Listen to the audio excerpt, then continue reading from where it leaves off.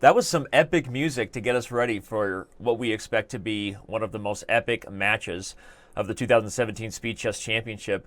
Right here alongside me, hosting his first ever Speed Chess match, is the one and only, the Chess.com founder, Grandmaster Eric Hansen. You ready? I'm totally ready, Danny. I'm always excited for my first time.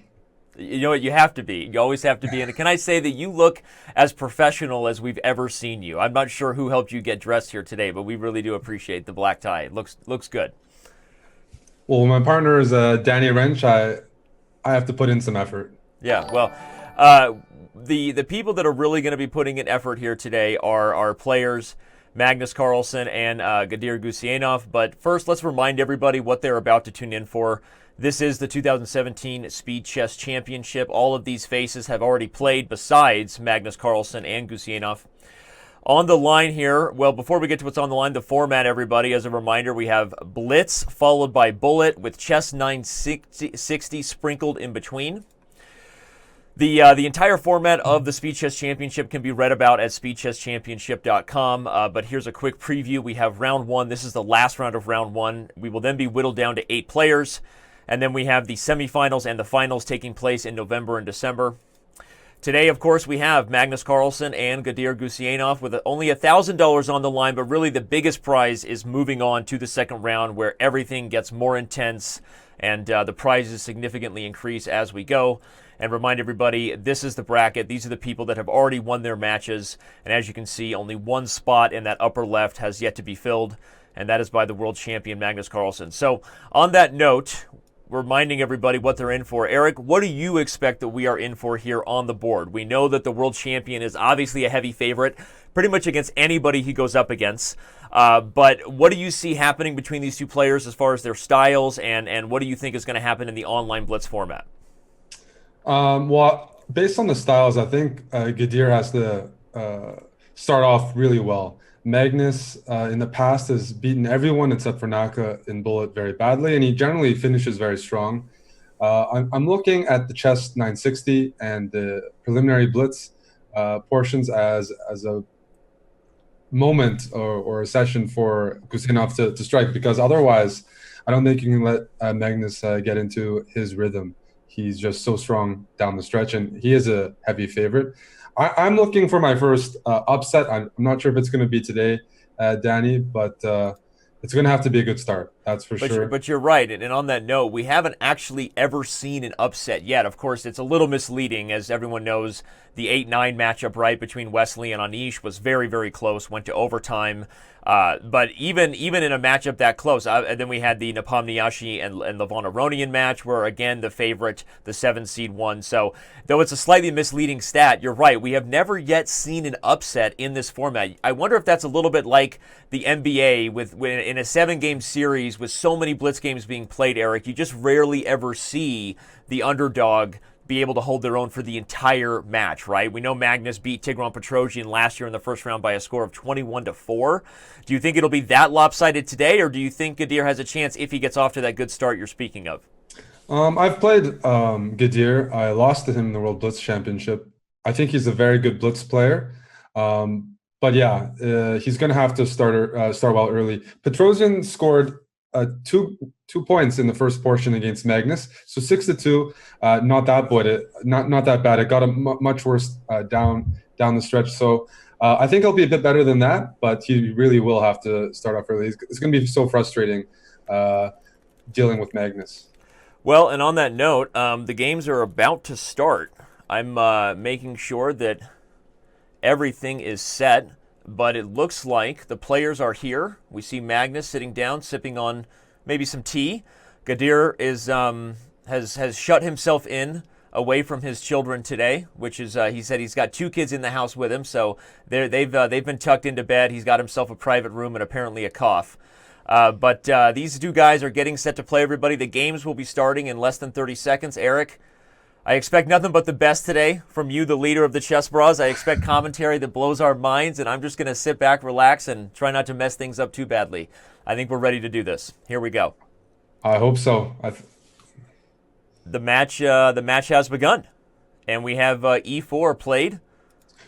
One thing about this, yeah. On move 1. Go ahead. One thing about Guseinov is he has a very narrow repertoire. The good part about that in Blitz is you can play quickly, get up on time. The bad part is it's going to be hard to make adjustments.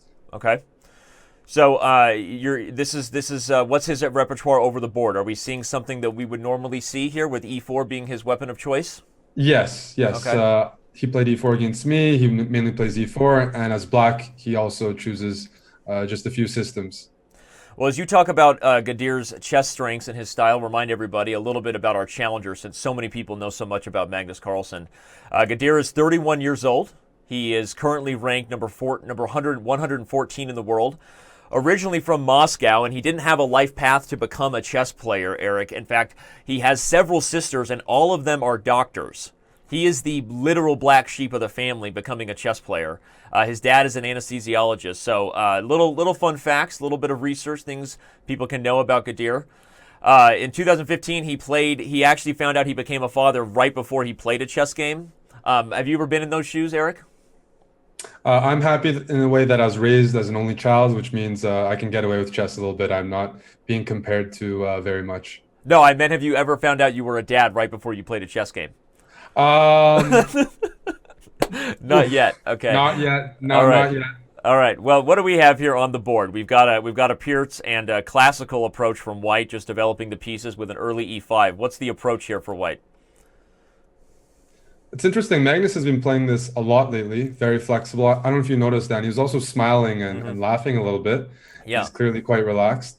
But White, he's not playing anything critical. It's just I guess it's a fairly symmetrical structure with slight lead in development for White. He's going to try to get I don't see much here, but get a little bit of a pull in the end game with that lead in development. I'm not exactly sure how he's going to achieve that. He's going to have to gain some space or do something pretty quickly, because I don't see what the idea is, to be honest. Well, the switching over to our analysis mode here. We have, what position do we have on the board? The queens have come off. Yeah, we got bishop g4 as the last move. Queens off, rook fd1, bishop g4, Magnus completing development. And what can I say? This looks completely equal. And Magnus already has a minute up. With the only open file being the d file, though, and the battle probably going to become about who is able to sort of grab control over these critical squares, d5 and d4. Who do you think has the better chance there? With this move, bishop g4, Magnus can eliminate the knight on f3 and pop a pony into d4. Is this the idea? Yeah, that might be the idea. It's as you say, both players have the same thing. The knights on c6 and c3 want to be off those squares. You don't want your knight in front of the pawn. You want to have your pawn on c3 covering that d4 square. But the issue is e4 and e5. Right. So which player can rearrange first? And I think right here, Gadir did king f1. I was expecting that's a fair move. Otherwise, I think he was planning to move that knight away and trade off light squared bishops and say, hey, the bishop on g7 is not so good, blocked behind its own pawn on e5. White can play around that. And so Magnus goes for that idea, and as you said, White would like to kind of do the same with the knight on c3, but moving it, at least previously, would have had problems with the e4 pawn. Now that Magnus has the knight on d4, we have both c2 and f3 sort of being forked here. It feels like Black is getting a slightly better pool as they head into the endgame. Is this a vintage Magnus approach here? He's playing the best moves in the position. They're not that hard to find. Which means I'm not too thrilled with Guseinov's approach to this game. But yeah, if you can keep that knight on d4, I definitely think this is easier to play for Black, and you can leverage that into a nice solid time advantage and healthy pressure. Yeah, speaking of time advantage, you make a great point. That's really probably the one advantage you can clearly see right now, is that Black is up about a minute and a half on time. So let's analyze. If White plays a move like rook to c1, or even rook to d2. Okay, he actually did play rook c1. Is Magnus going to take on f3 and double the pawns, or is he going to keep the knight on d4? I think he's going to keep the knight on d4, hoping that at some point White takes on d4 and then the pawn structure becomes imbalanced. He can take on f3, but those double pawns aren't so easy to access for Black. Okay, and looks like you're right. Right now he's sitting tight. He plays a6, sort of prophylaxis against an idea of knight to b5, perhaps. What's the What's the plan then if you're going to keep the knight on d4? Obviously, this is the only open file on the board, everybody, and right now it doesn't seem super critical, but if black is able to double rooks on the d file and then look to make some sort of tactics happen, whoever gets access into the other side's camp via that open file is probably going to be the only one with winning chances as we transition. But how would you build strength in this position if you were black? Well, Okay, well here comes knight to d5. Yeah, d5. A6 I thought was trying to stop knight b5 in some positions. Black wants to double on the d file without something there. So I think it was stopping knight b5. But now things are a bit critical here. Yeah. Black can take on d5, take on f3, and just double on the d file and play against that pawn. Okay, this is still relatively balanced. White can always strengthen that d5 pawn with c4, and it's going to take some more maneuvering for black to get something here. And possibly, if white is getting under time pressure and desperate, maybe he can even take on d4, and if we have an opposite colored bishop ending, probably decent drawing chances for both sides there. Mm-hmm. Okay, so Magnus plays rook d7. As we said, he's probably going to double rooks on the d file. And if that happens, you have to look out for threats on f3, because at that point, taking on f3 may become a real threat if the d5 pawn is falling. So Guseinov says he's tired of sitting around, right? He's going to play rook e1 and double rooks on the d-file and just say this is opposite bishops, and it's quite close to draw. I think rook e1 might be the thing. The one thing you have to watch out for is this d3 shot. d3 at some moment, maybe not here, but then if black can get rid of that pawn, strengthen his bishop, and trade 1 for 1, he'll be happy. But white's simple plan: rook e2, rook c e1, and just trade pieces. And all the 4 pawns on the queen's side, 3 pawns on the king's side, opposite bishops. This is super equal, Danny. Should be pretty straightforward. Yeah, the one thing you look at is time, of course, and you wonder, as easy as the position should be to play for white, will time pressure play a factor? And one of the reasons Eric says that, everybody, for our more beginner viewers, just opposite colored bishops have a dynamic where they just can't attack each other. They can't challenge each other, which makes them sort of just bystanders to the other's plan. And you get situations like this where white has completely blockaded on the light squares, black has completely blockaded on the dark squares, and that's why he and I both kind of have a tone expecting this to just be kind of a pretty easy draw, time pressure not aside. Yeah. So Magnus here wants to play rook b6, wants to provoke b3 and weaken some more dark squares. Right. He pretty much considers this a free roll. He's not going to lose this game. He's up on time, and I think he's going to do what he does best.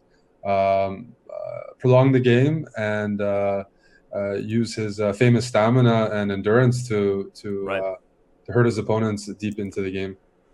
Yeah, and as they say, it is a game, right? Even if the science aspect is accurate, and with you and I saying that this should be a draw with best play, we're not all supercomputers, and that's how Magnus Carlsen wins a lot of games, by just outlasting and making less mistakes than his opponents. So here he's managed to separate the pawns. So we have our first sort of, even though it's not very much, our first sort of imbalance in the position. Yeah. And look at this move, c5. Take advantage of the pin, and maybe he has b5 coming on the next move. Yeah, I think now I'd play a4, stop b5, or trade off my isolated pawn, then shift my rook to the b file, play c4 at some point, and okay, they've done that. Let's see. I'm looking for tricks here, but it doesn't feel like white's done enough. It's one of those cases. White's not playing for any sort of edge, but has he really made any mistakes to put himself in hot water? And I don't think so yet. But black has managed to make c3 a bit of a weakness and achieve a desirable structure. Pawns on the light squares like that, and that good dark squared bishop. Right. So expand on that for our lower rated and not lower rated, even me. Okay. Why is putting the pawns on the light squares an advantage for black? Why is that part of the goal? Well, for one thing, you cover both squares on the board. You have a good dark square bishop. Now you have light square presence. But if your pawns are in front of on the same color as your bishop, it might be hard. It might just be blocking your own bishop and hard to maneuver around it. It definitely complements the bishop to have the pawns on the other square, so it can maneuver, just go right by. Right. Okay. So with Gadir getting enough pressure on the b5 pawn, it seems like it's going to be hard for Magnus to do any kind of remaneuvering to hit c3 without losing that b pawn. Right. I want to run the king to d6, but the issue I'm running into now is bishop e2, bishop takes c4 might be a threat, which is why I think Magnus has taken the approach of bishop e5 and rerouting, putting it on c7. Yep. So this tactic doesn't work as well. But d6 is, d6. There's d6 here, and you either go bishop d8 and try to be real stubborn, or you let everything get traded off. And this is where we're going to know if it's going to be an immediate draw or not. Right. Because Right. if If a you line like this B5, happens, C4. sorry, go ahead.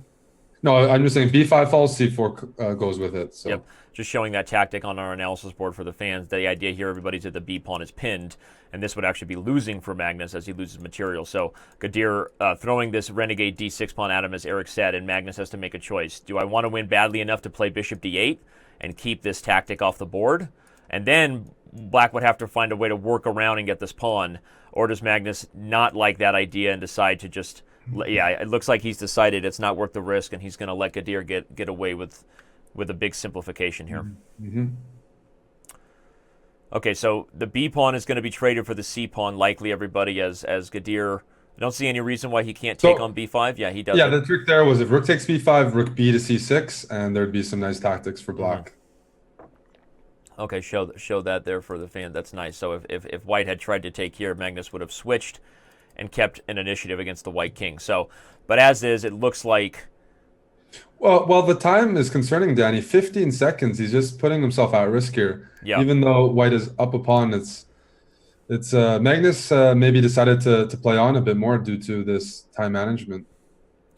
Yeah, and let's remind everybody what the time controls are as we switch over to the scoreboard. Some beginner users wonder how the clock gets time added back to it. They are playing with a 2-second increment, so even with Gadir being lower on time, he will be gaining 2 seconds a move as long as he can keep it up. But nobody wants to be living off the increment when they're playing against the world champion. So I agree, Eric. Yeah. If Gadir blows this, it'll likely be time to blame. Magnus declined a draw. I see that here, and what I see is at some point Black's making darks for weaknesses. I might even want to move my king from G7 all the way to G3. That's a dream, right. But I can actually see it happening. Gadir here is losing the thread. He is losing the thread. This is 2 pawns each, but the pawns are both isolated. The king is weak, and you're just down a minute, and the rooks are going to both be on the second rank. This is getting. Yeah. He could lose at any moment here if he doesn't play the right move. Magnus is trying to think how he wants to gamble with this. Obviously, White is all in on the C pawn here, and Black. If Black can just stop the C pawn, the 2 pawns will definitely win the day. But how do you get in front of the C pawn here? You have to do what he's doing because there's no other way. That was the only. But here comes Rook B6, right? Yeah, and now.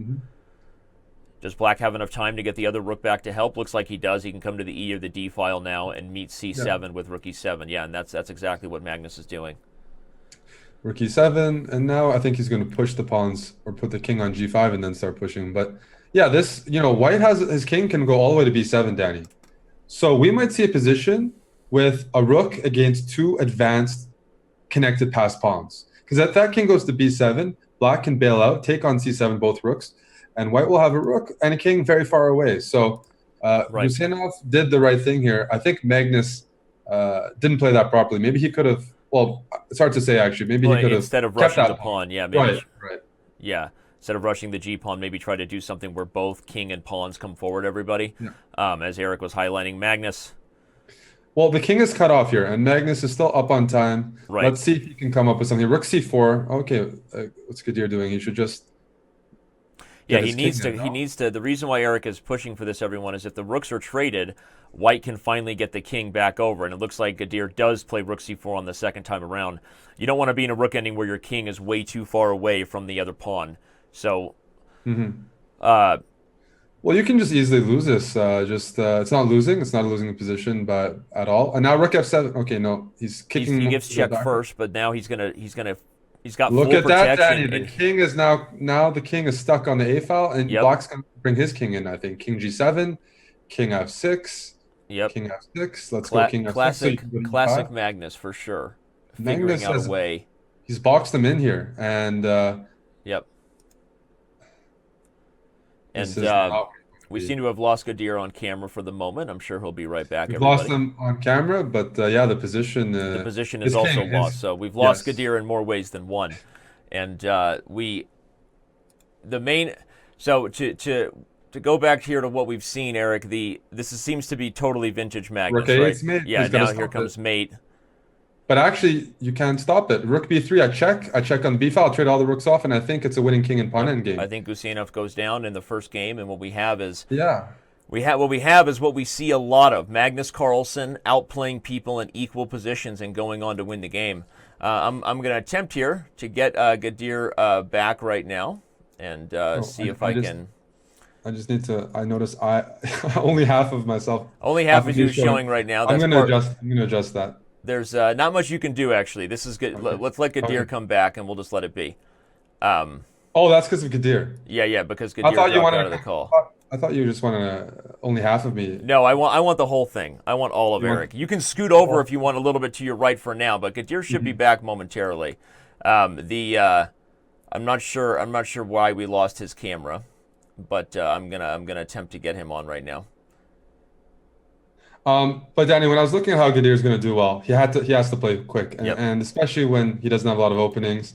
He's a natural player. He's a good blitz player. He's very fast, good ball player, but really a bit of an unforced error there. Let's see if he just. I mean, this is his first time playing. He didn't play last year in the blitz battle. This is his first time playing this format. He could just be warming up, but losing with white like that without putting any pressure at all on Magnus is not a good start.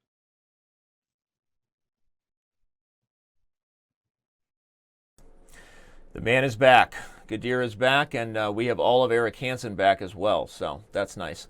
Well, with the first game going to Magnus and him winning as black, unfortunately, that's just difficult to be in that spot as the challenger, right? Because this is, as you said, Eric, this is kind of the task you're up against Magnus. He's not going to try to blow you off the board. He's just going to grind you down, and if you're not fast enough, you'll be consistently the one who's under time pressure first.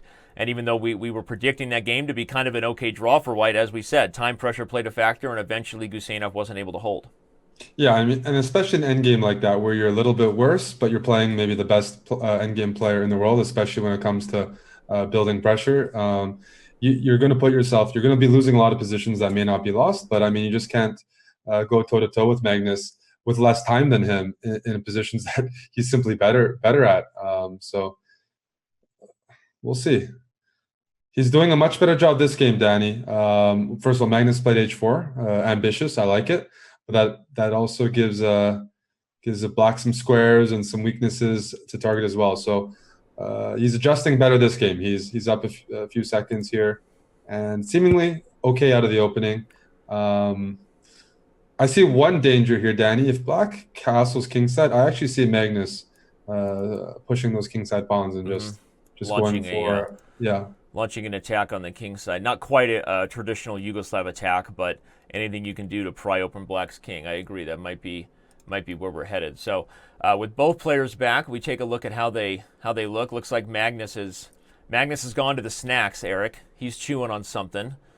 Gadir's I'm looking at this again, and he's offering e7 as a pawn, which I might take that. The more I look at it, the more I like white's position here. Yeah, Gadir actually just sort of shrugged and shuffled and put his hand to his face, and I think he agreed that either that was just an accident or didn't like the trade of the e for the b pawn.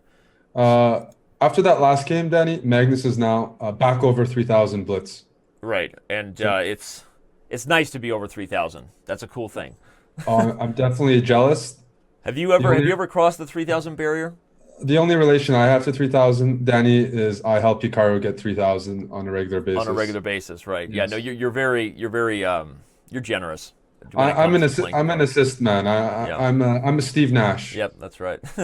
But Magnus, as I said, continues to chew on something. I can't tell if it's Cheetos. I'm seeing a little orange dust around his lips, or if he's got some carrots. But either way, Magnus has gone to Snacktown. Gadir's a little frustrared. And Danny, rightfully so. How's he going to deal with f7? Oh, this is like game over, Danny. This is very close to mate.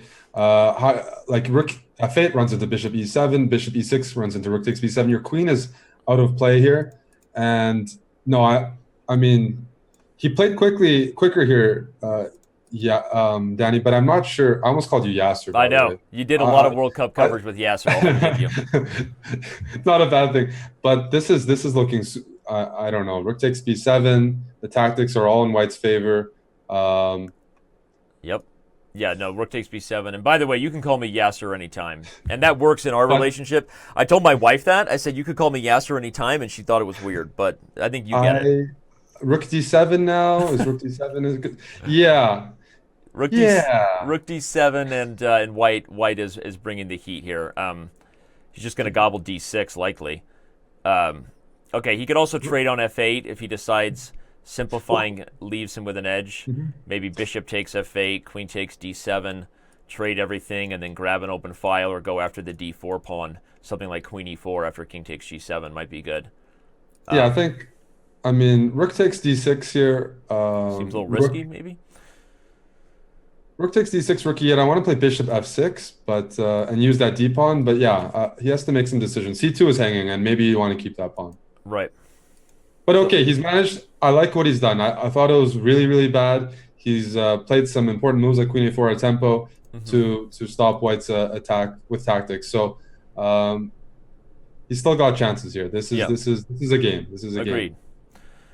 Gadir defended that position well, given that we were looking at death be certain on f7 in the 7th rank. So here he goes for the line you said, and I expect we'll see either bishop f6 or bishop g5. The d5 pawn is passed, everybody, and that's kind of the key here for Magnus, that he managed to So give he's himself gone for that. that line. Yeah. So bishop f8 is probably met by rook c6, and then white defends c2. So likely Gadir is going to have to allow the bishop trades and either take on c2 right away or take f6 first. If yeah, you don't want to give White that diagonal because I mean he's done it, but Hmm. I'm a little bit worried that at some point White plays rook c6. If he can ever get that bishop and maintain it on the Yeah. diagonal, you have this queen f6. You know the queen and bishop on that diagonal. Not so easy to accomplish, but still. So he What went about for rook? that approach I said he Yeah, wouldn't, and Magnus defended c2. But now Gadir plays rook c8. I think, he wants to take on c6 and take on c2, right, and there's almost no way to stop that. right. c2 is a weak pawn that I think you just have to give up as White, and you want to get the best version possible. And maybe Magnus transitions into an idea you were talking about, something like even queen f4 here, just kind of give up the Mhm. c6 pawn for the d4 pawn, with the idea that he might get this idea of a mating net eventually on the dark squares. I wonder how Magnus will handle this threat of rook to c8. There's also a risky idea of playing rook b1 here, saying that if black takes on c6, that'll be an advanced pass pawn, and that's worth giving up some material for. I'm not sure if that's an idea, but he's gone for g3. I like this approach Solid.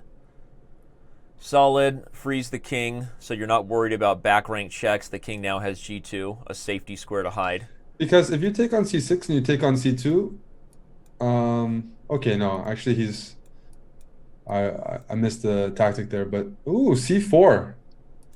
Danny, we missed that move. Ooh, that's en passant, baby. That is a nice move. That I is a completely Magnus missed that. move. Everybody, if black doesn't en passant, Magnus has just created an epic pawn structure, very, very solid, and it'll actually lead to two passers. And if Gadir en passants, well, now he's able to capture back with the bishop, and suddenly threats of queen f6 are on the board, and That's a game Magnus changer, is... Danny. What? That is a game changer. That's a C4 game right changer, here. yeah.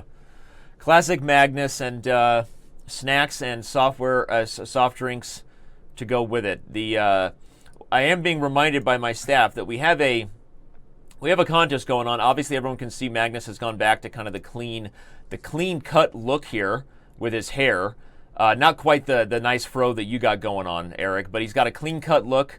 But he did have this crazy look. So we actually are doing a Photoshop contest. Anyone can add crazy hair onto me or Eric during the show, or to any picture, or send in pictures of your own crazy hair. Either way, best photo gets a 1-year diamond membership. Use the hashtag speed chess on Twitter. Use the hashtag, and we will be following all of your tweets throughout the entire show. So that's a quick reminder that we have some fun stuff going on social media. Eric, let's go back to the players and their analysis. Yeah. Well, I think he's just going to take on g7 here, double rooks on the c file. He's also got queen f6 check whenever he wants. He's Yep. done it. Just double rooks on the c file, play d6, and also he's got some threats on the 7th rank here. If he plays rook c7, he threatens queen f7. He's got the initiative. That g3 move is nice as well. Makes the king a bit more secure. But yeah, Magnus is up a full pawn here with the initiative. That c4 move was everything. Gadir played a5. Maybe he should have gone pawn hunting at that exact moment, but it's so easy to miss c4. Yeah, c4 was as you said, a game changer, and the transition has now been pretty clear that White has the best of it, and also the time is no longer Magnus down on time. They're getting closer to equal. Queen e6 doesn't work because you can play trade queens, play d7, just push that pawn down the board. Here he's going to do it anyways because he has a mating idea with rook. Rook b d8, rook c8. There's queen takes d7. So rook c8 it's not possible here, but Magnus can play queen d6 or maybe queen d6 here. Yeah. And keep that going. There's also queen c6. And You'd like to play rook c8, everybody, but as Eric pointed out, the reminder the queen is on this square, defending it on the diagonal. So, okay, queen e7 has other intentions in mind. What's the plan here? Is he gonna back up the queen? But yeah, you can't go too far with the queen. If you go to c5, then the d7 pawn falls. No, you have no squares here. This is why I might have been attracted to queen c7 because of this exact move order. Now black's ready to play king f7, king e7, and win that pawn. Right. So it's going to be hard to stop. Maybe rook a7 here, Danny, and then okay, he's gone for this one. King f7. Yeah, we're going to see king f7, and then we do expect Magnus will probably lose the d7 pawn for the a5 pawn, and he'll still be up a pawn in this rook ending. The question is, will it be enough to win?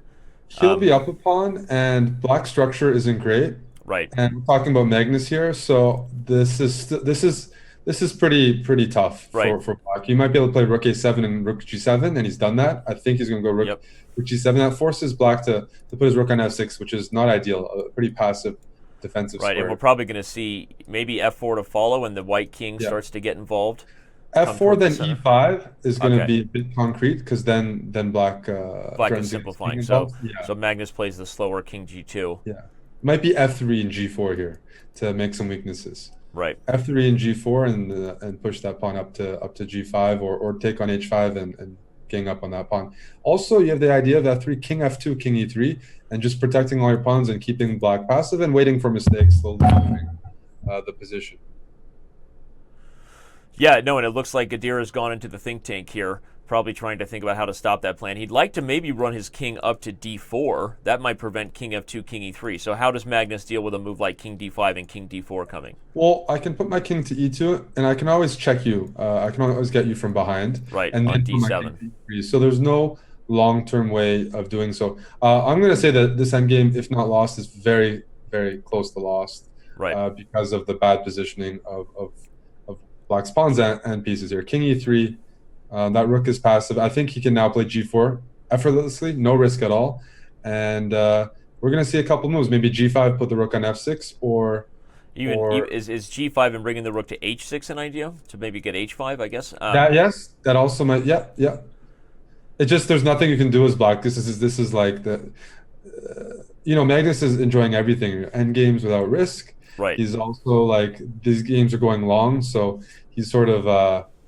Not giving his opponent you sort of want to lose this game as black when you're Guseinov and get a chance with white, but you got to suffer the whole way through and lose time in this portion. And I think as I said, Magnus has done really well in bullet besides Blitz. That's good in all three time controls, but that's something we've seen and not necessarily been surprised about. But after watching Magnus Carlsen win the first Speeches Championship last year, where he King f3, king g4. He can get his king involved here. Yeah, even this slow and patient idea, make a waiting move with the rook and the king's in opposition. Yeah. He's going to put the king to d5, I think. Rook h1 and then king d5. Move the rook one more time. Yep. But I thought he could have brought his king in another way. But this way still works. This is nice. King d5. And now his king on f5. Rook f1 check. You're just going to give up the h-pawn for the d-pawn. Yep. But the black's king is going to be offside. Now rook... Oh, this is nice, Danny. Doesn't even need to, right? He'll use the h-pawn, old school decoy method, and this is nice. We're just watching Magnus in his perfect technique, here. Right?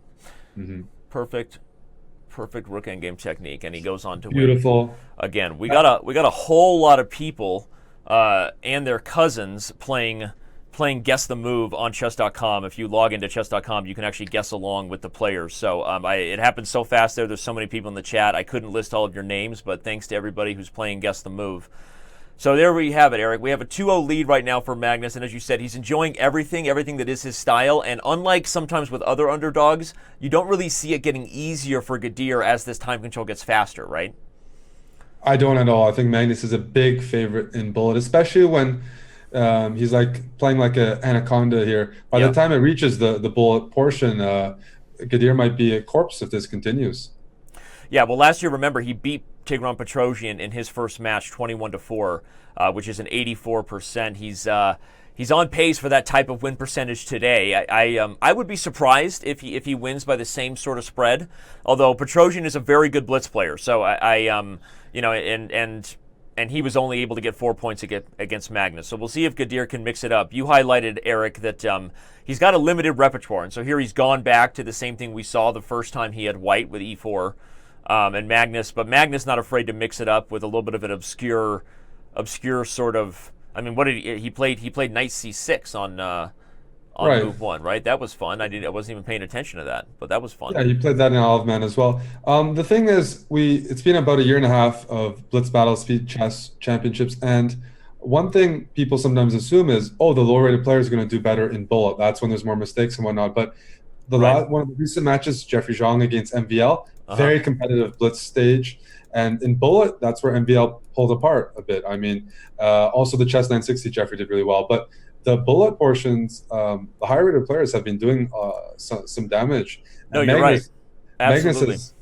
So it is not going to get easier. It's actually going to be harder. It's harder to keep pace with these guys with less time. Their intuition. What do you think that is? Do you think that the faster the time control, the more just intuition and talent shines through, right? There's less of an opportunity to calculate your way through that intuition. I've always said that, having done a lot of these matches, even when I thought the higher rated player wouldn't be as good in Bullet, they always show that when the gloves come off and intuition takes over, they're just, they just shine the faster the time control gets. Yeah, and it also helps that we're in the internet age where almost all the top players are well versed in Bullet. They just like playing it. These guys are young, ambitious in all the time controls, and it's there's no stigma against Bullet. People maybe traditionally, don't play Blitz, don't play Bullet. I think that's pretty much been eroded because of just look at the top 10 standings. How many experts there are there. Yep. All right, so Magnus has put this knight on b4. Is he worried about bishop to c3 coming, or he always has knight a2 here? How do you evaluate a position like this for the fans? Let's teach them about some pawn structure where you've got more space as white, but you lack sort of entry points, right? White lacks squares and plans. So how would you evaluate this position? I mean, white does have more space, and there's more pieces on the board. Usually that favors whoever, if you have more space and more pieces, you just got more room to maneuver with. The queen side is locked in, so the action is going to take place on the king side, and whoever manages that better. The problem with ganging up on this knight on b4 is that Magnus might allow that to occur and put a piece on c5, which is going to open up in a trade. I'm not exactly sure. But, based on his opening choice, he is ambitious this game with black. So, as you said, the play's probably going to come on the king side. I was highlighting as you were talking that black has ideas of knight f4. There's also f5 coming, sort of a King's Indian style, and Magnus indeed leads with the knight. Are we going to see f5? Fact, yeah, we are. He just goes straight ahead. If we're going to compare this to a King's Indian, Danny, black is happy when the queen side is closed in a King's Indian. It's usually white who just tries to open it up and just get in there before black gets the initiative. Oh, wow. Look at that tactic, knight c2. That's that important piece, that bishop on a3. Once that falls, his knight on f4 is secure, bishop on e7. I might say this is a good version of the King's Indian because the bishop on e7 is also not locked in like that bishop on g7. So, well, you highlighted, and I think that was instructive for our members, that even if let's say white had been able to give up the bishop on b4, one thing that Eric pointed out is that the dark squares being so locked up, white really doesn't have a lot of counterplay to make up for black's play on the king side. And now Magnus gets the best of everything with knight to c2. He's able to get rid of that dark square bishop and keep his attack going. So this looks good for black. I mean, we discussed white's bishops. He's stuck with his bishop on f1. It's not a happy bishop. It's the pawn on c4, pawns on e4. It's not a nice bishop here. It's not an open position. There's no freedom here. Not white's favorite bishop. I'll tell you what, Magnus has his favorite snacks going. He hasn't stopped eating. He's pulling a full MVL here, Eric. He hasn't stopped eating for the entire 5-minute portion. No, that might be a new trend. I that might be a new The trend. We chess might have pros to don't pick eat up a on lot it. of snacks in the middle of their streams. That's not your It's thing. usually just liquids being consumed, Danny. Liquid, not snacks, right? All right, well, you got G4. So one thing that always becomes a question here is is black going to have enough to checkmate, right? Because if you don't, your king can sometimes end up being open in the long run, especially if white does get some sort of penetration on the A file. So how do you see this attack developing where black makes sure he's able to kind of take care of business on the king side? Well, I'm not entirely sure that's going to happen because black hasn't sacrificed anything, so he's not all in on the attack. Okay. He would like to open up the position h5, h4, followed by g3, because the dark squares, if they can open up, will be very vulnerable. Right. That's the piece that white is lacking here. But otherwise, black may have a positional approach. Just improve that bishop on e7, go to g5, put the king on g7. Maybe just slowly push here, because what does white have? White has absolutely nothing here. There's no play. Right. If you're white, you sometimes wish in these structures you can put a piece on e4 and blockade on the light squares, but here it's just not an option for white because you don't want to self-pin the knight to the queen, and your bishop on f1 is already passive. But it's one of those structures, Eric, where if white just had a few more moves, right? If white was several moves ahead and maybe had this knight on e1, just put it on e4 instead, white's doing okay, right? You've got a blockade of the squares, but because white's pieces are passive, it makes it even harder to deal with this coming plan here. Yeah, I mean, all of white's pieces are bad. This is, how does white stabilize here? You need to win that e4 square. You need to get a knight there, which sort of plugs the position. But black is too quick. The queen's on f6. It can go to g6. It can reinforce that. It can h4, h5, h4. This is close to loss to me in the sense that I think it's going to snowball very quickly. If white ever, I think a lot of players here, Danny, would be grasping for air with a move like rook a7. I play rook f7 as black, and I say, "What you got next?" Right. And you just have nothing. You have no more pieces to throw into the fire. So, if you have to just backpedal against Magnus, you're in for a long night. Magnus has created light square problems. We know what those are all about. I'm pretty sure Jay-Z raps about those all the time. So we've got issues on the light squares, and now there's even threats of discovery. Maybe this bishop can move to c2, and Magnus jumps into f2. So the wheels are coming off here, but can Gadir? No, I don't know that he can. You wish, again, you had a few moves if you were white to play things like f3 and get the knight on e1 out, but there's just no option. There's no liberation coming when you've got these two bishops poking in on all these diagonals. So big trouble here for white. And what this pawn on h3 indicates is black is going to keep the queens and all the pieces on the board, because that pawn could potentially be weak in an endgame where the kings can roam. But with the queens and heavy pieces on the board, that's going to provide mating opportunities for black in the initiative. And so he's just going to keep the pieces on the board and just make threats, back rank threats, pressure on f2. But that indicates, he is going to go for mate this game. e4 is a nice move, everybody. Reminder, white couldn't take it, of course, because if knight takes, bishop takes, queen takes, checkmate F2. At the end when the smoke clears. So white is in all defensive mode, even backs up the rook from a3 to a2 just to keep an eye on this f2 pawn. So everything Eric is saying is coming true, which is not good for Gadir. He hasn't really moved from his position. Danny, I'm just a bit distracted here because I'm also checking guests into the hotel, as some people on Twitch have mentioned that I'm doing double duty here with my attire, commentating on chess and being That's right. That's right. Well, you know what? Either that or a busboy at a nice restaurant. I'm pretty sure that's the thing, right? It's you're seen but not heard in that outfit. But you look good. I like the black tie look. I don't like white's position here, although Magnus has been unable to break through so far. I guess now Gadir's going to shuffle his ponies until Magnus makes something happen, but he does. Yeah, he's very happy to put that knight on e3. Magnus took quickly, so there's a tactic we need to find here, Danny. Is there something coming with why would you give away your good bishop? There's something lurking here. Well, now c4 falls, so the question was... The question was, why couldn't white take with the pawn, I guess? He just didn't want to give up the f-file due to queen f6 and then things like bishop g4. I think also you take with the pawn. That knight on e1 is the most pathetic piece possible. Right. So, for example, knight c2 here runs into bishop e2, Yep. threatening mate. Yep, I was on just going to highlight that. Yep, knight c2 runs into bishop e2, forking mate on f1, everybody, and the pawn on c4. this. Okay, h5. Okay, so now you check. You play rook a1 and you check on a2. And then after king goes back to g1, So rook a2, king g1, and then and is there's a there rook move here. e2 coming, perhaps? Rook e2, yes, rook e2, rook e2. That's right. Rook e2 and rook g2. So Right. rook e2, knight d3, rook g2 check. If the king goes into the corner, runs into bishop f3. So the king has to give up that h pawn, and that h pawn is the fastest piece on the board. So, uh, Yeah, this is just, and to combine that with time pressure, it's almost impossible to be white here.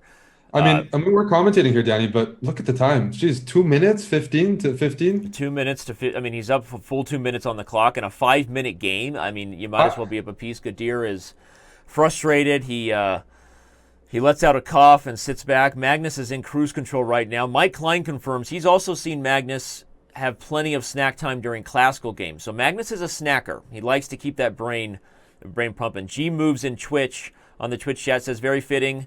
The Speed Chess Championship sponsored by Masterclass because that's exactly what we're getting. First of all, thank you for that. Thanks for mentioning our sponsors, Masterclass. And yeah, you're right. We're all getting a front row seat to Magnus Carlsen's Masterclass today. Yeah, I'm curious from the audience. So Magnus scored 84% against Petrosian last year. Does the audience think it'll be over or under that today? Yeah, That's a high I'm percentage. curious. Like people talk about, I mean, Magnus is the #1 ranked player in the world. So even if he wins a match, he may perform lower than his rating. But when he's putting up numbers like that, I mean, we're talking about like 3,000 level performances, which is not something we see very much in chess.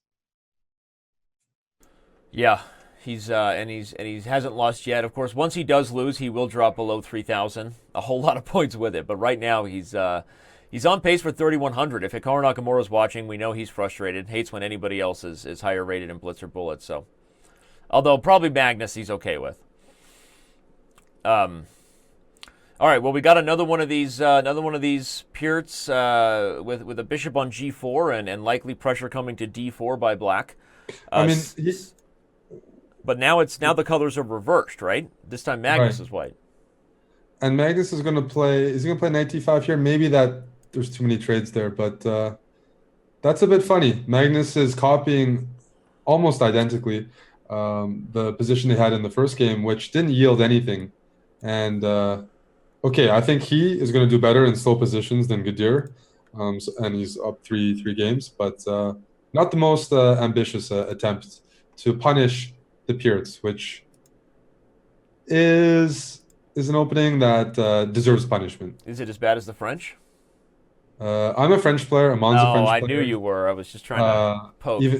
you and lots of other people that are just somehow. So how did that happen? How did you accidentally start playing the French? Tell the fans. I didn't accidentally. It was like the first opening somebody showed me, and since I didn't study chess, I went with it and just played it, even though the positions were bad. But all right, I promise that's my second to last French joke of the day, so don't worry. All right, well now we have knight d5 coming, and the knight on f6 is pinned.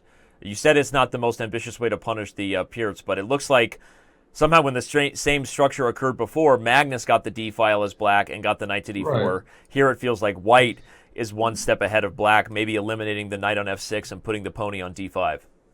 maybe just black hasn't done anything wrong. He's playing how Magnus played in the first game, and that queen on c1 to me looks misplaced.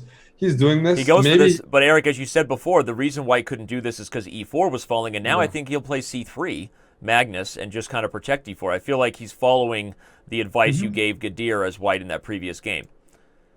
That's very fair. And he's going to get c3. That bishop on g7 is not the best piece on the board. It's going to take a while for that to become effective. White might actually pose a question with h3 at some point. Maybe b4. B4. Where does that queen on c5 go? Because d6 might run into tactics. So b4 is a threat right now. b4, queen d6, knight b6 wins material.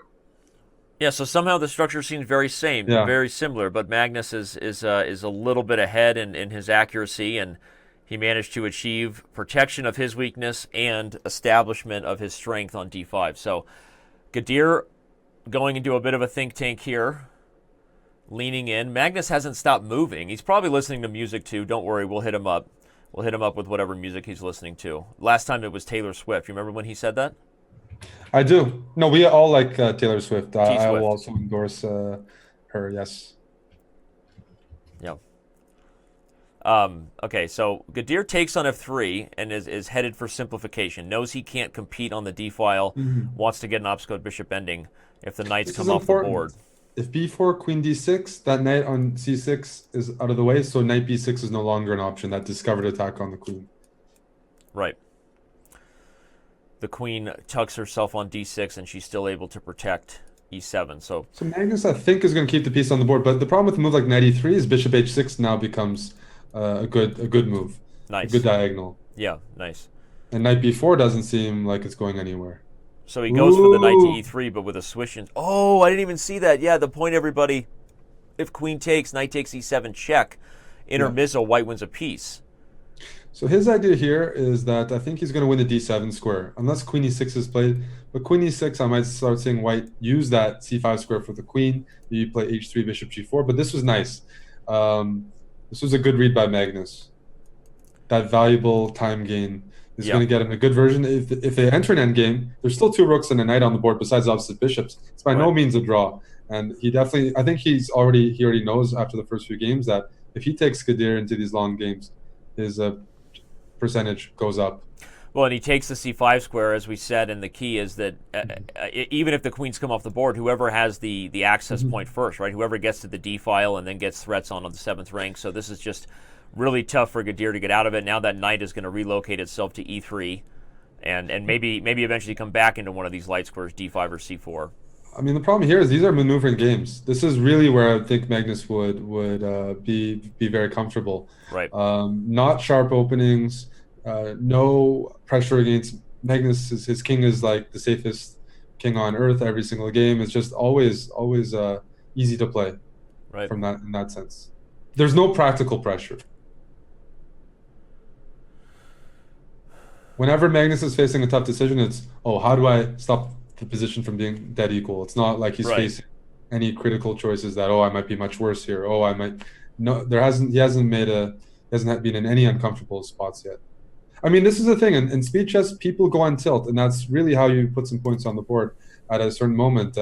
But something has to happen. It doesn't happen randomly, and he needs to get that one draw or trick Magnus or something. But right now, this is only going to get worse. The light squares are now very weak. The bishop on g7 is still a problem piece. White's getting ready to maybe put that bishop on c4. That's a great diagonal. You can also reinforce the light squares with a4. You can play moves like g3 if you want to just give space to your king, but you got the d file. You got a well-placed queen. Knight on e7 doesn't have squares. You're not painting a very good picture for Gadir right now. I'm not. You're this not. is really, he needs to make some adjustments with his approach. Yeah.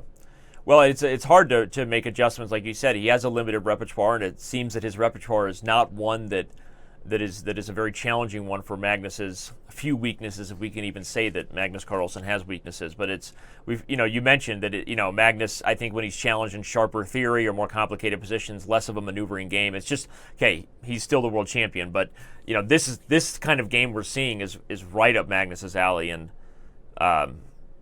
I can't disagree with you, though I wish I could add more like there's more fireworks here. But right now, I think bishop c4 is coming, a4 is coming. The light squares are going to be grinded upon. H5 is a good move. It took him way too long to do that, and that's not a surprise. You got less space as black, and you're under pressure. You're going to take more time to solve your issues. He wants to play bishop h6. He wants to put his king on g7. Just took way too long to figure that out. Right. Well, Magnus is taking a bit of a think now, but as you said, he's deciding how he wants to convert on this. Is he going to put the bishop on c4, plays a more patient move like g3? No, I mean, I'm guessing a lot of his moves. It's not because I'm putting calculation in. It's just I'm just enjoying his position as much as he is. He's up so much time. He's got space. He doesn't need to come up with something. Yeah, f6 is probably forced. Well, f6, no, I'd probably put my bishop back on g7. If f6, we have light square problems. Yeah. Yeah, that would be bad. He's just going to wait for mistakes. That's something he's the best at as well. He doesn't need to come up with something urgent here. Maybe you play h4, maybe you play king g2. Okay, h4 might be one of Black's ideas of just trying to gain some space or provoke something, but issues. Issues. We got issues. You got them too, right? Just Oh kidding. yeah. That's a No, pop no, song. oh, well, I do have issues. Yeah, well, here This comes could be a. this could be a therapy. Yeah. All right, a4 is played. So all the doom and gloom aside, although I guess it is pretty clear that now down on time pressure, down on time pressure again for Gadir, this is only going to get worse. So Taking weights, put your king on h7, shuffle your king back and forth. It's still symmetrical structure. It's still right, you're not down any material. But this time situation, you could be even up a pawn and you're going to lose the game. You just got to play faster. right. Yeah, you get in swindle territory, right? With no time on. I don't even think Gadir realizes he's about to lose on time. He doesn't. No, but I mean, Gadir just loses on time, and he didn't even really realize that he was down on time. So that's definitely disappointing for Gadir. And the next game has started. So no connection issues either. I mean, Gadir has a super strong connection from everything we can see here on our. Oh wait, no, actually, it just dropped a little bit. So it looks like he is actually having not the ideal connection here to the server. I wonder if that was part of why he lost track of his time, but we'll see. You can see those little bars right there next to his name, that he doesn't have as solid of a connection. He's got some lag, as the connection says. before reaching the bars, Danny, I see the zero point 0.0 beside his name, and he's got to get a half point on the scoreboard. I mean, you're playing Magnus. I mean, he's got to be one of the most intimidating players to play in the world. Right. Everyone knows how good he is. Your confidence is only getting shattered with this. You need some sort of you need some life. Yep. And this is his game with White. He's playing. Well, he's not putting Magnus. He's not playing the sharpest line, right? Yeah. The sharpest Yeah. line here is the variations with bishop f4 on move 6, right? Rather than g3. Yep. And White in that line, everybody intends to move the queen and, if you can, get castled long and try to get an attack. So Gadir playing where he's comfortable in his repertoire. He plays a more solid g3 approach. But again, sometimes styles make the mismatch even worse, right, Eric? Where it's like, obviously Magnus Carlsen would be favored either way, but right now Gadir is playing solid maneuvering chess, but he's up against the best solid maneuverer maybe of all time, right? I mean, it's just not an ideal matchup for his style. I would agree. I've played him, Gadir, online quite a bit. He knows the systems very well. He plays very quickly. He's very sharp tactically, but he's facing Magnus here, where Magnus doesn't make mistakes. He can play like Magnus can just play. I mean, any surface blunders, where he's just getting squeezed to death. But otherwise, he's a very for Blitz. You know, he can play super quickly. He can rattle out the opening and just play with less space. But the thing with Magnus is Magnus manages space so well, whereas a lot of people, you can have a ton of space in Blitz games, but you get low on time, you get indecisive, and you start blundering. And we've all faced those guys who are very good in Blitz. They might even get bad positions, but they just play those positions a bit better and a bit quicker. But Magnus is not the guy to fall for that. Yeah, agreed. And here, so Gadir mixes things up a little bit with this move e5, sacrificing the center pawn for the b7 pawn. Strategically, you like that a little bit for Gadir, right? Separates Black's queenside pawns, and now Magnus choosing an active approach rather than defending the e5 pawn, plays a move bishop b4, sort of an inviting simplification.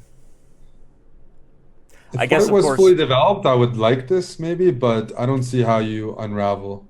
yeah, White can't take here, everybody, on e5, just to show you the tactics. Bishop takes c3, followed by rook to d1 is it's a big problem. Bob's your uncle, as they say in don't they say Bob's your uncle in Canada, north of the border? Well, I think you guys talked about that in the last. I haven't heard it really. I really haven't heard it. Maybe if I heard it, it'd be once or twice. But no, to me, I'm not familiar with it. But okay, but Amon said he was. Yeah, no, it depends on the parts. Canada's a big country, right? And yeah, we got a few different phrases. All right. Well, I actually do have an uncle named Bob. So Bob is literally I did have, yes, actually. Wow. Yes. Magnus switching to drinking straight out of the gallon. My mom always yelled at me if I did that, if I drank straight out of like the orange juice bottle or gallon. That's a bachelor thing to do. I'm sure the chess bras are drinking straight out of the bottle a lot. But depends on which bottle. But anyway, what do we got here? We've got Carlsen finds a way to get active. He's got the rook on the 7th rank. Here he goes again, chugging away. It looks like milk. If that's milk, that's just nasty. We got to talk to Magnus about that. You can't drink that much milk. I mean, do you remember the milk commercials? Drink whatever. I saw The Rock. I think Dwayne Johnson. He was starring in them, and a few other guys drink as much. Maybe he's preparing for one of those. Milk mustache. I wouldn't be surprised to see Magnus on a milk mustache commercial. I'm lactose intolerant, so. Ooh. Yeah. I'm addicted to cheese and dairy, so. Cheese is good. Cheese is good. It's, currently got my wife and I on the verge of divorce. I'm no cheese, she's cheese. It's a big problem. So, but we'll deal with that another time. All right. Bishop d4 here. I don't want to take on c2 because that's just the worst opposite bishop endgame with my weak light squares as white around my king. Okay. So I'd probably play bishop d4, but maybe you can just take on c2 and just enjoy that pawn. Magnus is in no trouble here. I can say that, Danny. Even material, a bit of an imbalance, but not one that favors white. So he goes for d4. I think Magnus will probably take on c2, as you said. Yep. And now the a4 pawn starts to speak to you maybe a little bit if black can maneuver this bishop on e6 into some squares. You also might see that bishop on e6 head into a square like d3, right, where it supports e4 and kind of holds the b file. Yeah. No, I mean, what's going on here? If you challenge on the b file, black trades off once, plays rook a2. He's going to win that a pawn. Right. I think black's king is safe as far as I can tell. Okay, he's bailing out with bishop e4, but this is going to be, again, a push for black. Black's not winning, but I prefer to have black's bishop rather than white's bishop because of the weaker king. Right. And the presence of 2 rooks on the board, especially black's rook on c2. So Magnus with a slightly better position. Time is even, but he gets the push here. One thing you got to watch out for is rook e5. Rook e5 is coming to hit the a5 pawn. Yeah. But Magnus might be able to give up the a pawn if he gets enough pressure, as you've said. Yeah, but the bishop on d4 does control f2, so he has to do that in a good way because you'll never get your rooks on the second to anywhere near white's king if you can't get rid of that f2 pawn. Well, he puts the bishop on d5. I wonder with this open diagonal here and potentially weak light squares, Eric, if there's an idea of rook c to b2 and maybe a trade on the first rank, some sort of mating net possible against the white's king in the future. Maybe. This is a nice move. c5, bishop takes, rook takes e3, and the bishop goes back to e3 because h3 was hanging. Right. And now Magnus is going to gang up on the a4 pawn. Yeah, I want to go for that mating net, Danny, but let's say you check me on the back rank. Let's say I have no rook on a1. Right. You check me, I play king h2. You check me again, I play king g3. Where's the mate? Right. You are making progress, but it's going to take some maneuvering. So now Magnus is taking his time trying to figure out how to gang up on the a4 pawn without letting his a5 pawn become a target. So that's the issue if black is going to get any winning chances here. Magnus actually down a minute on time, so at least as far as Camp Gadir, you're happy to see him speed up a little bit and he's probably not going to lose this one because of time pressure. At least I'll knock on wood and say that.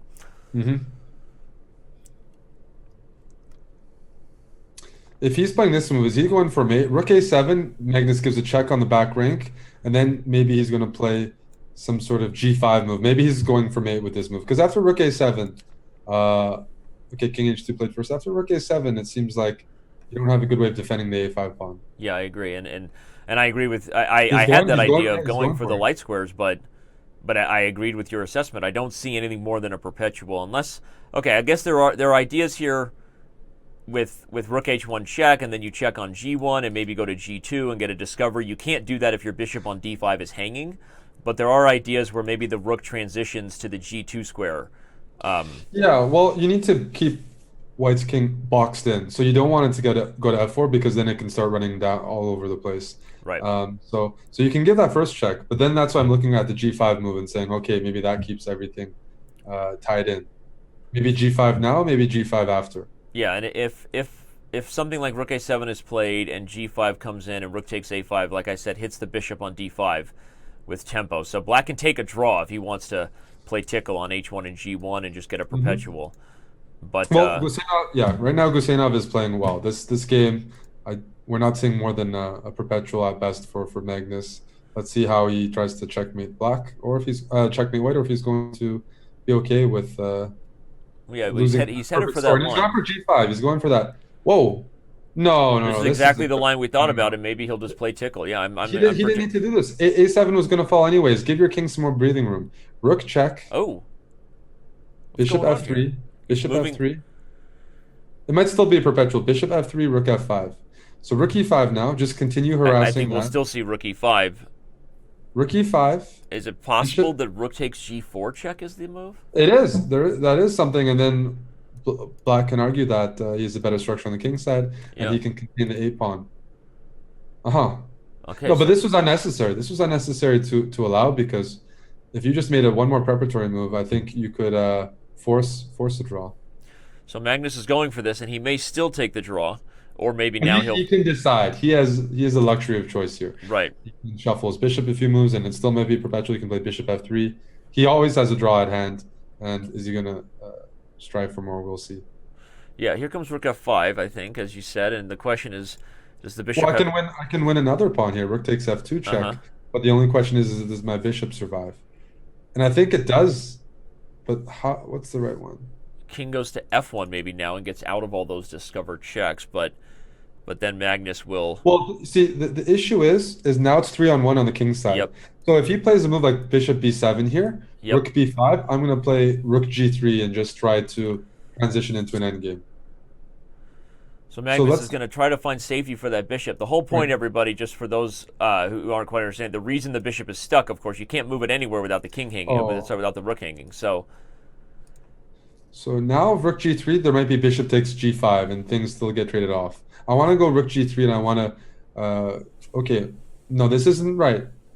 No, Magnus needs to find a bit more finesse here. Maybe There- bishop b7, I'm not sure. I wonder if it's possible on rook g3 if I can take c6 and take h6. Probably that's not a good rook ending to go to against Magnus, but the other issue with rook to g3 is bishop f2 possible, now gaining a tempo on both the rook and the bishop. So Danny, what about bishop f3 here? Bishop f3, rook f5. Okay. I want to play rook g3, but the problem with rook g3, there's king f2. Right, forking. Okay, king f2 is a big issue in that line. Otherwise, we get our setup. Magnus is taking his time. I mean, he's going to do everything he can to keep winning chances. That's what he wants, but we're not seeing a safe way to get that Right. bishop away from the rook without losing our own rook on g2. Agreed. Okay, so he goes for f3, and I guess we expect rook f5 again. Yep. Okay, if rook g3, king f2, rook takes f3, you can check on h2 and play rook a2 after, and I think you're winning the a4 pawn. Ooh, that's So you might interesting. have 3 against the bishop. So rook g3, king f2, rook h3, rook takes f3, I think he's rook going for h2 it. I check. think Uh-huh. he agrees with you that is going to be his last chance to have a win. And, Last chance, but that's nice. You win that. Oh! oh, he's got another tempo to gain. And after Oh. bishop e4 intermezzo, didn't see that. Oh, Magnus. Oh, Magnus. Classic Magtown. Now, what's the Okay, deal? well, rook e5. I'll play rook e5 here. Rook e5, how does he get out of it? I thought he was going to go rook takes... Oh, he has f5 at the end of some of those lines. He's got like... Okay, Danny, Gadir what's just going on transitioned, here? but maybe the idea was This that he is- had moves like f5 at some point, protecting everything. What's going on here? This is Probably very just a hard to draw, hold. though. No. Yeah, for sure. This is a draw. What? Yeah, white can take. and Because then I you- can't because I can't get my king. Yeah, you have this blockade where the bishop is on the diagonal, always ready to sacrifice for that's two right. pawns. It was just I didn't see why he needed bail out, but maybe there was something there. Magnus So what's sits up in his chair and leans in. He was a little bit too relaxed, getting 4 victories on the board before Gadir gets any points, and now it looks like Magnus might be about to drop his first half point. Mm-hmm.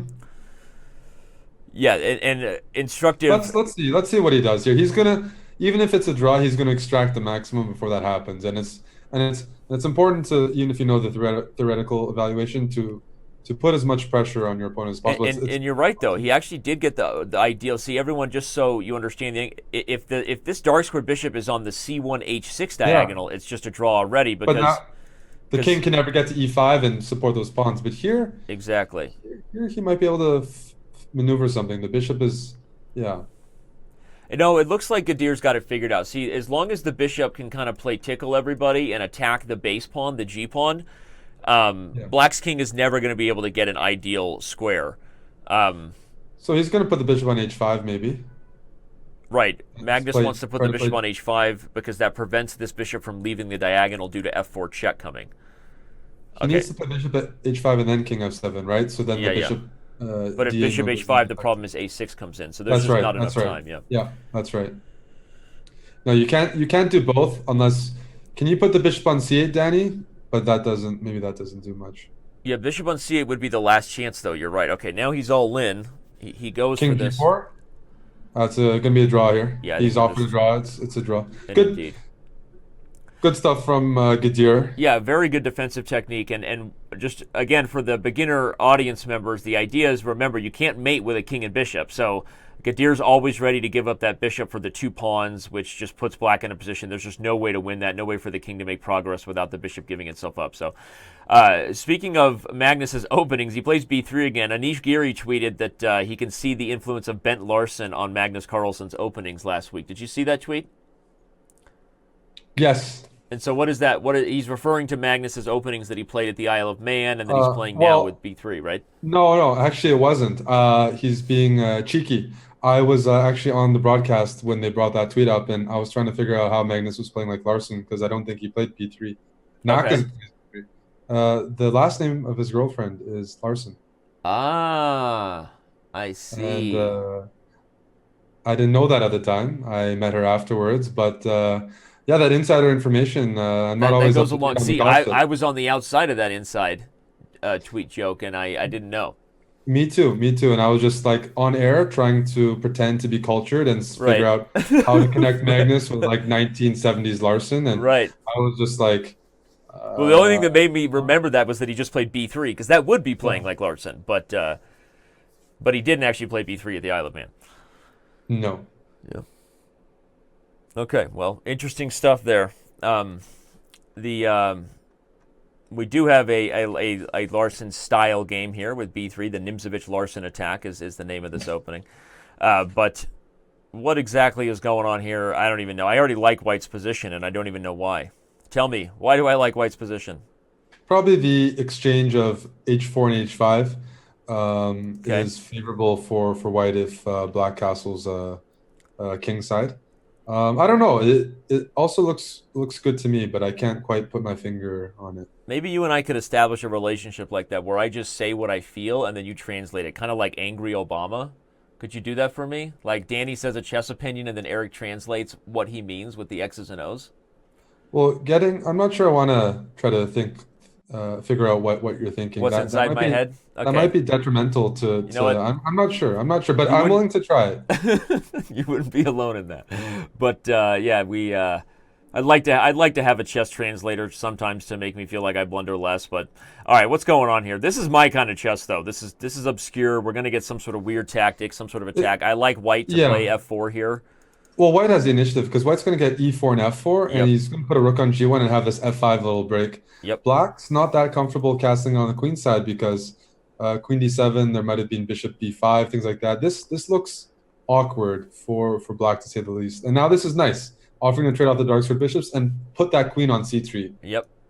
I was Queen just and knight about on to say e4, the great. reason that works is because Black's dark squares are probably much weaker than White's dark squares long Mhm. term. Everybody, here comes the queen to c3, and Well, Magnus is queen c3, ripping. queenside castle, so bishop b5 first, so Ah, you can okay. at least get rid of the structure. The bishop d7 here, maybe then I go queen c3 and knight I f6. was going to say, let's put a pony on f6, and then we got threats of knight d5 even, followed by f4. Al- And Although this we have is to watch out, queen e5 might trade everything off and kill our fun. Is queen is it e5 a good ever move? is it ever killing No, it's Magnus's not. fun to head to an No, it's not. endgame though? I No, it's mean, not, especially because it's a bad end game. yeah, No, but you got issues here. If knight e5, you lose the game immediately with knight d5.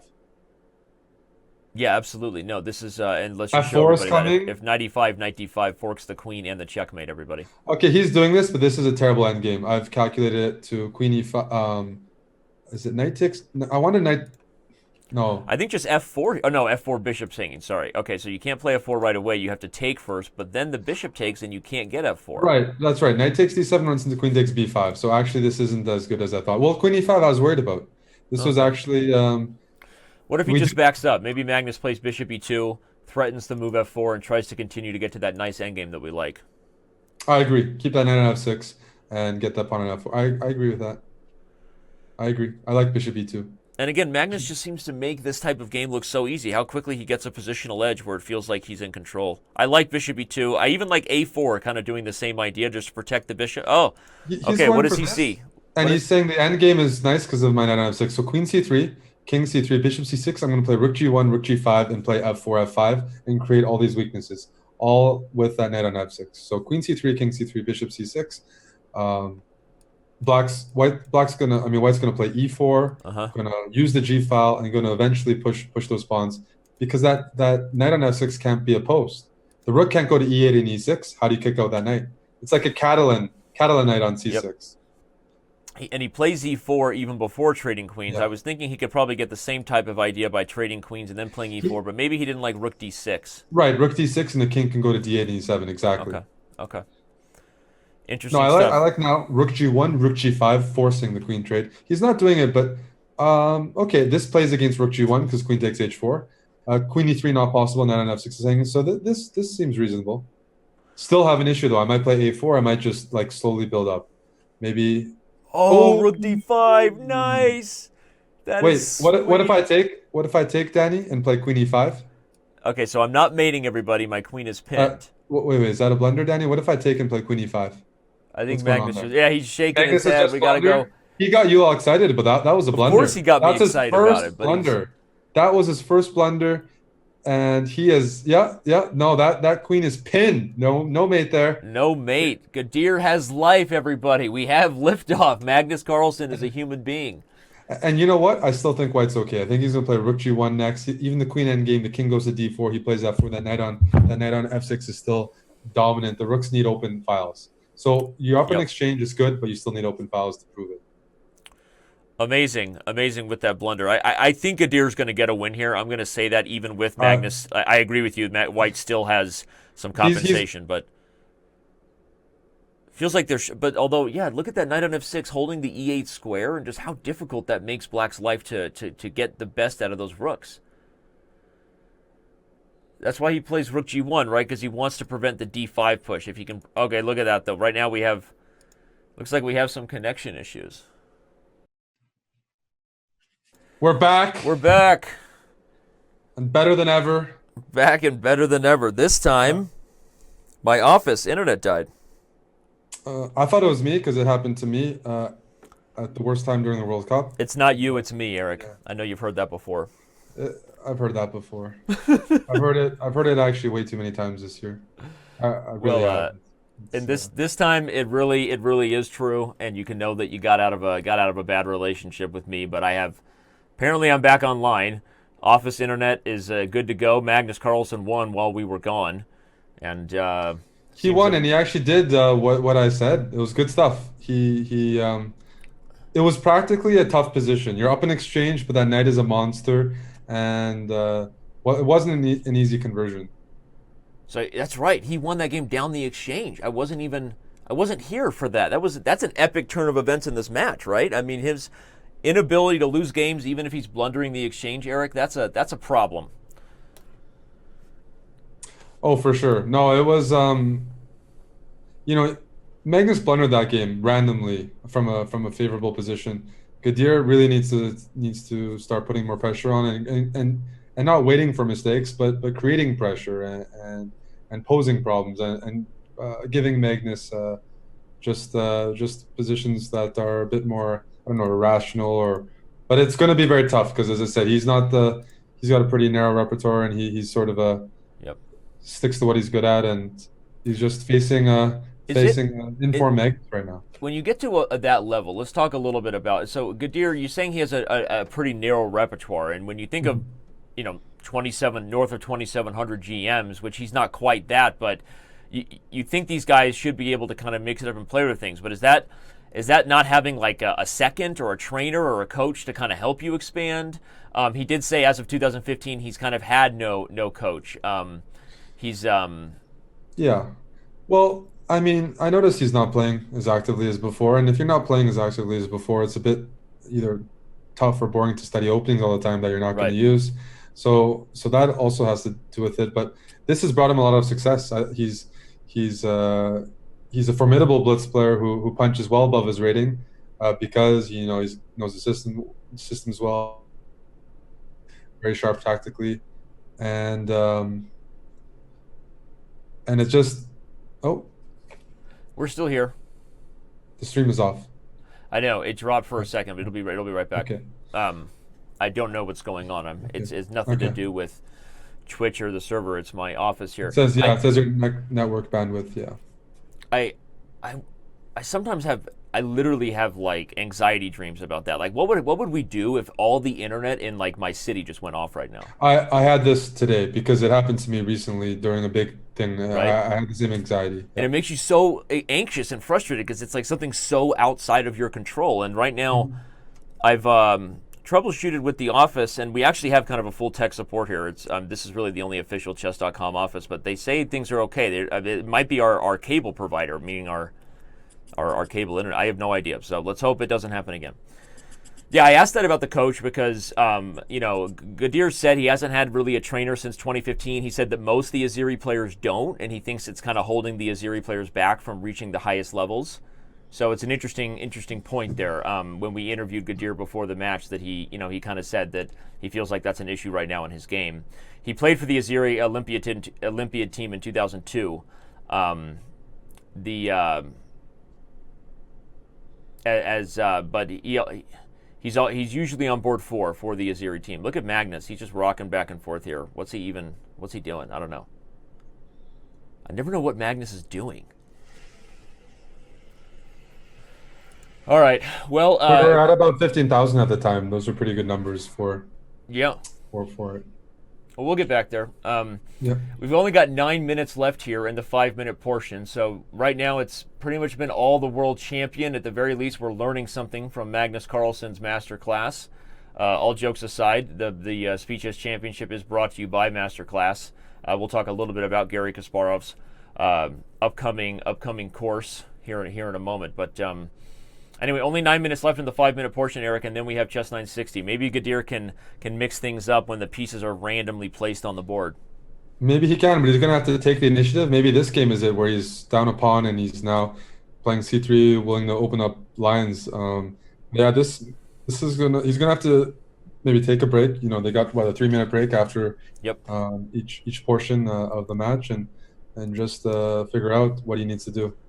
So what's happening here? If Magnus takes on c3, are we even going to see a move like even rook fc1, just go all in and gambit open the queen side to try to get an attack? I can see something like that. Magnus is probably looking at moves like g5 right now, if I were to guess. Yeah, you want to play moves that mix it up, and you did guess it. Yeah. And here black wants to open up lines against the white king. Everybody, pretty much a necessity when you have kings on opposite sides of the board. He's pretty slow, white. I mean, in getting the you're slow when you're banking on your opponent to sort of provide the files for you with a move like c3. So yeah, knight takes d7 is good. Rook takes d7. This is just a great position for black. That h4 move is being taken advantage of here, Danny. It's the first point of contact, and black gets the initiative first. Yeah, and after the big trade, if it doesn't become attack everybody, where white gets the play we were kind of thinking he might get, it's just going to simplify into an endgame where Magnus is up a pawn. So white has to mix this up, and right now I think he's just in big trouble. I don't know why Magnus is thinking queen takes seems to be maybe he doesn't want rook d1. I guess that's the pin. So he's debating whether to take on d6 with the rook. Or taking on that's fair. Although you might be able to take with the queen and play queen c5 after rook d1. And we'll see. Maybe he's going to go for that. Something like that, or queen f4 and get a bit closer. So here you got now g4. G4. Yeah, I think he'll go for the attack. You could even take h4 and then try to open the g5. Right. I was thinking if you go g4, you're going to win the pawn on d4 with tempo. Knight takes d4. Right. G4. But allowing the knight going to e5 might be a bit much. So yeah, okay. He's got some options here. Magnus taking his time to think about it. He was up a pawn, so reminder everybody, he's not anxious to get this pawn back, and plays a nice prophylactic move. Puts the king off of the open file. Okay. Yeah, that gets rid of a lot of the tactics. Gadir seems tired. He seems frustrated. No surprise. I mean, obviously he's He hasn't gotten any good positions. Like he's just not getting like any positions No, I that mean I the would best even say are position he good for got him. was when Magnus blundered the exchange, and even Yeah. that wasn't enough. And it was, yeah, even after he blundered, yeah, it wasn't an amazing position. So here, maybe rook c1, put your queen on g3. But the problem is black can play knight d5 at the right moment, and kill some of the fun here. Yeah, no. Well, He's just going to be playing with that isolated pawn. yeah, I was going to say this didn't become the kind of attack we thought it might be for black opening up the king side, but Magnus is doing what he does best. He's going to try to put on a positional clinic. He now has the c file. He's got the weak d pawn to gang up against. Yeah, white wants to play knight f3 and force black to play f6, so that then e6 becomes a target. Right. So maybe a6 here, king a7, a6 on the board now. Knight f3, yeah. After f6, probably something like e6. E6 is going to be target, but black can gently move the rook down one square to c6, and it's all covered. I was just about to say, if f6, you can play queen to g4, and if knight f4, there might be shots with Yeah. d5. So this is nice. Now maybe queen d6 or queen c7. Black is just very comfortable. That's a great knight on d5. White's knight on f3 is Supported. looking for something better. Maybe knight d2, knight Black is d3, just knight preparing to eventually enter in on the c file, right? Whether yeah. that's c2 or c1. Okay. Now this is a position that he's going to he's not going to go for something immediate. He's going to turn this easier to play position into a time advantage, and then he's going to go for something a bit more concrete. Man, you make it sound so easy. It is in this case because he just got full control. There's just no space for white to maneuver with. Yeah. C file, better knight, better time situation, better pawn structure. It's all in favor for Magnus. Yeah, now with this knight retreating, it's just And I mean, I was just an Isle of Man watching Magnus just put on a clinic too. So just sort of the momentum is there. yep. Very rarely someone wins an open event like that and finishes with a higher performance rating. You have this 2,900 performance rating by Magnus, so he's in good form right now. And So you could even consider rook c2 here and give up e6 to win I was just b2, about to but say, can you go for tactics if rook c2, queen takes e6, and then yeah, you can. I just don't think it's necessary because it's harder for white to play when there's no clear direct lines to calculate.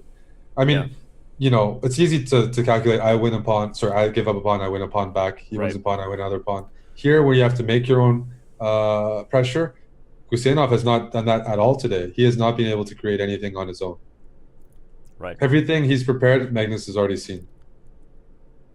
And now he's afraid to put the knight on e5, everybody, because once the threat of taking e6 is gone, black can just gobble up the b2 pawn. So Gadir is having a think. Yeah. Do I really want to put my knight back on h2? No, he's gonna brave closing the e file. So will Magnus take b2 here? No, maybe knight f6 and play f4 and put the knight back, and after opening up the king side. Yeah, I might Rook see knight ending, f. it's not clear, right? If you go for this rook ending, maybe he doesn't want to go for this because at the end there's moves like rook e5 attacking all the pawns. Yeah, I mean there is queen takes b2 here, and I still think it's probably a good endgame for black. The king is a bit closer, and you're temporarily up a pawn, but it's probably not necessary. He's going to find the best version here. I trust Magnus will find We do something. trust Magnus normally finds the best version, Yeah. whether people want him to or not. Right now, Gadir again hoping for another Mhm. blunder, so he goes for the rook ending. He's go for the rook ending. If Rook Gadir goes e5. for the line I suggested, what does Magnus think about this? He's I guess he just likes that, as you said, his king is in a better position. He's probably going to win the a pawn and have a couple of passed pawns on the queen side. right. So he's getting rid of first thing he did was he's got rid of white's potential of connected pass pawns Right. on the king side, and once that's gone, you eliminate most of your losing chances, and now it's simply a matter of controlling the f pawn because otherwise, besides that, he's doing well on the queen side. King is closer. He's got two pawns there. Nice move, king b6. He's going to play check now, everybody. Rook g4 check and bring the Check. rook to g7. So- oh, yeah. I guess he'll do it next move. But the point, everybody, is Magnus knows he can get that rook in front of the pawn with tempo, so he didn't need to rush getting the rook behind. That's just more accuracy in the endgame by the world champion. And we might be letting the players know this is their last 5-minute game, Eric. There's only 2 minutes left on the total 5-minute clock here. So depending on how long this goes, this could be it. He's going to have to be a bit precise here. He played this move to stop king f4. King f4 and king f5, where white gets that pawn going real fast. Right. This way, king d6, king e6 might be on tap. Is But he yeah, you able? didn't Is want the king to get to f4. right. I'm not sure. Maybe you can play rook f5 check. Okay, here he wants to just king d6, king d4, and wait So for maybe Meg. black isn't going to go back for the pawn. Maybe black tries for b5 and a5 first. This is an endgame with high drawing chances for Guseinov, though. Fortunately, that f pawn distracts. Black does not have connected pass pawns. He might get one b pawn or something, but I don't see how he ever gets those through without giving. I mean, the f pawn is going to roll, so I'm not sure how he makes progress here. Magnus kind of shaking his head there. Looks a little bit, He's a, maybe so now not. rook f4, and the king has to move. Now the king moves well. King b5. Maybe I put my king on b3. If king here, no, it's just a. This is Okay, yeah. just a Now draw. it looks Yeah. like he's just sort of submitting that it's going to be a draw now. And the reason, everybody, if the white king is already in front of the pawn, not the dynamics we saw in other scenarios where Guseinov's king wasn't ideal. This is the very easy draw for white. Whenever your king is placed in front of the pawn, you're basically doing what white does. You sit tight, look for your opportunity for the rook to start giving checks, and the game is just going to be a draw. So, looking for my my official staff to let us know. Yeah, officially there is one more game. They did get it in under the time, which means my clock, my game clock is pretty much accurate. And the match has already started. Right now we have just reached the end of the 5-2, and now so this will be the last classical game, and then we will have some chess 960. Do you think the players are conscious of that clock, or you guys generally tell them and then they stop? I think they're generally very conscious. I mean, I've always been sort of impressed by their ability. Usually they kind of ask us, hey, was that the last game or whatever? They kind of keep a track. They know it's 90 minutes, roughly. In fact, they usually are wondering why it goes over. If they got a game in time, they get to have one more game that counts toward the score, though. In Guseinov's case, I don't think he's happy to get one more game right now, probably wishing he had a break. Yeah. Well, two draws. It started off with 3-0, 4-0. At least it's not a shutout right now, and he's on the board. Remains to be seen. It was 6-2 against Petrosian the last time Magnus played a round one as a heavy favorite. Right now, 6-1 is it's looking real good for him. Although he did lose that 3,000. Yeah, that hurts. I'm pretty disappointed. No, but you're right. I mean, it's 6-1. It was 6-2 in the Petrosian match where he eventually went on to win 21-4. So, he's on pace. Magnus is on pace to do what he does: impress the many, impress the masses. The players have been officially notified that this is the last game, and Well, I don't know if you guys keep stats. It's almost like swimming. Who sets the record for the first lap? It would 7-1 be the biggest score in a round one. I don't know if we keep track. I mean, at some Okay. point we need to get the Elias Yeah. Sports Bureau up in this. Somebody's got to start keeping track of this. Mike Klein, our man, stat boy, as he loves being during these shows. Anybody who reads Mike's news report knows that he has a love and affinity for obscure pop culture references. Mike knows a lot of information that I do not know. Obviously, he's a baseball fan, so you do the math. He'll let us know, or he'll say, "Danny, that's not a stat I know," and then I just don't ask. So, but all right, we have reached the end of the 5-2 portion, everybody. Right after this, there will be Chess 960, so don't go anywhere. The Chess 960 games are always a ton of fun, regardless of the scores. Just always interesting and sometimes educational as well. But right now it's dominant, Eric. I mean, give us any thoughts about what Gadir would have to do to have a turnaround here. Ooh, that is a very very tough question. I know firsthand how hard it is to adjust mid match when there's so much adrenaline going on, and it seems like you're playing against the wall here, who just doesn't Right. have any real weaknesses. Um, in the case of Magnus, that's the big question. I don't know what he goes for. I think he has to play faster and start playing looser. He's going to have to Right. stop some of these maneuvering middle games, be a bit more direct, confrontational, be a bit more aggressive. Magnus is getting the initiative almost every single game. It's not even just about the evaluation. He's also getting the initiative. He's just getting freedom, and he's doing that again here.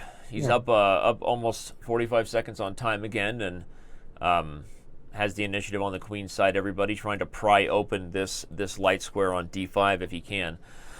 But obviously agreed 100%. I didn't know nearly as much about Gadir's style as you do, but seeing them face off here, it's becoming really clear that this is almost similar to when Georg Meyer went up against Sergei Karyakin. Georg being a super solid, very technical, just very, very good in Endgames, but he played Sergei Karyakin, who was all the things Georg Meyer is and just that much better, right? And it became a really lopsided match, despite the fact that we know Georg Meyer is a super strong grandmaster. And this is kind of like what's happening to Gadir here, right? I mean, he's outmatched in terms of his style, and maybe he doesn't even have the ability to mix it up. Yeah, I mean, these positions, Magnus is also credit to Magnus for picking his spots and not allowing any real counterplay. Like in this game, Well, so speaking of counterplay, is knight takes h3 a move? it is a move, And here he goes and for it it. is an imbalance, and you get a lot of squares. Okay, I was wondering if Magnus missed that. I mean, looking at our players, Magnus didn't seem like he usually wears his heart on his sleeve there. You can kind of tell. That's what we're looking for. Knight d4, Danny. There you Knight go. d4. Okay, now you know he made a And mistake. if knight He takes shakes his d4, there's head. queen h4 check. So this is good.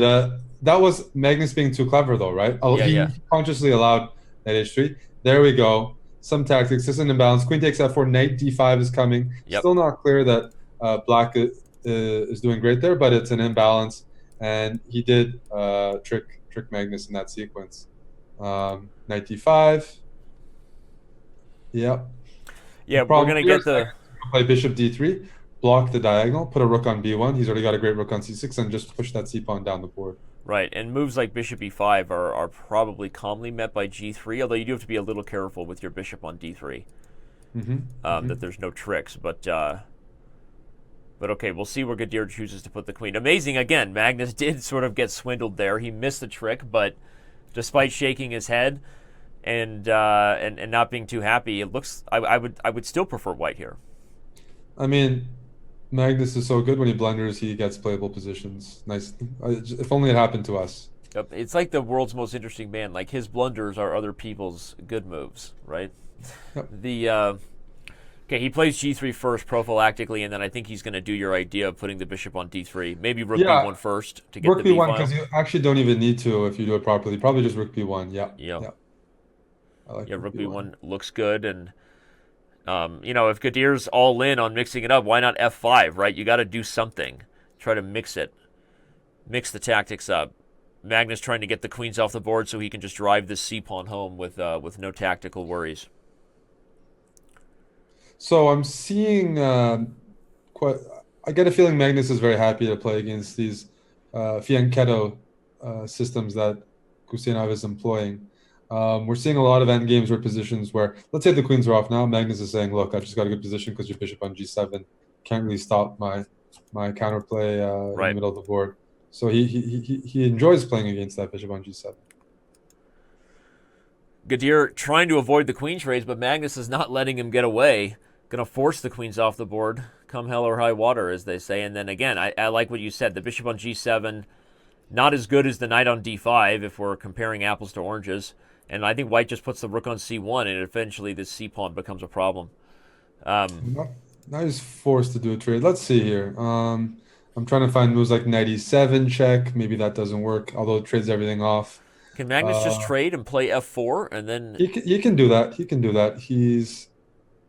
Guseinov is down a minute and a half. It's taking a long time on some moves that sort of needs to play a bit quicker. Yep. And we actually lost Gadir here via the camera again. Hopefully that's not a sign of him struggling with internet. Is Magnus going to play, knight b6 now? Rook b6, okay. Yeah. We'll He has a setup in mind here, Danny, where a knight on b6, pawn on c5, it can just push c6, c7 down the board to c8.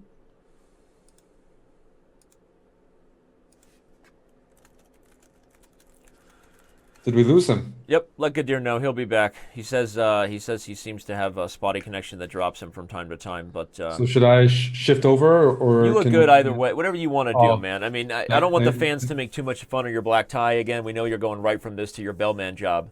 yeah, But okay. doing what I can. The game is looking like it's heading toward a tough one again for Gadir. This B pawn being a little bit more mobile than the D pawn. But okay, he's transitioned. Is he going to grab the A2 pawn? You grab the A2 pawn, I play b7 and rook c8. It's a bit scary to allow. He can do it, but He I does hope it, he's calculated but this. I think bishop E5 was probably his idea to hold B8, but maybe it's still not good enough. Honestly, with 20 seconds, maybe he just didn't calculate well enough to know. This is bold. This is bold for sure. So rook c8, bishop b8, for example, and then black is going to have that a pawn rolling down the board. So it's Yeah, a so time Magnus situation decides that's the he'll- most concerning part. Yeah. Decides he'll go pick up the A pawn first. He's got that with tempo. Very nicely done, Danny. Yep. Very nicely done. Now he's going to wiggle his way back to C8 as Mhm. we first won, and now that the A The pawn question is is, off do the you play board. bishop c4, try to trade off those pieces, then your knight goes back to d5, you bring your king to d3, block the d pawn, and just put your rook on c8. So maybe bishop c4 I might be inclined to do. I'm not sure. I want to bring my king into the game. I want to trade off the light squared bishops. I want it all. You want it all. You do. Yeah. You want it all. And you're probably going to get it all because even if there is an accurate defensive approach for black, I'm not sure Gadir can find it under time pressure. Yeah, so I would like to play I bishop think- h3 here, but maybe bishop b5, my king is boxed in. I want to bring my king to d3, Danny. Right, I and want to even improve bishop my- a6, right? Put the bishop out of the way so we can, as you said, activate the king, put it on d3, and white is holding all the cards. He's always in this position. Magnus doesn't need to find a knockout blow. He's up so much time. He just improves his pieces. He's always ready for a pleasant endgame, and just wait for black to implode under this severe pressure. Yeah, well, Gadir has to figure it out, get himself out of being swindled with before he gets too low on time. Oh, very nice. Knight to b6, inviting you to capture, get a queen. Yeah, I'm expecting if bishop g4, maybe bishop e2. If bishop e6, bishop c4. I think bishop e2 is a little nice shot here. Yeah. Maybe it doesn't work. A deflection. If black would take it, everybody, white would be capturing on f8 and then forking on d7, I think. Might have been some baloney there. I'm not sure, but yeah, it looked nice. Oh, look at the time. This is just not enough time for Gadir, and he goes down on time, and just like that, Magnus has a 7-1 lead, breaking his own record. I have confirmation from Mike Klein that the biggest lead we had previously was Magnus Carlsen's 6-2 lead last year in the first round, and he has bested himself. He's now got a 7-1 lead on the books, in the books, as they say, and we have our first Chess 960 game. This looks as close to a normal game as we ever see, Eric. yeah. This is, by the way, yeah, 7-1. Yeah, I mean that's the biggest score ever in the first segment. Yeah. No, crazy. He needs to score a win here. I rate his chances in Chess 960 higher than any other time control or variation left. Yeah, well, any sort of randomness, get Magnus out of his comfort zone's got to make you happy. But right after this, everybody, there'll be a small break, and then we'll be moving on to the 3-minute portion. Things will only speed up from here. So this is a lopsided match so far. There's no other way around it. This is when commentators start inventing other things to talk about. So, Eric, do you have any PG jokes, or is that not something chess bras have in their repertoire? Yeah, that's one of the weaknesses. One of the weaknesses of the chess bra repertoire is PG jokes. Yes, that's unfortunately. Did you hear my story yesterday on Amateur Hour about when me and Ralph Mamedov and Andreykin went searching for spirits in Lubbock, Texas, when it was still a dry county? No, I missed it. It was a fun story. I was busy on the airplane flying, right. and they have a chat system now on the thing where you can put in your seat number and try to invite other people into a private chat room. And there's a big message that says in the beginning that you can't solicit for certain activities, but I was I was trying to get people into a chat room and trying to cause a bit of a ruckus, and only Amon joined me in the private room. Oh man, classic. It doesn't count when it's basically your brother, right? I mean, Yeah, exactly. your brother with a beard. Haven't checked on our social contest yet. Doing any photoshops of hair, crazy hair on me or Eric, or show us your craziest hairdo to talk about Magnus's phase he went through. But it seemed like a good phase for Magnus because right after post crazy hair, Eric, he ended up with his new girlfriend, and it seems that Magnus's chess is on track for the remainder of 2017. Yeah, no, I found you can tell, you can generally tell if a guy is single or not, maybe based on his hairstyle. Is that are you giving any hints there? I'm gonna do a little hashtag speed chess search. Hashtag speed chess search. Let's see if we're getting any. I don't know if we're. Oh, look at that. We are getting some crazy hair Photoshop challenges. That is the ugliest picture of my hair I've ever seen. Eric, I think there's some that you're really gonna like though. I think you should consider Well, adopting. I had a very edgy haircut at the 2014 Olympiad in Norway. Yeah, That got a lot of feedback, but I'm not sure if anybody made an edit of it. It was yeah, some got a good lot of ones here. comments. Some good ones here. Not okay. Wow, if this guy had a real haircut, this might actually be winning the diamond membership. The green gecko mohawk. That's pretty awesome. It looks like we've got a few submissions so far. Remember, everybody, a 1-year diamond membership on the line. I also like the afro to Magnus Carlsen by at 96 Juan Jose GA on Twitter. It's one of my favorites so far. So anyway, remind everybody, do a hair challenge. Remind Magnus of what he's missing, lacking his crazy hair, and Eric and I will go back to the Chess 960 game right now. So, what's going on in this position, Eric?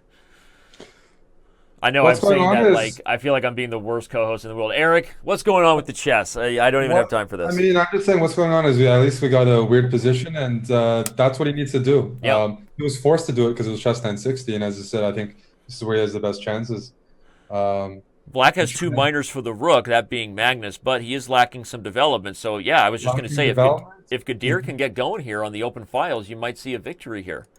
Right. Black needs to plug the position. Gadir Yeah. needs to stop him from doing that. What I see is Rook C1 is a nice move because Black maybe want to play Bishop C5, Bishop Yep. E6, and sort of manually protect his king. So this is looking well, it's dangerous. However, one issue is the knights have such good squares. Then on Yep. C7 looks weird, but the knight on F6 can go to D5 and it's an outpost and it just Yep. protects everything. And it protects everything. In fact, in that position, the knights protect the pawns protect the knights. It's a big happy family. So, yeah, it's starting to. My initial instincts coming back after our social media check-in were, oh, Gadir's got an initiative. The more I look at it, I feel like Magnus is just a move or two from consolidating, and then he's going to Okay. get back to good old-fashioned family fun for Knight Magnus. E5 threatening Queen A8 checkmate. Magnus quickly stops that. If Knight F7, Rook F8 covers it, the tactics are not working yet for White, but he did threaten mate. That was the first time he threatened mate, Danny. Hey, you know what they say? It's the attempt that counts. At least that's what I mean, they invented a stat for people like me, losers. Like the stat attempts on goal. Isn't that a stat for literally failures? Like shots on goal. I Yeah. feel like the Canadians invented that stat. Is that a fair thing? The Shots hockey on goal? team or just the country? No, Just the no, no. country in general. No. No. I'd like to. Oh, ooh. What? The Well, you're saying we don't score much. We No, I put in was a lot of just shots, kidding. I was just kidding. a lot of Relax, all hunts, right? but yeah. Relax. No, but I mean, it is a hockey stat. And didn't Canadians invent hockey? Shots on goal is a hockey stat. So I'm not trying to put you on the spot here, buddy, but Don't they have that in soccer as well? And I mean, yeah. it's the same. As like, I mean, I don't know. But I don't essentially, know. the stat is for failing. It's not for scoring. It's for failing to score. I agree. I mean, Danny, I grew up a Kobe fan, so I had to deal with a lot of stats like that or percentages Right. and things like that. Some of those days when he would shoot 50 balls, I would take a Growing up lot a of. Kobe fan, is there anything you want to talk about? Are you doing okay with that? Oh, I'm still a Kobe fan, Okay. but I had to deal with a lot of flack with that statistic. Yeah. Okay. Well, there you go. All right. All right. Queen h3, h6. Magnus is maneuvered, but Gadir is now poking at both sides of the board. This is a good strategy, right? Keeping black off balance. This is a good strategy. This is an imbalance, and I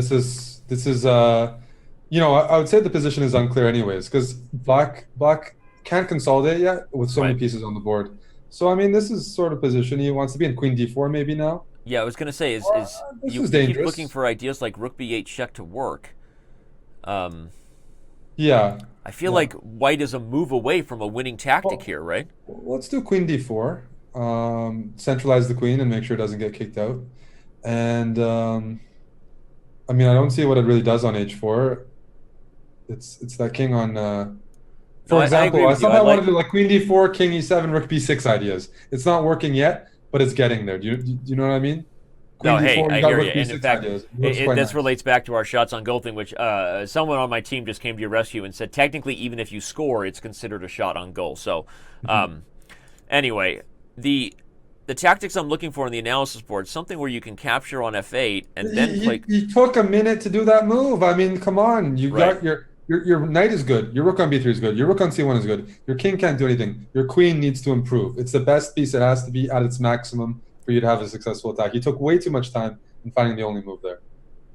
Agreed 100%. And that's that. If that comes down to again a time pressure issue, then Okay. you have to play the logical moves fast. That's one thing you Yeah. have to do in Blitz. So the good thing here is white now has potential for connected. I mean, he's got connected pass pawns. Some end games might be favorable for him. But now Magnus that in the Magnus has meantime, consolidated his king, he's flipping the script. He wants to go get an attack, and so Gadir tries I to. those pawns are slow. I like black's position. Knight e4. The knight can go to d2. There's tactics on the f2 pawn. Those are tricky knights and very strong knights. Knight g5 maybe even getting around. Maybe playing f3. Maybe knight g5, knight h3 check. But those are clumsy pawns and great knights. Yep, great knights, and White can't push both pawns because the knight on d5 keeps the Hmm. b2 pawn back. So what? G5 here, King D6. Magnus is having fun here again. Rook a5, very nice. He puts the clamp on any queenside progress for now. No b. Oh, Gadir's sacrificing as a tactic. Rook to c4 will come in the end, everybody. After knight takes, rook c4 is going to fork the ponies. Um, Yeah, those that's a that looks like it's working. that's a Looks like problem. Maybe Magnus missed that. he did, and the only issue is it's still really okay. So B5 and A5 are coming quickly. That's fair. So Knight D6. Okay, Knight Yeah, but takes B5 that's down a the big back. turnaround right there, right? I mean, you It got to is. It be is. It changes the is. game for White. These pawns, you had the exact same position a minute ago, but the pawn was on b2.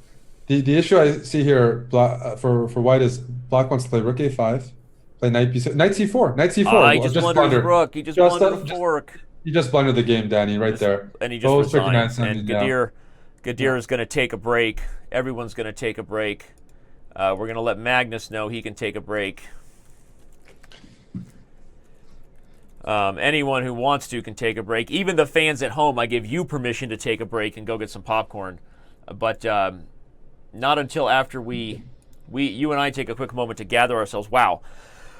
We just saw the biggest lopsided time control in Speed Chess Championship history. Eric, how does that make you feel? Well, I'd like to. I mean, Are you going to thank the I Academy at this time? Or, thank the Academy. yeah, I'm kidding.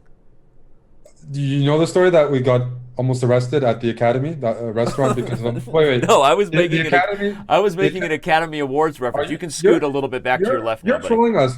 Okay, scoot back to my left. No, they thought Amon planted his beard hairs in a dish at the restaurant called the Academy in Montreal, and they called the police on. They thought we were trying to get a free meal by planting hair in the food, and they specifically thought it was Amon, and the police came. And no, I thought you didn't know about this story. First of all, if I knew about it, I would have happily trolled you. So let's not pretend I'm better than that. But I actually didn't know about that. It's just coincidence. No, Um, Amon's treatment, that beard, he's not getting the preferential treatment. no, I mean people are even calling him a hobo on Twitter. I mean we need to get this guy a GM title stat, right? I mean ASAP. So uh, They called the police on us, Danny. I mean, like, I have to say, it's, that what we sounds did? sounds like We discrimination. it is discrimination, and we got everyone to post on Yelp, but they took away the bad reviews. Oh yeah. Yeah. Well, But it is called the Academy. I do want to make it clear, the Academy here in Montreal, all people. right. Well, there you go. The Academy needs to not discriminate against beards. We don't discriminate against sponsors for chess, me or Eric. We're going to talk a little bit about the masterclass Yes. sponsorship that the Speed Chess Championship has. So let me ask you something. I asked Amon, what would you appreciate learning from Gary Kasparov if you were to watch this masterclass, even as an advanced, obviously very strong grandmaster? He's the greatest world champion of all time, still by most people's account, and he's got this course from Masterclass coming out. What would you like to learn from the one and only Gary Kasparov? I mean, his approach to chess, the amount of work he put in, is still almost unparalleled from all the stories I've heard. But his handling of dynamic positions, his energy. I mean, just the way he plays any. I would. I mean, anything and everything. Uh, like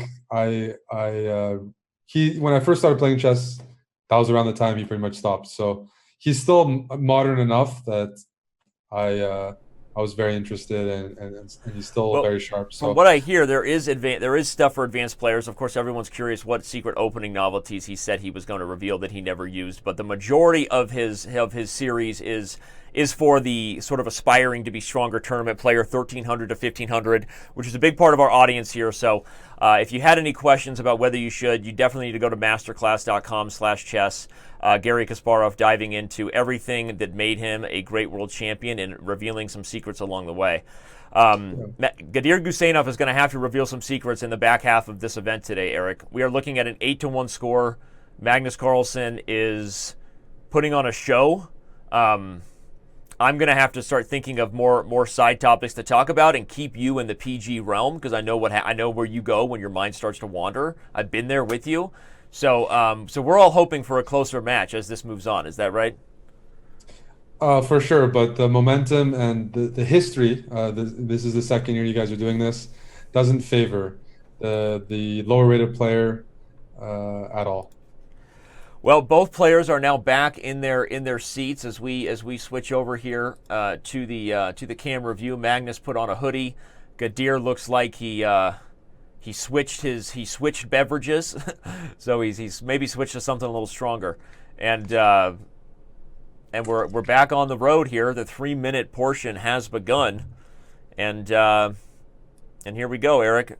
We're mixing things up at least. This is an opening we haven't seen yet so far. Oh, you've seen the Fianchetto bishop, Right, it but is a not this different, approach yeah, from that's right. Magnus. I mean, yeah. No. Okay. Well, he's still snacking away. How much food can one person eat in the middle of a show? This isn't, I don't know what he thinks this is, but maybe he's trying to get a sponsor of a snack on camera, and I'm not picking up the hint. All right, well, it's 8-1. I mean, honestly, Gadir has to figure this out. We're all rooting for a victory for the underdog, for him to get something going here. We've got a dynamic game right now. Black has the early established f5, and if he gets his way, maybe he'll get a kingside attack. But something tells me Magnus is going to be just fine. When you have a fianchettoed bishop, you normally don't get checkmated by a pawn storm, at least not like this kind of pawn storm. No, I mean the English is a bit safer than some of the mainline King's Indian lines for white. I mean, you don't get as much, but you don't risk as much either. Right. A bit more conservative.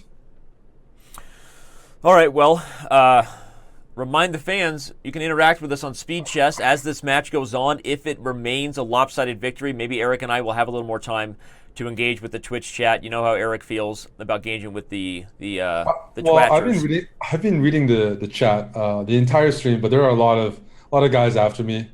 Yeah. I assume they're guys. I'm hoping that I'm still in the uh, uh, green or in the good crowd with the female viewers, but there are a lot of people just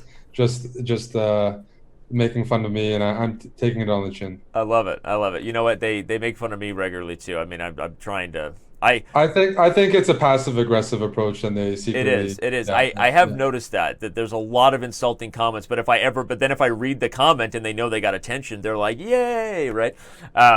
So that's kind of how it works. All right, Magnus he's taking care of the pawn storm, but d3 is now a problem. I don't know unless he's going to punch d4 through. Maybe he punches d4 open. Well, d4 runs into knight e4. Okay. I think, and you don't want to give up your light squared bishop. Okay, so d4 would have run into knight e4, and we would have had a problem with all kinds of No, forks for and me, bishops. yeah, for me, Danny, I wasn't surprised by this because Magnus recently put a beating on me. I played him over the board for the first time for some fun games back in Isle of Man, and uh, I knew what was coming. Yeah, I think I was an appetizer for him, a warm up, a nice little. so you guys hooked up for a little blitz affair? It wasn't fair. I wouldn't. I'm not sure. I don't like to put labels Right, but on it it. was open and everybody Not- was consensual in that situation. Obviously, I would it assume. was a consensual affair. Yeah. Yeah, a consent. Okay, well, I've also been a part of one of those with Magnus. Lucky, even lowly little I am me at a special event.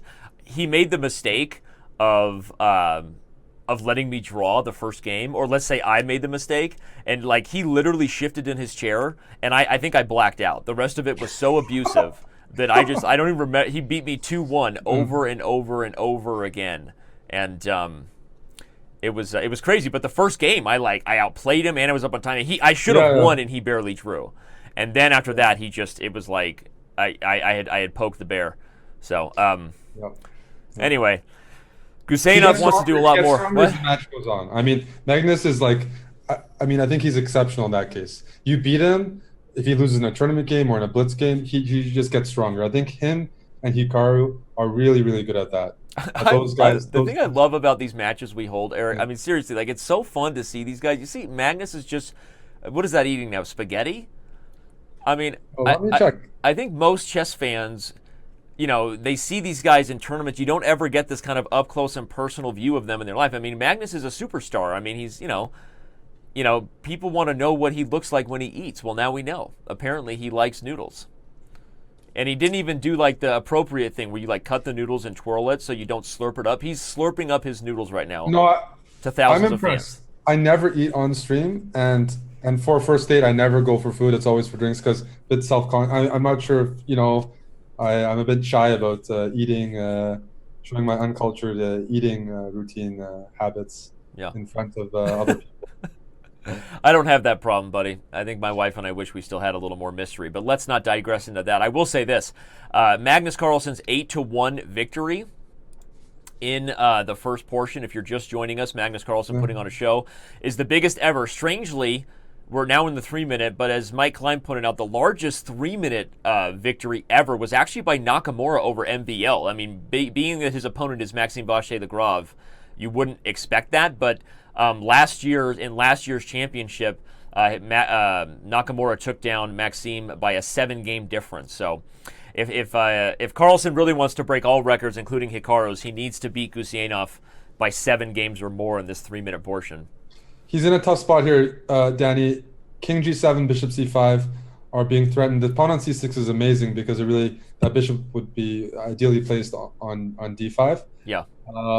How do you stop Bishop C5 and Rook F2? See King G1, King G1, King G7. Bishop C5 is coming in, and Black gets a bit of the initiative. So it's got to be a bit careful here. No, and there's even ideas like H4 coming to pry open dark squares at some point. But I do love King G7 followed by Bishop C5, and maybe White just has to run the Rook back from A1 to F1, but that feels totally passive. Then you're sort of in a permanent thing. Yeah, it does. Yeah. It doesn't feel like, so King G7. Yeah, and Rook A1, Bishop C5, Rook F1. Okay. He found a way to get the queens off the board. Or no, he didn't. So what would have happened there? Well, Magnus is still ambitious. That's I think what's happening here. He wants to put his king on G2, force Black to play Bishop D6 here. Although Bishop D6 isn't necessarily the threat. I mean, so Magnus didn't take E5. You're saying Magnus didn't take E5 not because he thinks he's losing, but because he thinks that he would just have a draw there, so he still wants to win.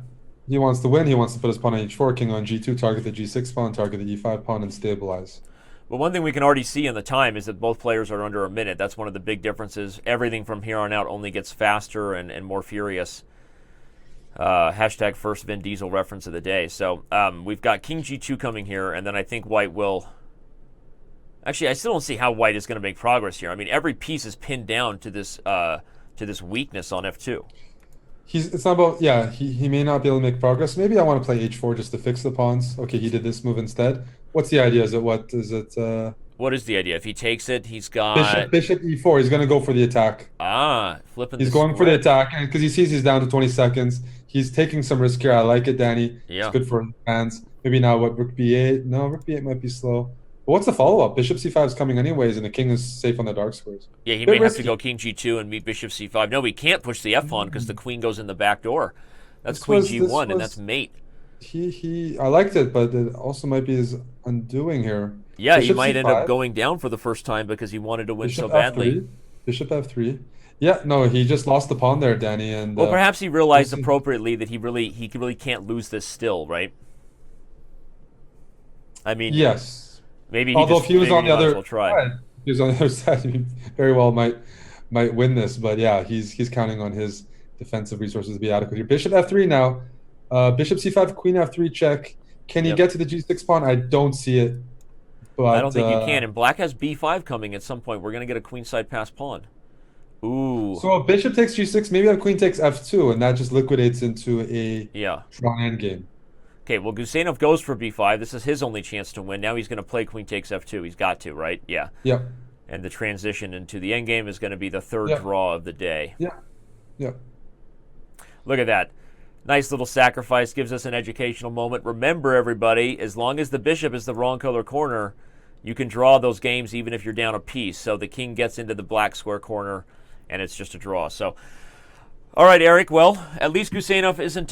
He hasn't lost yet in the 3-minute portion, so he's got to be feeling good about that. And No, for sure.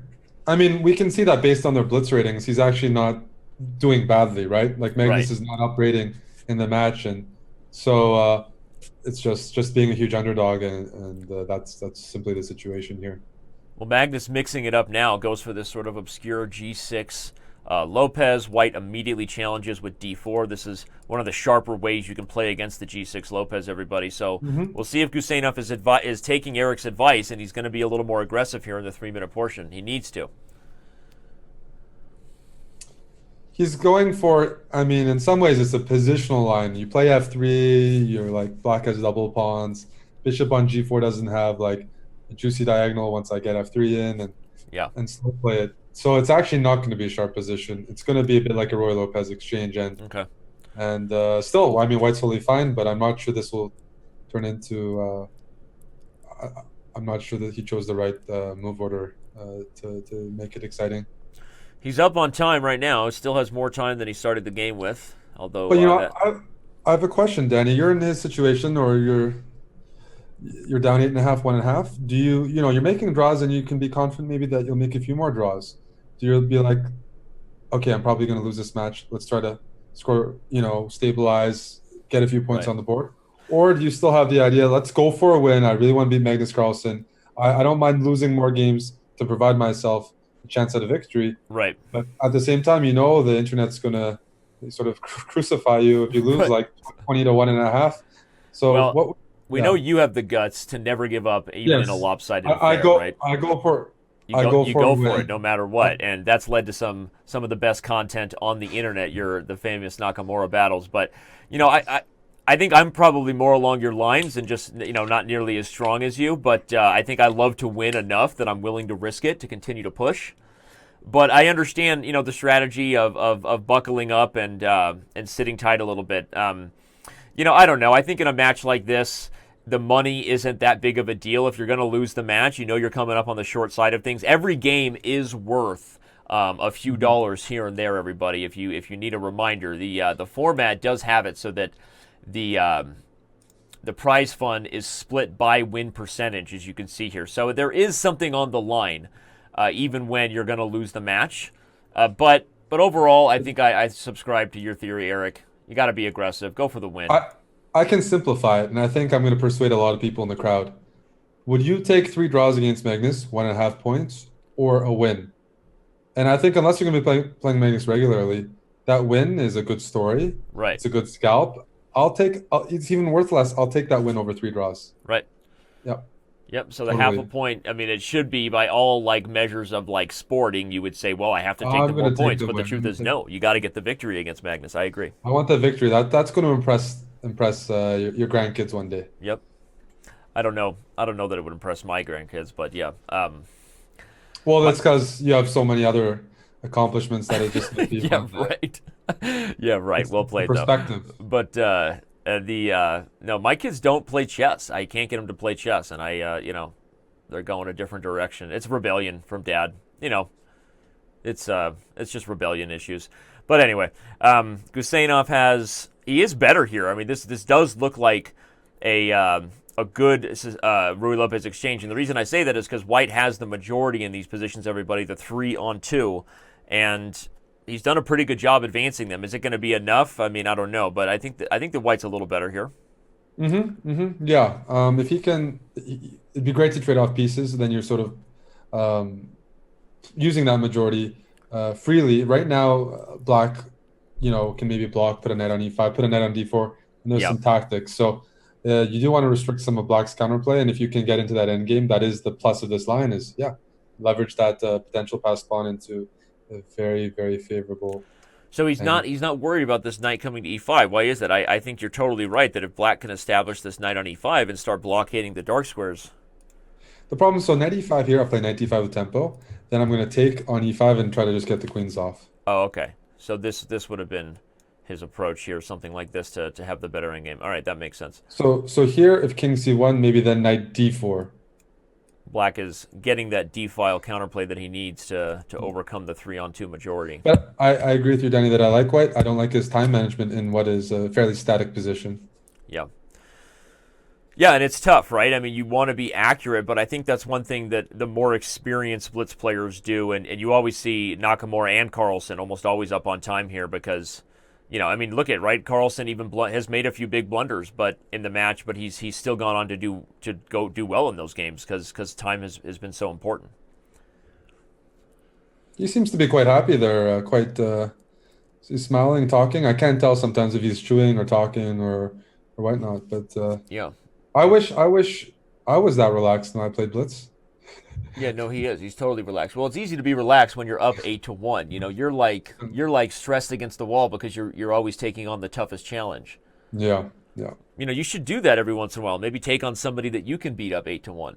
Well, that's the chess bra show. That's how I try to regain self-esteem. You regain all the confidence. You get the Yeah. mojo going again. Yeah. Okay, well now Magnus found a way to get in the back door, and this is about to get gruesome. Queen to c3 is met by I Oh, think no, knight no. e2. Yeah, and then I've seen this. I've seen this backdoor stuff before, and it's yeah not going to end well. This is actually no, but it is a bit of a mating pattern. yeah Knight on this queen two, is and coming to this. c1. Oh, this is yeah. I think Gadir just missed that. So you can give a check. You can give a check and play knight b1 Check. and He's knight going to do b1. that right now. Knight Yeah, to b1. yeah. But Magnus It's is going to go back to d4 with the knight. Now the queen is cut off, and c2's weak. now knight d4, Yeah, and there it is. there it Game is. over. It's So all there's over. knight b4. Technically, there's knight b4 here to prolong it, but he just needs to find one accurate move, and this is over. What is that going to I be? wonder if you can even just move the bishop from a6 to e2 and threaten a5, Eric. I like that, Danny. What Good I do. move. If bishop e2, I'll have to play c3. Aha.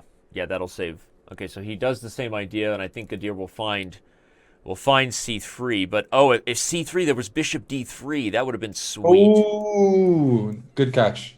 Yeah. No, this is. Look at the time though. It's 0 to a minute and a half. Yeah, You this is just too you much. can't Honestly, do this. This is almost like watching myself against the card, but it's even worse. A minute and a half to, like, it's. Oof. it's frustrating. And I can say, heading into the match, both players were very professional this morning, online early, hanging out with Magnus in his PJs. Gadir gets online. Gadir was actually chatting with me privately while him and Magnus were in the same thing, just saying how nervous he is and how he just doesn't expect today's going to go well.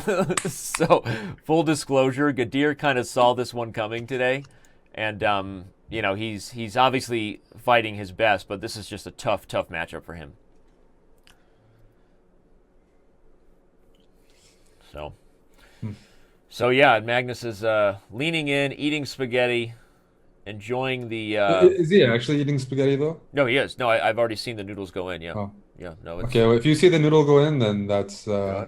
If you see the noodle go in, then confirmation. So. Yeah, that definitely confirms something. 43 minutes left in the 3-minute portion, and No, but it's the sharp positions. Even that last game, I think there needed to be more urgency. He let Magnus essentially like when Magnus got the initiative again. He just Right. I don't know, something in the middle game. He's not going for that. Well, yeah, I mean he needs to play sharper positions purely from the perspective of you have better chance of inducing a blunder, even if it is against Magnus. But again, I think it's something you highlighted at the beginning of the show today. You were prophetic in your prediction that he has a limited repertoire, and he's kind of a tricky maneuvering guy. But who do you think of when you think of the best tricky maneuverer on the planet, right? And I think Hmm. like you said, it's just tough for Gadir to mix it up like he would want to when You know, it's hard to find weaknesses here against Carlsen. So we have 42 minutes, Eric. The sun looks like it's starting to go a little lower for you on the East Coast there. You changed your lighting. Actually, I have three broken light bulbs and only one working one. This is the state of affairs here. Here, In the chess we, bra I'm kingdom. gonna be, I'm gonna be, yes. So I'm gonna be, I'm gonna. How many grandmasters does it take to screw a light bulb? Is Literally, essentially, you have enough in the house to literally, find out. and So, I don't know how to do it. So, but there's only one working light bulb. I just figured it'd be better. People see less of me, and usually that's a good thing. this is But I do amazing have to right here. fix it. If this is, I have to point this out. If Knight A5 is played here, this is the exact same tactic that we had on the board for John Urschel in the Amateur Hour show. But there's knight on e7, Danny. I can do knight takes g8. No, I know that was the tactic. That was the Urschel tactic. Urschel had to Okay. find. In fact, he failed. He had to find that it didn't work, and he actually failed to do it. But if anybody who watches the Amateur Hour on Chess TV with John Urschel, this was the exact same tactic where in this position he failed to realize white it was forced to take a perpetual on knight a5. Anyway, just that's like amazing that even occurred here. I mean, that literally was last week's show. That's hilarious. Um, all right. Well, Rookie 1. If knight a5 is played by Gadir, then Magnus can take a perpetual with knight f7. Magnus taking a perpetual. No way. Yeah, Gadir wants more, though. Gadir wants. I think Gadir feels like he's a little better here, maybe taking advantage of some of the awkwardness. He has the f file, the e3 bishop Well, as a target. I mean, after knight a5, I can just play queen a4 and swing my queen h4, and your knight on a5 might be a bit misplaced. So it wasn't a forced repetition. Right. Okay. Well, here comes knight f7, and Gadir ready to sack the exchange and try to Well, get an initiative on the f file. he simply blundered that, I think, Danny, because this is just worse than before. Like now the queens are being threatened, traded off, and what attack is there?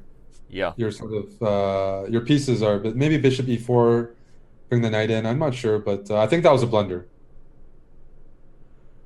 Yeah, the more you look at it, I mean, if there was no way to get the initiative with the queen still in here, there's no way Black feels like his pressure is any Hmm. better. Hmm.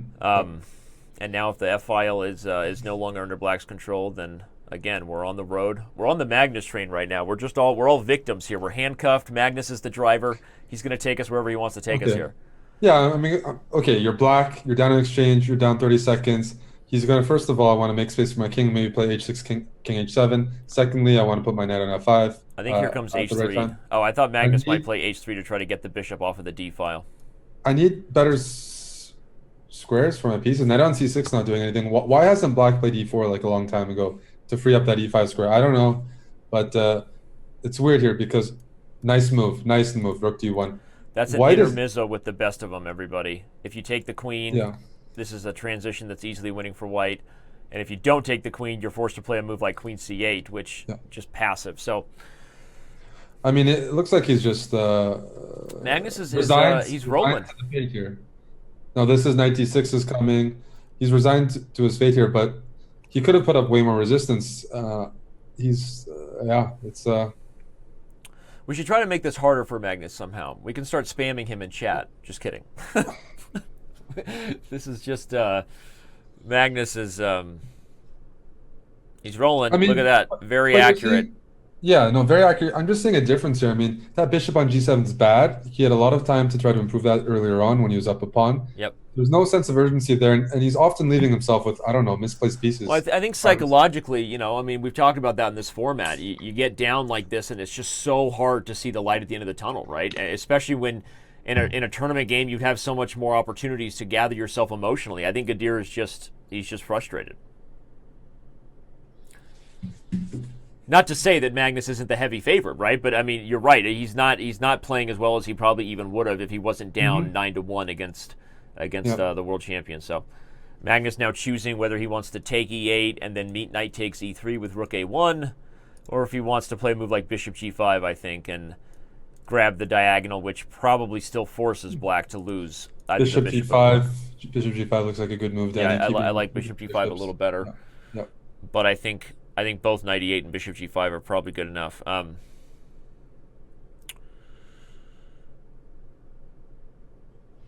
Okay, let's go back to some analysis here.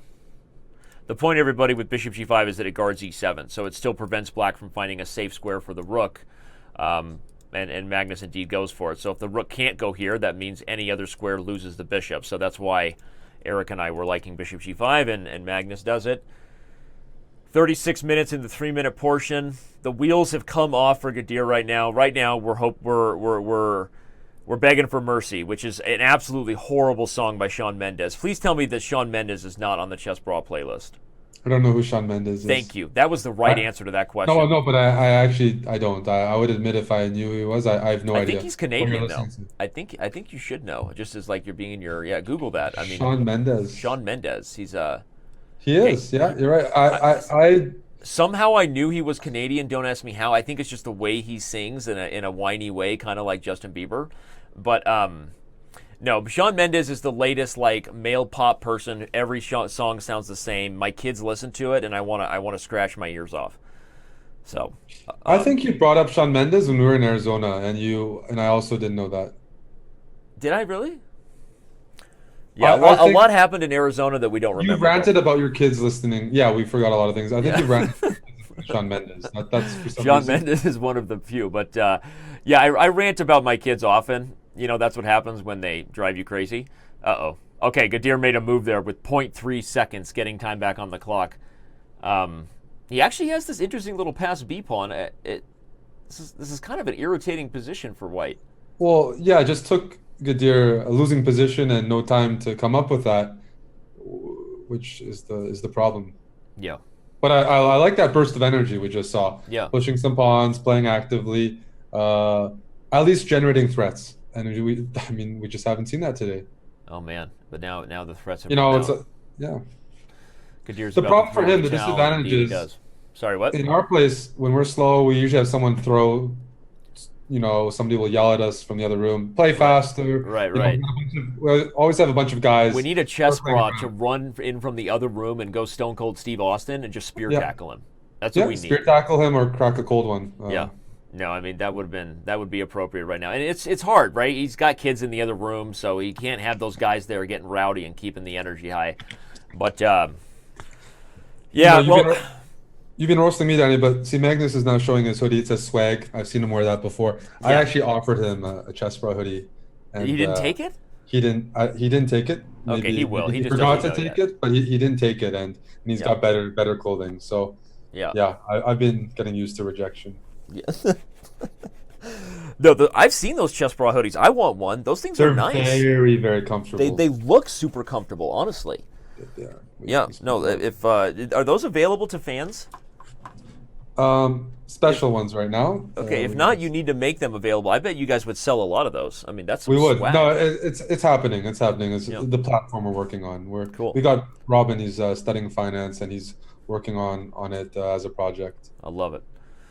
All right, well, Guseinov is once again a little better, but he needs to. So he started out up on time a lot. And what is the psychology of that, right? He starts out up on time, and then as soon as the critical tactics start to occur, he slowly gets slower. But this is a great position for white. He's got a great position, and he's need to follow up. H4, G4, Queen E2, push pawns, make it sharp. There's 4 pieces on the board. This is your best chance. Seriously, H4 is very normal. G4 is normal. But like, don't be so reactive to what Magnus is doing. Right. Yeah. And I don't even buy this move C5. So what if he just takes D6? What's the line? What if E takes D6? He's gonna play. Yeah, he 90, goes for is it. it 90, is it 96? Is it But so Magnus is just giving up the pawn, you're saying. yes. At the end of these lines, 96 and knight d4. That's what I'm expecting. 96. Okay, interesting. okay, Okay. he's sacrificing the pawn and trading off all the pieces. So, oh, Whoa, a that's little tempo nice. on the dark squares, everybody. I didn't like cashing out because it sort of makes black's position so much easier to play. But yeah, if they go for this forced line, black picks up the bishop with check and grabs d4, and I think that's what we're about to see. Maybe he'll take on d4 with the pawn. I'm not sure. Yeah, he does that. This is not. I just had a huge space advantage, and now I just lost. We trade off some pawns, Yeah, how did that a pair of happen? I mean, pieces, seriously, let's and go now back all to of a this sudden, move. Eric on move 12. his decision making has been off in at critical moments where the he's not making Magnus uncomfortable at all. It's very hard to make Right. Magnus uncomfortable, but coming at him or maybe some specific opening. You know what? You're right. I've gone back to move 12, and you're totally right. Knight d to e4 feels natural, but it's the move that actually allowed c5 because it took away the pin on the bishop. I said, yeah, h4. And exactly, you're right. If he had played Yeah. h4 and just gone all in over here, it's actually very hard for Magnus to push anything, everybody, because you've got this pin. It's amazing, though. I mean, seriously, like you give Magnus credit too, right? I mean, knight d e4 felt natural, and suddenly c5, and everything has changed. It's Yeah, and so I mean, you're right. I how mean, do you- h4 was more accurate, but it I was still feeling like White was in the driver's seat, knight d e4, and just sort of surprised by how easily Magnus sort of weaseled his way out of that. Magnus is back over 3,000, by the way. So if that's not a trend in the wrong direction for Gadir, I don't know what is. Yeah, he's back over 3,000. My question is, how do you extract that knight from b7? Magnus, you know what Magnus is good at? Making embarrassing players by the game finishes and your pieces are all misplaced. Right. So a few games in Isle of Man, I think Elyanov and Caruana, Yeah. he just the opponents just resigned because my pieces are so bad at. No, you're totally right. That Elyanov game was like a It just- clinic. As soon as he played c takes b5, and Magnus just grabbed the c file and opened and gobbled up the pawns. Like, what is that knight on b7 doing? How does that ever come out? You have to like joint effort to get it to d6 and Right. e4. Whereas black's Community pieces, effort. It takes a village to save that knight. We've So- we've got some problems here.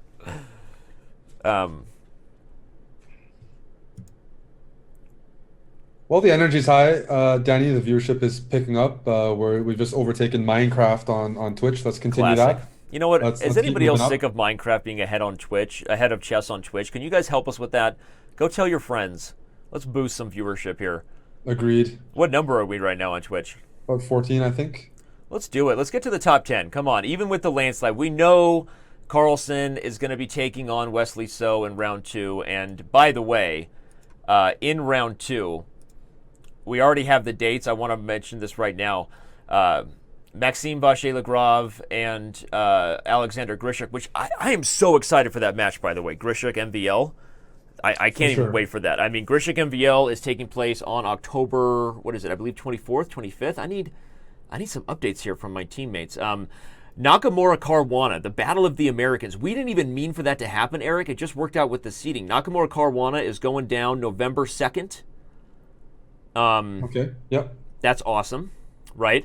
Oh, yeah. I'm actually going to ask my teammates who I know are listening. Remind me of the exact dates of the Nepo. We got Russian on Russian action, and we got American on American action. Then we've got Sasha and Maxime, and then we got Wesley So and Carlsen. We know that So Carlsen matchup is going to break Twitch. But let's get some higher viewership today, everybody. I think Grishuk MVL is, as you said, marquee matchup. 2 top 5 players in speed chess. Yeah, Grishuk MVL is going to be crazy, but I'm trying to be reminded. You can just go to speedchesschampionship.com, by the way, everybody, if you don't want to wait for my brain and the fact that I've forgotten when the next round is. But Well, the game is revolving around that knight on b7, as sort of expected, because it's sticking out like a sore thumb. yeah, Those knights don't have outposts. They're in the wrong side of town. And Magnus is going to take advantage of them. is there a wrong side of the town for the chess bras? Is that a thing, or you guys own all of town? Canada's pretty safe. Okay. And Amon is from the roughest town in Canada anyways, which It makes isn't- sense. He looks like that. Yeah. Okay, so MVL Grishuk is October 23rd. Mark your calendars. October 23rd. Then Sergei Karyakin takes on Jan Nepomniachtchi, October 26th. Hikaru Nakamura and Fabiano Caruana on November 2nd. And Magnus Carlsen, I'm going to go ahead and say it. I'm going to assume he's not going to lose today. We'll be taking on Wesley So November 21st. So, again, the order will be all matches before Magnus Carlsen plays on November 21st. But after that, you literally need to, make sure your whole December is planned, because the semifinals and the finals will be played very, very quickly after that. So the next few months are going to be dominated by Speed Chess Championship matches on the web. And right before that October 24th date, I'll be seeing you, Danny. That's right, at TwitchCon. We'll have some underground matches at TwitchCon. Should be a blast. We got it. We'll get the camera out, and we said we were going to do that in Tucson, and we did. But then you and who was on your team again? You had John on your team. You guys were just crushing us. I didn't even want any part of that. What did we do? Remember when we played the tandem blitz? Oh yeah. It was me and Bartholomew. That's right. You and Bartholomew. I had Naroditsky on my team, but Danya. I mean, I'm not gonna lie, Danya. Okay. Let's be honest. I was the weak link, but all right. So Magnus is really mixing it up now. He's showing us the full playlist. Busting out of London. A4, yeah, we got A4, knight D2 or knight C3, bishop H2. The usual moves, easy to play. He's going to let him get A5. I love A5. This is just, what? This isn't good for black? No, it's not good for black at all. You're not going to, no. Positionally, this is the technical term here, everybody, is less than ideal. This is not what you want. This is depressing. You really, he's got to play a game without putting that bishop on G7. Just try it once. Right. It can't get anywhere. You know what they say, once you fianchetto, you never go back. No, so that's right. That's kind of where he's at right now. Gadir is he is a bit of a creature of habit, and that's okay. I mean, obviously over the board when you're prepared, it's a little bit harder to be sort of smashed consistently like this, but this is just it's tough. It's tough for us, and not to, we're not the victims here. Obviously, we're watching a massacre, and Gadir's the victim, but it's tough to watch when the player is really getting outplayed, but not really making any efforts to kind of mix it up a little bit. So it's just tough for Gadir right now. But let's D5 is a good move, because otherwise White was just going to have a field day, double on the A file, take advantage of that A7 weakness. Yep. At least with D5, you're questioning that knight on A5. How are you going to get back? Maybe I'll play C4 at some moment. Maybe I don't know. But no, that's a good point. Yeah, you've got this C4 square. Maybe, as you said, maybe you play C4, but even if you don't, you've made that knight's life a little difficult.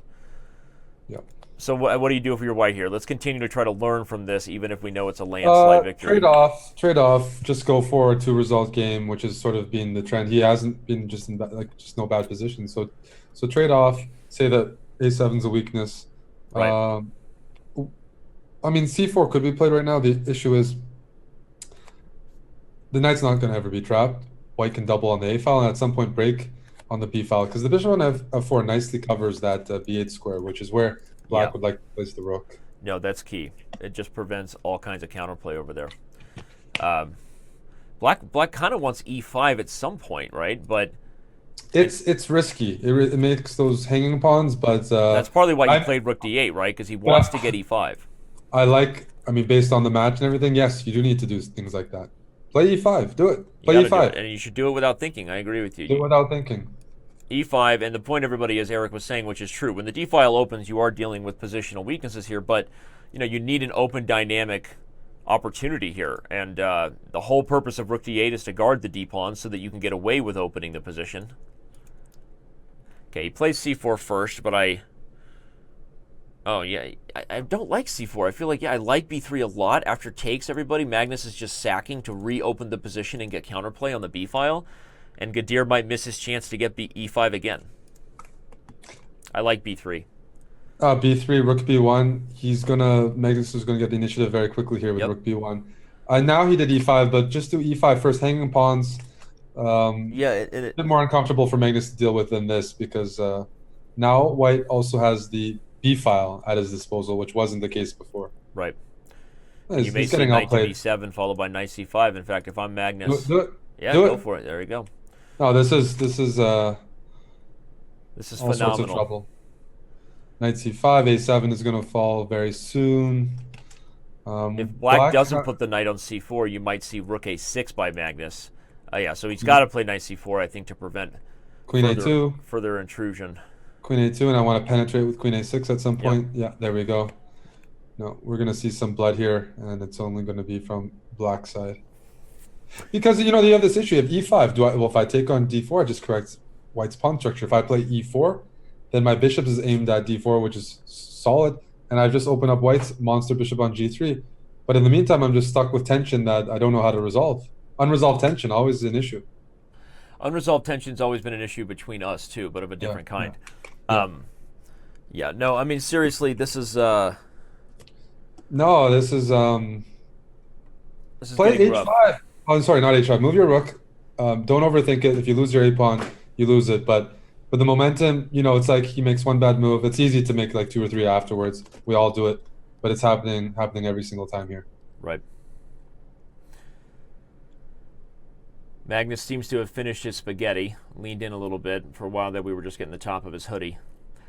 He could do queen a6 here if he just wants to trade everything off. Queen a6, and he's done it. See, so practical. He could do queen a7, but that gives up the back rank. Queen a7. Wait, no, I'm hallucinating. Queen a7 hangs the queen. See, that's. Yeah, I'll stay quiet for a little bit there, Danny. Queen a7 was the worst move. I don't know where that came from. It's okay. It's okay. Forgiven. But all right.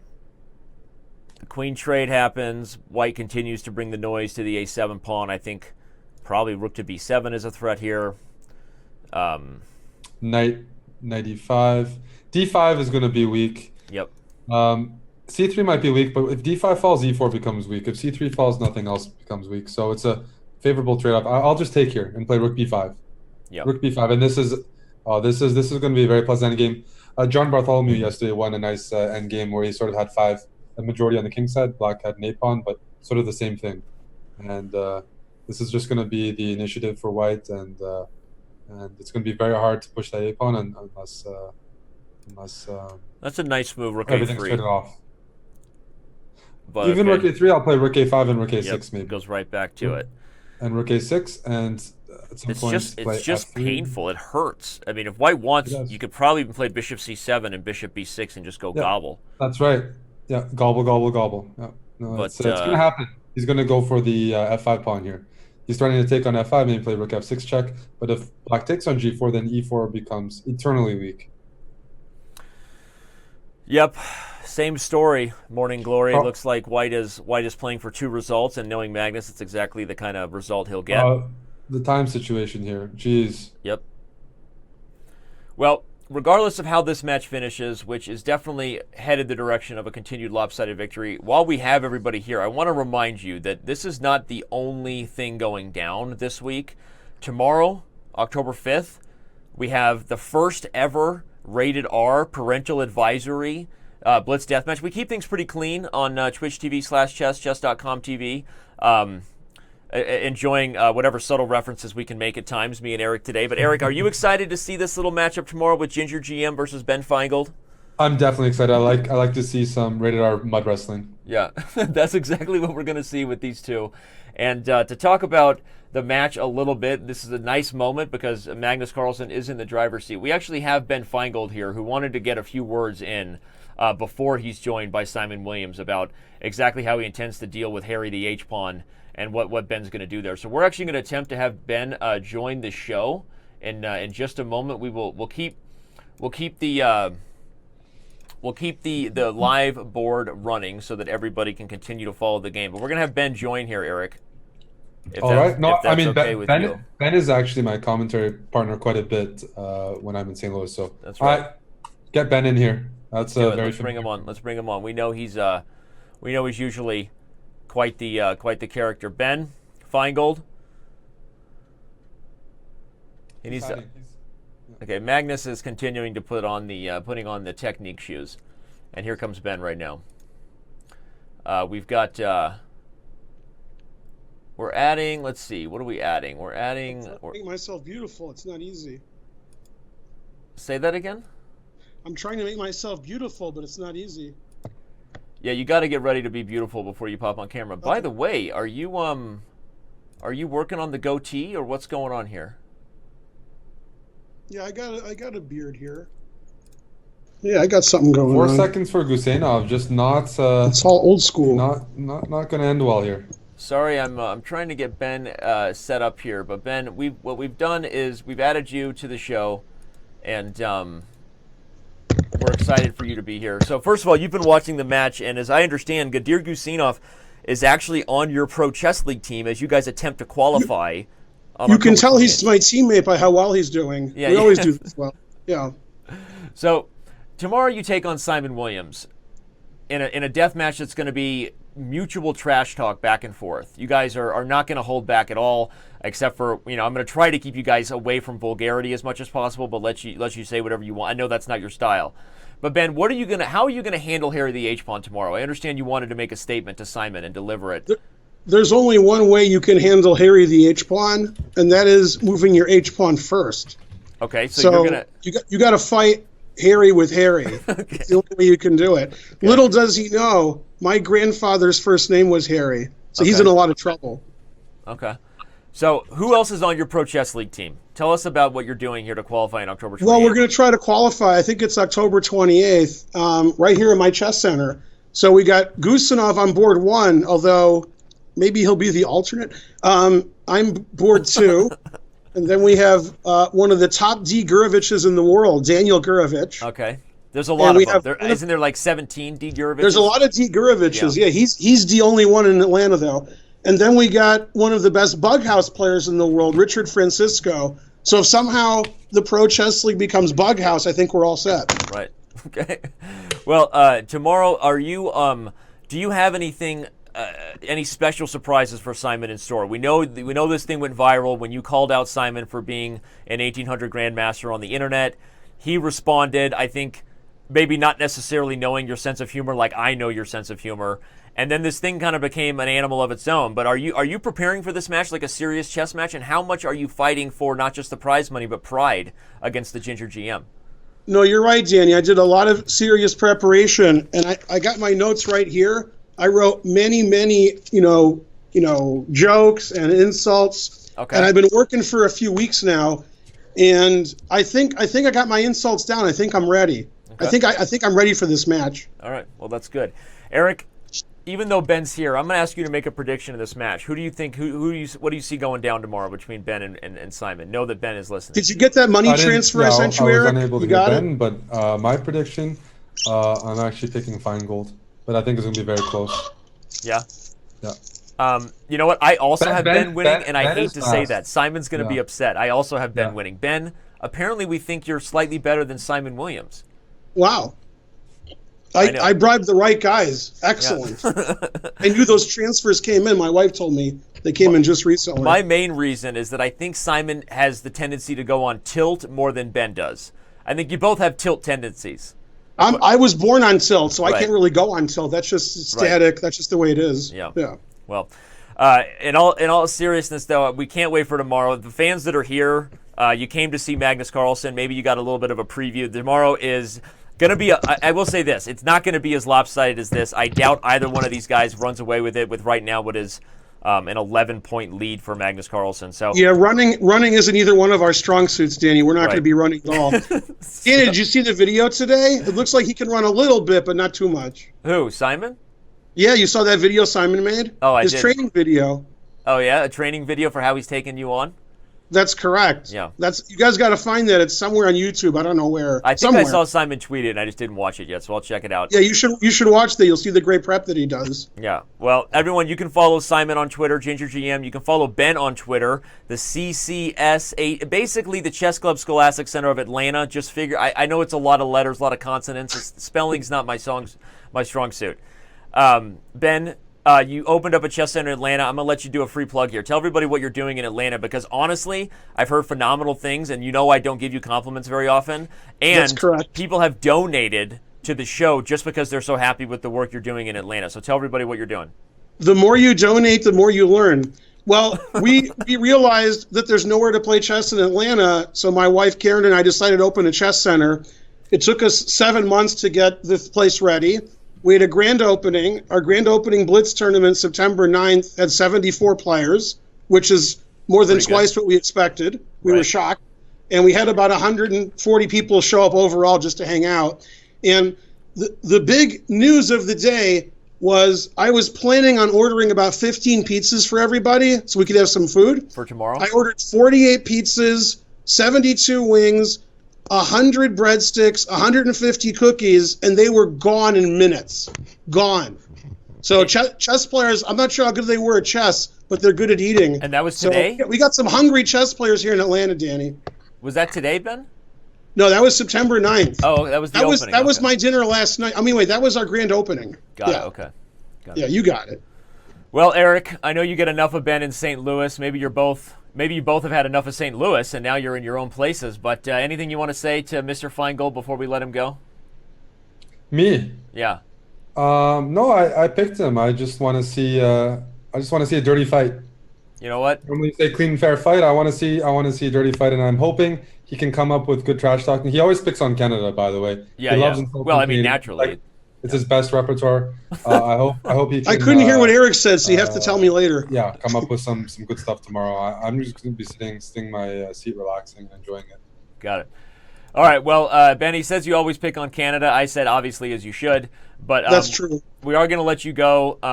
Make sure you have as many picking on Englishmen jokes as you do Canadian jokes, and we will see you tomorrow. Everybody, don't miss the match tomorrow. It's going to be a lot of fun, and also prizes being donated to charity. So we're putting these guys' potty mouths to a good cause before you think it's all terrible. So Ben, have a good day in Atlanta. Watch the rest of this routing of your future Pro Chess League teammate. Maybe give him some advice, and we'll talk to you later. All right, thanks, Danny. See you guys tomorrow. See ya. All right, that was Grandmaster Ben Feingold. Surprise drop in, but he's texting me and chatting with me, wanted to join the show, so I figured, hey, it's a routing. Why not? Why not mix it up a little bit? Yeah, for sure. No, I just want to say, for the first time, Magnus was in serious trouble. I'm not sure. I think Guseinov blundered here. He was in serious trouble. Now he's up a piece, right? Yeah, but why did he give up a piece? Why did? I'll be honest. I was Black listening just gave a piece back, but I thought Magnus was going to lose, and I was a bit distracted. No, it's okay. But Magnus somehow won a piece. We've gone back to the analysis board over here and tried to take a look. Guseinov just gave the piece thinking he was going to checkmate. He took on b6 thinking it was over. That just really confused me here. And now either Magnus is going to win or, well, this is just winning. But wow. He was in serious trouble. I mean, he was in this position here. Instead of queen to f3, he could just play knight to e3, and that defends the rook. And white is just crushing.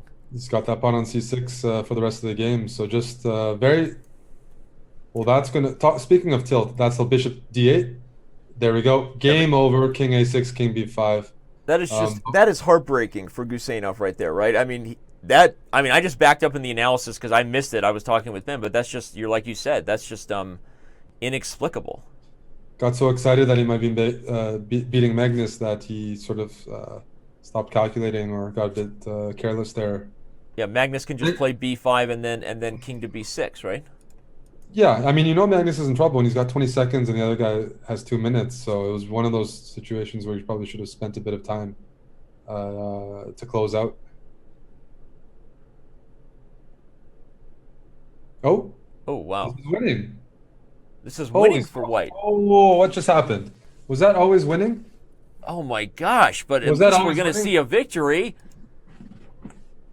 Who wants a victory? I want a victory, and Gadir Guseinov is on the board. Everybody, woo! The crowd goes wild. Did we miss something there, or was that always winning? Yeah, I have no idea, honestly. I didn't count. I didn't. But thinking back about it, it makes me think it was always winning because I didn't realize that he was playing f6. I thought he was playing e6 and then taking back. Yeah, me too. So now that we know that f6 was the idea, I think Gadir was winning. And well, look at that, Eric. We have a victory. Hey, come on, everybody. He's got that. He's got a scalp. On him. Yeah. Magnus is yawning, and he's like, "Yeah, whatever. I still got orange spaghetti sauce on my lips." Okay. Magnus is he's about ready for a nap. You can tell. He's gonna hit the hay after this. Only 8 minutes left in the 3-minute portion. Then we have Chess 960, and a final section of 1 minute. Everybody. But this has been the Magnus Show. It's been the master class by Magnus Carlsen. So if you want to learn how to play Blitz like a champion, I guess watch a replay of this if you're just joining us. It has been a lopsided victory. We can't pretend that it hasn't been. Not going to be a Wesley So and Ishigiri type finish today, everybody. But sponsored by Masterclass. That's the Speed Chess Championship. Go to masterclass.com/chess and check out Garry Kasparov's coming course. We will play the trailer for you at this break here and remind you, in case you didn't know, that you can learn from the world champion here very soon. What's going on here? This is a Maroczy bind gone bad? Yeah, well, he always plays accelerated. So when I said he sort of has narrow repertoire and he like plays it quickly and he knows some moves, this is the exact line that he always employs, and that's how he's ended up with a bit of a time edge. Yeah. And I'm not sure if Magnus can get the... But Magnus seemed to have blundered the knight on e7, but he founds this move b4, everybody, which threatens rook a1, trapping the queen. b4 and rook a1. If queen a6, c5 is not going to be good. Part of the reason he couldn't play knight d5 back, everybody, is Guseinov could have captured and then taken with the queen because the e-pawn was pinned. So b4 was both a trick and, I think, kind of a necessity for Magnus to play. Yeah. So you're still trying to trap that queen with rook a1? Yep. And how is Guseinov getting out of that now? You can play a5 here if you want to prepare queen b4.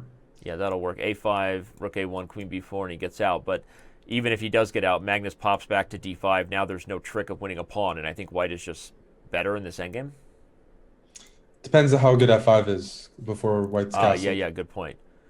That's a good point by Eric, everybody, after hearing f5 moves like f5 and problems. Yeah. See, this is an opening Magnus allowed. He didn't need to allow it, and this is literally like what Guseinov knows really well. That's what he plays in Blitz and in Classical and in Rapid. It's his main opening that he's known for, and so he's able to rattle off the moves and knows the structure, and he's going to find the moves here. So, and you can tell the difference too on time, right? When Gadir is comfortable versus when he's not. And here comes f5, and I agree with you. It's looking closer and closer. Like I just blundered. Oh no, queen b4. Sorry. Yeah, no, he still has queen b4. Rook c8 would have run into, like, I don't know, queen takes g7, but still. White does defend the pawn, but black is going to capture and then bring this knight from g7. I was going to say maybe not f5. Yeah, maybe he can come into f4, and that provides more problems for white. So I think, I mean, if Gadir wins this one, that might wake up Magnus, right? It would be 2 in a row, and I think that though it is still on the road to a very lopsided victory, that would be enough to kind of wake Magnus up. Magnus is relaxed. Gadir hasn't really moved all day, except for when his camera disappears on us. So rook he1 here, and he's probably going to be happy to go into endgame. Maybe not rook e5. Rook e5, and I think I do win d5, but at what cost? Because rook a7 might come in. The endgame I don't think is good for black because of the king position. So knight e4, rook takes e4. But what about if knight e4, you're saying take with the rook? Yeah, take with the rook. Okay, and after it takes everything... I want to play e5 at some point and use that d-pawn to run down the board before black's king gets in. Got it. So it's just showing the fans the line you're calculating there. But yeah, so Gadir goes for this idea of the d5 pawn hanging and just defends b7 with the move rook f7. You could go check on a8 and play rook to d8 here. Check, king g7, rook d8, hitting d6. Perhaps Gadir would play the move knight to e8 there. Well, then, knight e8, I mean, one thing I want to do at some point is I want to play b6, sort of fixing that pawn on b7 and gaining control of the c7 square. Okay, so we're getting a transition into the endgame that opens things up. Gadir's got an okay position here. It's just then his clock's okay. But this was really Magnus allowing him to play an opening that he knows very well. Yeah, he's an expert in. Yeah. Still can go both ways. Bishop e4. Okay, not now. Maybe bishop f1, I'm guessing. I want to play g3 and f4, put my pawns on dark squares, put my bishop on g2, put pressure on b7. So bishop f1, g3, f4, bishop g2. Now bishop c4. Now I want to go bishop c4. Why did he allow that? Yeah, that's a blunder. Bishop c4 just pins the knight. Yeah, and he does it right away. He has a trick. Good stuff. He has a trick, everybody. Magnus missed it, and so did we. If bishop takes, rook to d7, and black actually wins a piece. So that means Magnus has just lost a significant tempo. No, especially if I get a knight c5, king g7, and b6, Yeah. then I'm really, really happy. And the reason why Eric loves that, everybody, just okay, here comes king g7. But if let's just say if black gets this sort of thing where b7 isn't a weakness anymore, it protects the knight. Things are just really calm and collected over there on the queen side, and then Gadir could try to work on using his passed d pawn. So Magnus is again, I mean, as you said, Gadir knows all the little tricks in this position well. Whenever you know an opening, it's not just the theory. All the common tactics that occur after that are things you're very familiar with. So Yeah. Gadir has played this position well. He's going to go rook a7. Rook a7. He's going to sacrifice the He's going pawn. to flip Rook the script, a7. rook a7, and Magnus is going to lose. He does it. Magnus sees it, but he's still in trouble. If rook a1, king c1, and king b2, and you're not allowed in. Oh, Magnus holding by the hair. But bishop e1 is a very nice move. Very nice move. That's really cool. Yeah, that's honestly like, look at Gadir. He's frustrated too. I'm frustrated. He's frustrated. He's leaning in. Well, rook b7 is not a move you want to make because you're sort of stuck there for a long time. Yeah, you just hate when a rook is guarding a pawn like that. He plays rook b1. Here comes your move, king c1. He does have knight d3 check in that position. Okay, then king c2. Right, and the knight e1 check, and I can go after g2. So I mean king c2 right away. King c2 instead first. Yeah. I see. And in b3, you have king b2, and I've run out of moves to play. Okay, but he goes to c1. Why is he allowing knight d3? Well, if knight d3, king c2, if knight e1, I play king b2. I was worried that if you play knight d3, king c2, there's b3 check. That's what I was worried about. He's going for the rook ending. Yes, where I don't think he'll lose. King takes d3, rook takes b1, rook takes b6, but probably Magnus still can't lose this endgame. Well, actually, the problem is the b pawn is blocking black's rook from wow, pawn. So this could easily look at turn, Magnus playing for a win in this position. Just shocking right now. So if d4, king d4, if b2, king back to c3, and it's important there's no rook c1 check because the rook on c6 is protected. So d4. Oh, wait, but that doesn't work actually, because if d4, king b4, d3, king c3, he actually has check because of either pawn you take, I have b2. No. If d4 right now, I take the pawn. Oh, okay, I see what you're saying. I thought you were saying d4 right away. Oh no. Yeah. Okay, king f7, and again, look at Gadir being down on time, but it's just shocking to me that with this extra f pawn and the more active king, white is actually playing for a win here. If he takes the pawn, Guseinov's playing rook c1, cutting the king off. Yeah, let's show the fan. That's really instructive. Cuts the king off, and then Gadir would win with the move b2. Okay, he's playing some good moves here. Guseinov is posing some questions as to how you stop those pawns. King e7, stopping rook d6. You always want to get your rook behind the pawn like that. Rook c6, the king can come here, and here we go. You can't push the pawn anymore. So yeah, Guseinov is defending this position well. Still, this is, even though it's out of the opening, this is also an endgame that he's probably had before, this type of endgame, I bet. d3 is a threat. d3 is a threat. Why not d3 now? What am I missing? Yeah, we're going to find out. Oh, it's going to be a race. They're both going to queen. They're both going to queen. Look at this. White is saying my king is safer because your rook is cut off. This is delicioso, Dora. I love it. A lot more exciting than I thought this was going to be, honestly. Bring the king up a little bit. Keeps coming up. King b6, queen check. He can even come all the way because queen b4 check allows rook b6. Going all the way. Yeah, king b7. Just do it.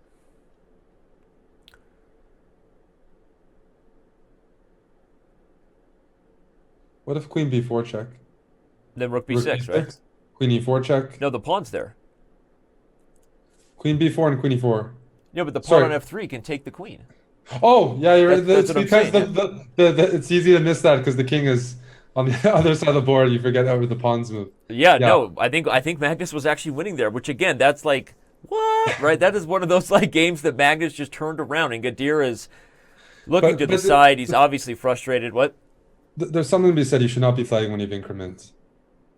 He should not be flagging. You should make a move. I mean, he's flagged multiple times. Yep. You just have to make a move. Yep. I mean, he's clearly having some serious time issues because I might get low on time, but then I like start moving quicker. To actually flag is a different story. No, and that is the end of the three. No, you're totally right. In fact, one time I was given a piece of advice by Gadir Guseinov, and he said the worst blunder you can ever make is losing on time because it ends the game. even if you're making a move that allows checkmate in one, they may not see it, right? Okay, it's an extreme example, but the point is you're right. The worst thing you can do is lose yourself, and Yeah, who knows? A mouse slip might happen. right, Maybe you that never one. know, right? So you just can't beat yourself on time. You have to make a blunder rather than a timeout, always. Yeah. All right. Guseinov has white again in the Chess.960 game. He did have white the first time. Am I right? Am I remembering correctly? Who had? Yeah, I think so. I think so, yeah. Yeah.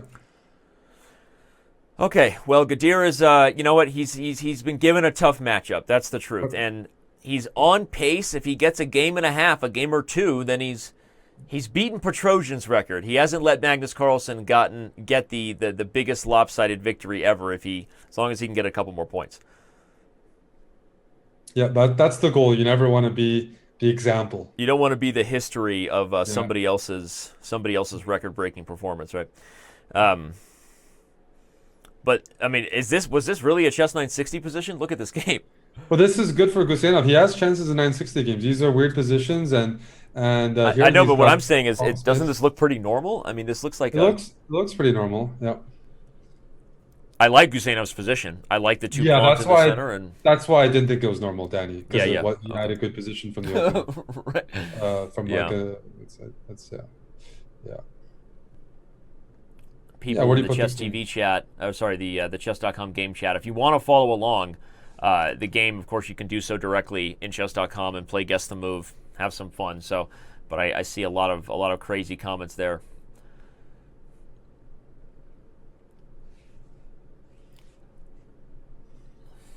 Well, regardless of the result in this game, Eric, it's an 11-point lead right now for Carlsen.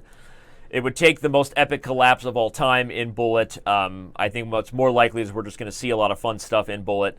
And look at Magnus already mixing up this one. Here comes knight h4, doesn't it? Or no, he's not going to sack the piece. I guess he'll play something else. But actually, Guseinov is doing okay here because these knights can't really move without opening up the battery of the queen and bishop to the king.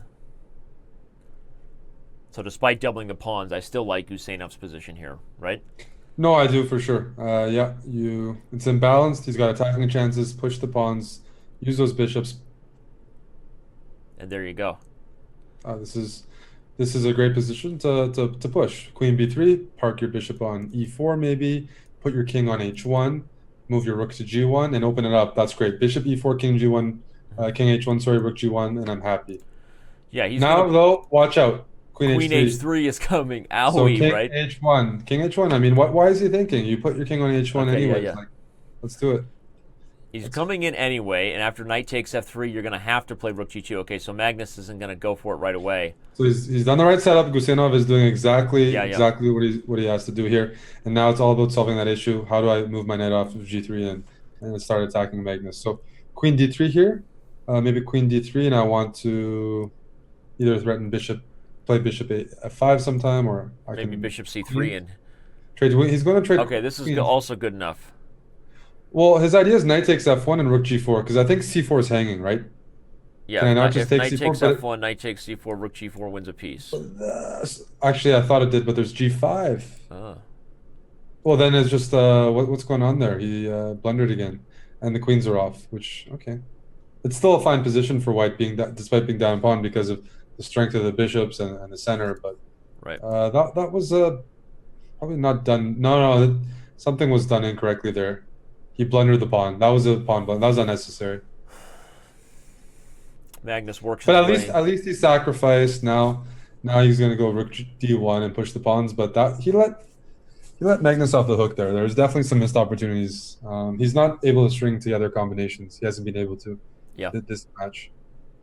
At some point, the momentum always shifts to Magnus. He offered to trade queens when I thought queens should have been on the board, but we'll see. Yeah, more nervous about Magnus's pressure, as you said. He's in reaction mode a lot, not executing aggressively. And now here comes something with the f pawn, maybe. Knight f5 if you want to get rid of the bishops. Bishop c5. Rook a4 maybe. Well, this is definitely not a 960 style position. It's just one where Magnus is up the exchange and white has some compensation. if you trade the bishop, you open up the c2 square for Magnus. So that's why White doesn't want to trade. But if he doesn't trade, Eric, then the knight pops into e3. So black is driving, right? Driving the bus. No, as those pieces get traded off, that space advantage gained from those pawns is pretty much meaningless. The exchange is gonna. This is lost. I mean, yeah, the d5 pawn falls, and with it. But he had a nice position for playing. He did, for when and I don't even know what happened there, right? I mean, it was a. I mean, Queen F1 is a very bizarre move to me, unless he just, I don't know. I don't know. Yep, well, I'm going to let the players know, remind them that they do have a break. Let Magnus know as he's asking. Break time. Okay, Gadir has stepped away. Magnus kind of sitting there, but now he's aware he can also step away if he would like to for a minute. But Eric, this is getting. It's not out of control. It's been out of control. Magnus Carlsen, greatest chess player on the planet right now. Not a big surprise, but it definitely seems that Gadir is also beating himself a little bit at this point. Would that be fair? Yes. I mean, the frustration is set in, and can't blame him. You see it all the time in speed chess matches. The momentum plays a big role. It's so hard to get those ideas out of your head that I'm just blundering. I'm just frustrated. The tilt is real. Even it might not be physical, like me throwing a chair, just in your mind. Your mind is more dangerous, where you've lost your confidence. You start believing your opponent's moves every time. It just goes crashing anybody down. who didn't know that you threw a chair in one of your videos can now go check that out, because that was a great reference. But I'm gonna invite everybody to tune in right now to the trailer for Garry Kasparov's masterclass course. You may have seen it on the web, watching some YouTube videos, maybe any video on the web, or maybe you watched it on previous Speed Chess Championship match. But Garry Kasparov, it's the first time he's ever done anything like this. It may be the last. You don't want to miss it. So let's go ahead and tune into the trailer here, and we will let the players have their remaining 90-second break, and then we will start the 1-minute portion.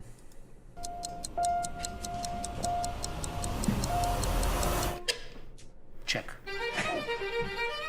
Chess is a game of unlimited beauty, but it's not just checks and attacks. You have to be creative.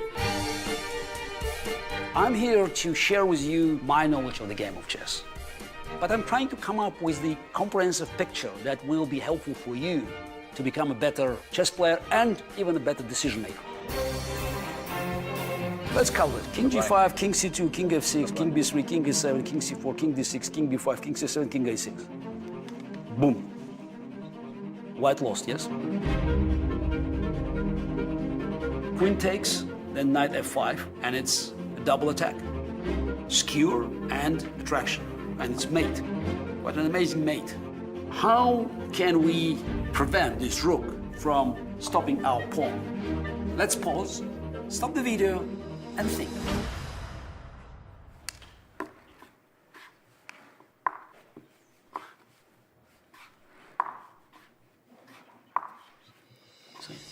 You have time to find this winning combination. Did you see that your bishop was hanging? Why did you have knight c5? No, I didn't see that line. That's interesting. So you attack my bishop, and then you protect your bishop. Right. So let's go back and see whether we can improve, and what's the next logical moves. It's about coming up with new ideas, challenging your own excellence. Find your mistakes, next time you have to do better.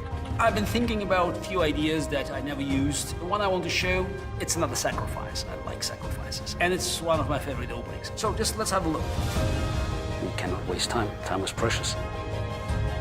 If you don't feel that the game can unleash your creative potential, then you're already on the losing side. And it's not about winning or losing, but of course at the end of the day, it's about winning or losing. I'm Garry Kasparov, and this is my masterclass. You heard the man, Eric. At the end of the day, it's about winning or losing. And at the end of the day, it's about winning or losing. At the end of the day, Magnus Carlsen, he's on the way to win, right? Yeah, absolutely. He's doing what he does best. And, I mean, he won his first classical chess event in over a year. You got to think that was something to get off his shoulders. He's really in his element right now. I mean, when Magnus is like playing good chess, he just can't be stopped. Yeah. We've seen some of the most dominant performances in history by him, and this might not necessarily be like his normal opposition, but not giving opponents space, hardly ever making blunders, excellent time management, doing all the little things really, really well, and converting whenever given the opportunity. That's him. Well said. And yeah, as you said, Isle of Man victory there, a big victory. Not that Magnus suffers from confidence that often, but yeah, nice to get a win, and now he's really putting on a show here. Although this game, something went wrong there with Magnus bringing out the dark square bishop. As we can see, he kind of had to tuck his tail and back up, but feels like Black is doing okay here. We like the knight on f4. You like the potential attacking chances. Maybe I'm wrong. Maybe Magnus is getting to the queen side first. Black is doing good for sure. Yeah. Definitely some sort of blunder, something happened, but it's a bullet game, and at least in this portion, the players will make a few more mistakes, and let's just see if Guseinov can manage his time better, because they'll be a lot more unforgiving in this format. Well, only a half an hour left until we move into the last Chess 960 game. Of course, if you're just joining us, as you've seen, the scoreboard is pretty lopsided in the direction of the one and only Magnus Carlsen.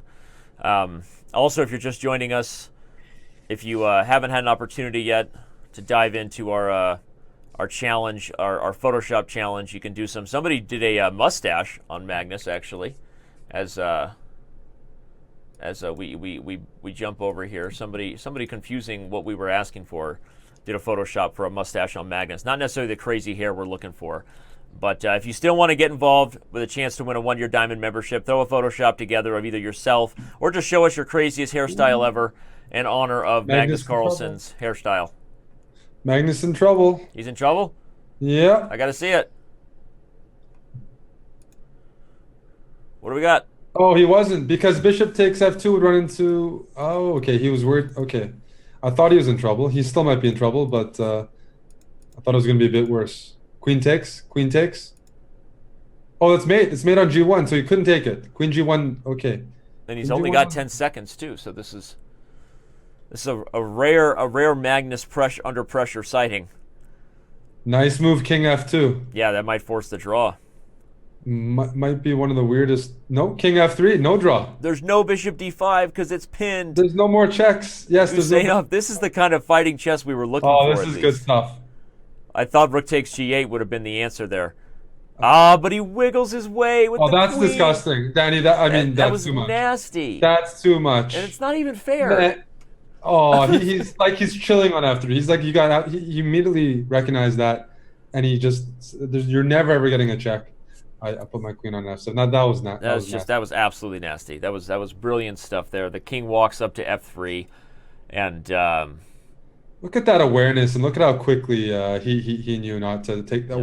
And Gadir just, there's nothing he could do. He just looked to the side and kind of shrugged his head. Everyone could see it on camera. It's just like, well, another one bites the dust against Magnus Carlsen. It was instructive how he danced around the pawn. You do not always have to take those pawns. You can use them as shields. Right. And that's a great example of using it and persevering. Yeah, no, that's one you might want to back up, fans. Take another closer look at, especially from a practical, being better at blitz and bullet perspective. Like Eric said, you don't always have to play the forceful taking move. All right, well here Magnus is being forceful and taking pieces. He's gone greedy Ganesh over here. Greedy Guillermo. He took that b pawn. He's going to open up the queen side. Greedy Guillermo has not been too present today, but he'll come out at some point. He usually does. But, okay, Magnus is dancing with the queen, but I think Black is totally fine here. Yeah, Black is fine. It seems pretty balanced. Queen f2 can be met by, I guess, even d4 and try to bring the knight into d5. So he's going to go for endgames. I was going to say, if Magnus gets into endgames, I almost always put him as a massive favorite. Yeah. If it's just some sort of relatively balanced endgame. And this might be another example. Look at that move. Rook e3. Fork. E5 is falling. The critical thing here is to get the knight on c7 to a square like e4 or c4 somewhere better than it is right now. Then I'll be able to evaluate this a bit better. So knight b5 and knight c3. Okay, he's quickly activated that knight. He activates pieces so like it's just immediate. He sees something wrong, and he goes to work right away. What's the best square? That knight on e6. Very centralized, but okay. Bishop. I mean, generally bishop should be better in open position. And the bishop is guarding a2 and maybe hitting f7. So we'll see if, Gadir is obviously poking at the pawn, everybody. And These games are pretty competitive. Magnus has he's not backed down, and he's allowing them to be quite tactical in nature, and right, which makes it even more impressive when he goes so many games making very few blunders. But yeah, here Guseinov is doing okay. That bishop, okay, he's giving up the bishop. I was going to say the bishop is the best minor piece on the board, but apparently he doesn't care. I mean, bizarre decision. What can I say? That was a good bishop, and mixed blacks play very easy. Look, if the rooks were off the board, you'd push the h pawn. If maybe one rook was off the board, well, a pair of rooks was off, I'd push the h pawn. Yeah, now he's two rooks. It's not so simple to just push. And if he pushes his pawn too far, everybody look for mating nets on the h file. So yeah, definitely. At some point, if I was black, I might go for a jog though with king b6, king a5. I do have to time that properly. It's a nice little move there, rook f3. Taking advantage of the pin. But fortunately for white, he's got rook g7 covering g2. He wants to play h5 with the pawn not being pinned. Okay, b4 now. Why did you? Yeah, why a4? King b5. I'm happy to do that. This seems like. Oh, thank you very much. King the c4. Opposite direction of. Who was positive. Here? This is Gadir, obvious. You're going the opposite direction of positive right now. This is not ideal. How did that happen? Is it no? No, he should have just done what you said. Once he established the rook on g7, it was defending g2. He should have just started pushing the h pawn. No, this is tough. Even there, everybody, white would have loved to have traded and taken the rook on c2, but and f3, but then you get the queen. So, just so many problems. He won a worse endgame so quickly. I mean, this is. Oh, Gadir is going to be very upset about that because he knew he was better in the endgame at one point, and he knew he probably should have been quicker. Right. He had to make a lot of mistakes for that to happen the way it did. Well, luckily for Gadir, this nightmare is only 20 minutes away from ending. It's a frustrating day here for the Azeri, but he's I guess he's been principled, so we wanted him to mix it up. Let's make it a positive thing. He's been principled, Eric. He's been principled. It just too little, too late. Yeah. And Magnus has been sort of the one allowing that to happen. Yeah. So when I'm looking back on it, well, maybe I'll save some questions for afterwards, but he needed to be a bit more direct himself in forcing the imbalances. Yeah. Well, now we've got a kings on opposite side of the board game, which is usually a fun one for attacking chances. Problem is that knight on a4 blocks everything, and white's the bishop on f1 guards b5. This is just lost. It was just lost. It's just lost though. Plus, you give Magnus one more move, he's going to play something like g4 and h5 and just bust open black's king. You can't move any of your pieces as black. This is actually very sad. Queen d6 is. I mean, this is. Yeah, white might even play b6 here. B6 or take on c6, play bishop b5 with tempo. Okay. Yeah. I mean, this is lost. This is playing itself. The bullet ratings are even more. There's an even bigger disparity between the 3,200 that Magnus Carlsen boasts on our site. Queen d6 play. Oof. I'm surprised Guseinov's rating is 2,400. I don't know if he's a very active bullet player because, I mean, let's be honest, that's lower than my bullet rating, right? So certainly I would think he's better than that. Maybe just not actively playing enough to raise that rating. If Magnus finishes the bullet portion under 3,200, I think we can consider that a moral victory for Guseinov.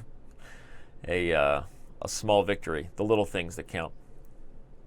Now, this is definitely looking a bit like 50 Shades of Chess or something, Danny, this sort of position. It's getting graphic. Magnus is the doctor here, and he's having his way. Yep, this is rough. Have you seen those movies, by the way? I've never seen them. Which one? The 50 no, I have Shades? not. I have not. No, I have not. Never dove into the 50 Shades of Grey, and now there's like another one coming out. Yeah. No, I know Apparently. Amon likes them, so I've always been curious about them, but I haven't seen it yet. Yeah. The 7th rank is going to be a problem for Guseinov, and it almost hurts to just wait for when the tactics are coming in. Owie. It's hurting. It's hurting. Here it comes. He can even take... I thought he was going to take d8 and play knight f6 check, but that was unnecessary, so no. And not good, actually.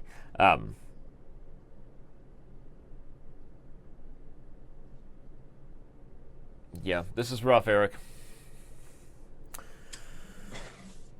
We got problems in Guseinov town. We will keep the scoreboard above us, even though we don't. King b3. Yeah. We don't expect things to change too much.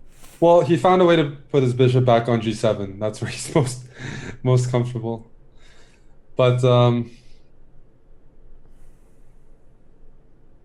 this is tough. This is tough.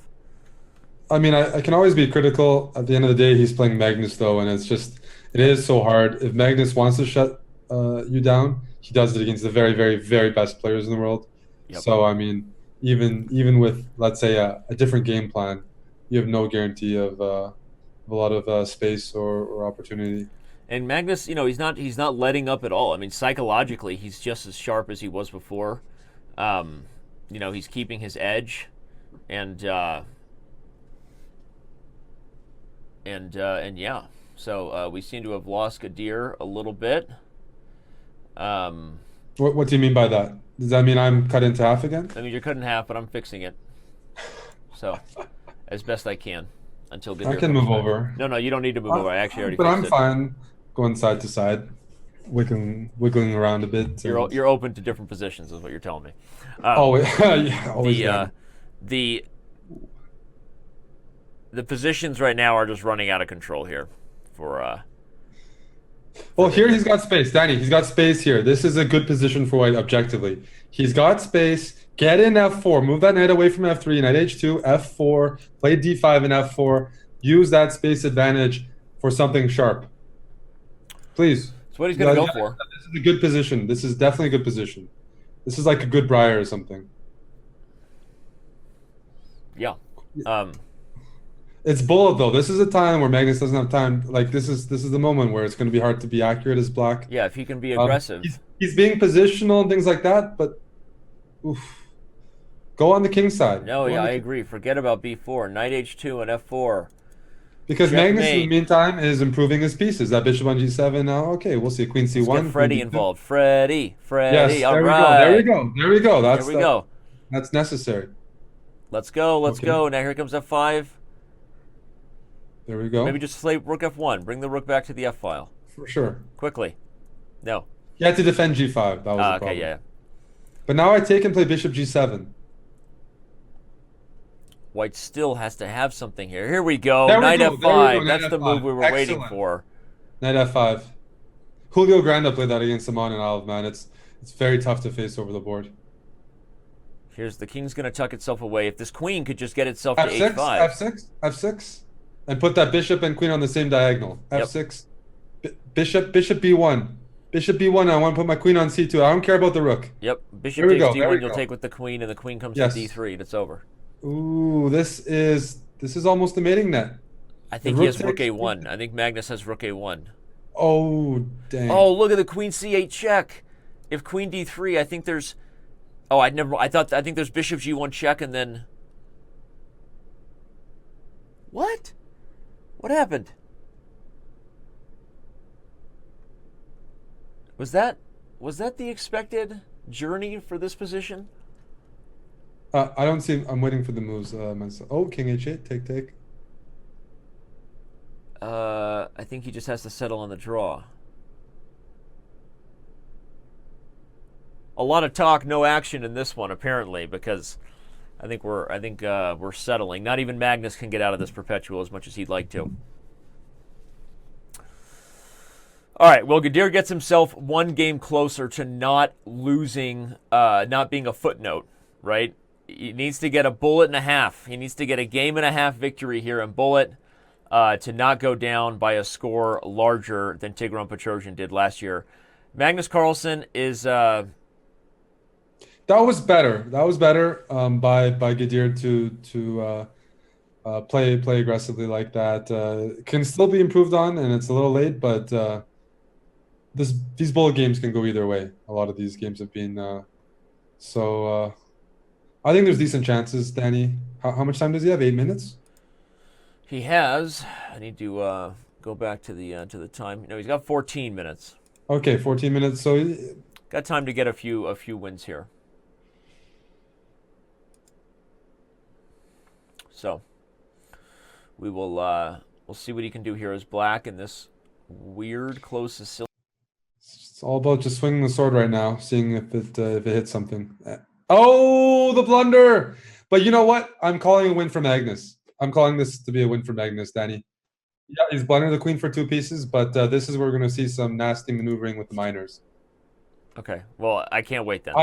I'm predicting a win for Magnus here. I think he's really going to. He's gonna put on the maneuvering pants. He actually is. Do you own a pair of maneuvering pants, or is that against Chess Broad dress code? Like, I know you guys are really into tight Euro jeans. Like, I've got some maneuverability jeans. We're in the tight Euro jean industry, but yeah. Remember when baggy cargo pants were a thing, or are you too young for that?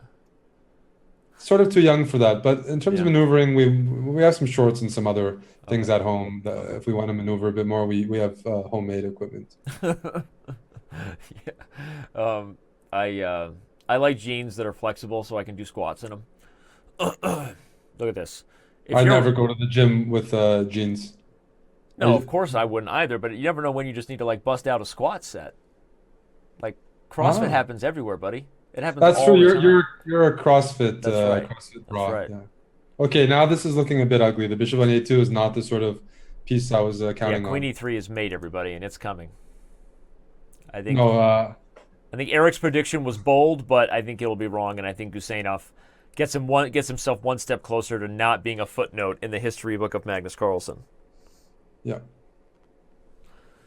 Well, based on the way the games were going, there was a decent chance he was going to score a win because they. Oh no, I didn't call you out right then because I thought you might be right. Believe me, I understand. But yeah, it looks like Guseinov is on the road to victory here. Or queen h1 check, everything works. Yeah, I'm surprised this game is still going. There we go. All right. Not as many guess the movers anymore. Apparently, people got tired of trying to guess what Guseinov might play next. We're trying to guess when he's going to rejoin us on camera. I've let Gadir know that we lost him on a technical level. We're back to the Pierce, although this time again, the colors are reversed. Magnus is black. The score I'm going to predict will not be as bad as Petrosian Carlsen. I'm going to predict that at some point in the next 10 minutes, Guseinov gets at least a draw. So I'm on record now. Guseinov will not go down as the biggest lopsided loss to Magnus. I mean, the honest truth is that the closest match Magnus has had so far, was it the Grishuk match? I mean, even against Hikaru, he really pulled away. It was Grishuk because he was only up 1 game after both time controls. And only in the bull portion did Magnus pull ahead. It was the Grishuk game. Grishuk is a very tough opponent for Magnus. Yeah. No, stylistically, I agree with you totally. And in fact, you remember, I actually picked Grishuk to pull that upset, and that was a horrible pick in hindsight. But it was partly because I didn't know how good Magnus was in bullet. I didn't know, and now I know.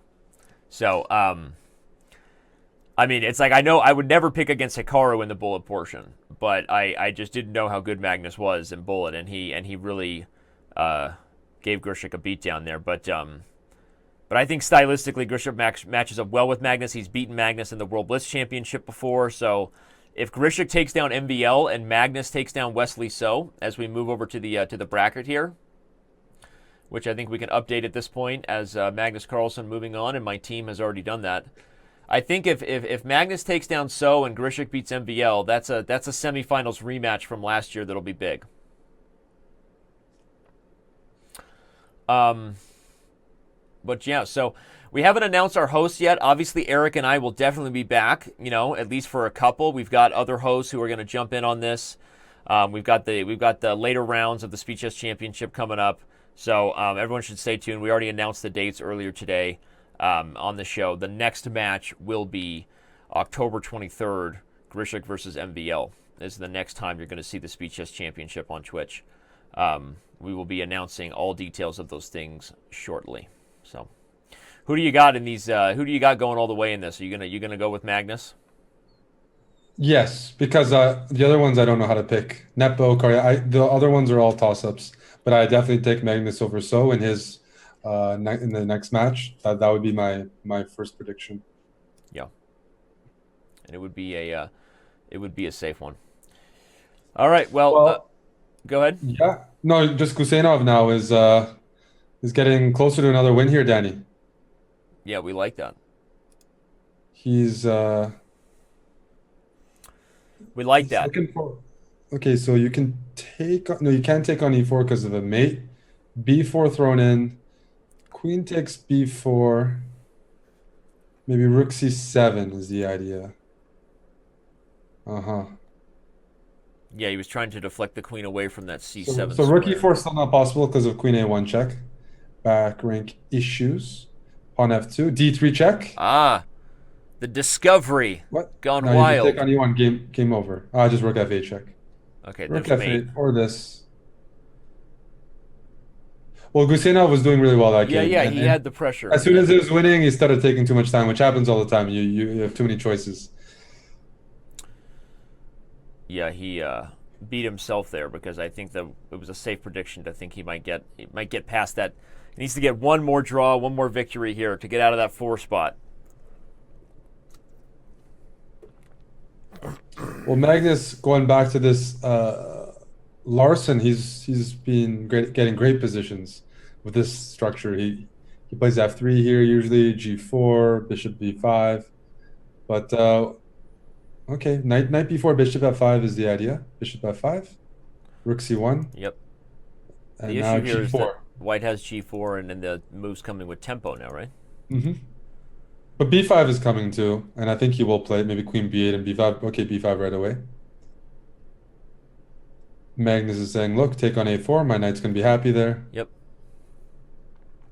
Okay, well, this doesn't seem inspiring because now there's no more potential on the a file. Yeah, black is on full tilt here. Sacrifice every pawn until something becomes open. b4. Yep. Close it up. Close it out. You take with the d pawn and then play g5 at some point here. White is wow. B5 was a little surprising, but I guess c4. He's going to do c4 and just use that pawn mass, like queen b4 or something. Use that pawn mass and turn the tables. I like queen b4 to avoid this option. That's why I want to keep all the pawns. Queen b4 instead of queen d3. But yeah, g5 is a threat. Yeah, g5 is still coming. Funny enough, the 2 bishops, Magnus is totally okay here down in the exchange. G5? G5, knight e8, knight h5.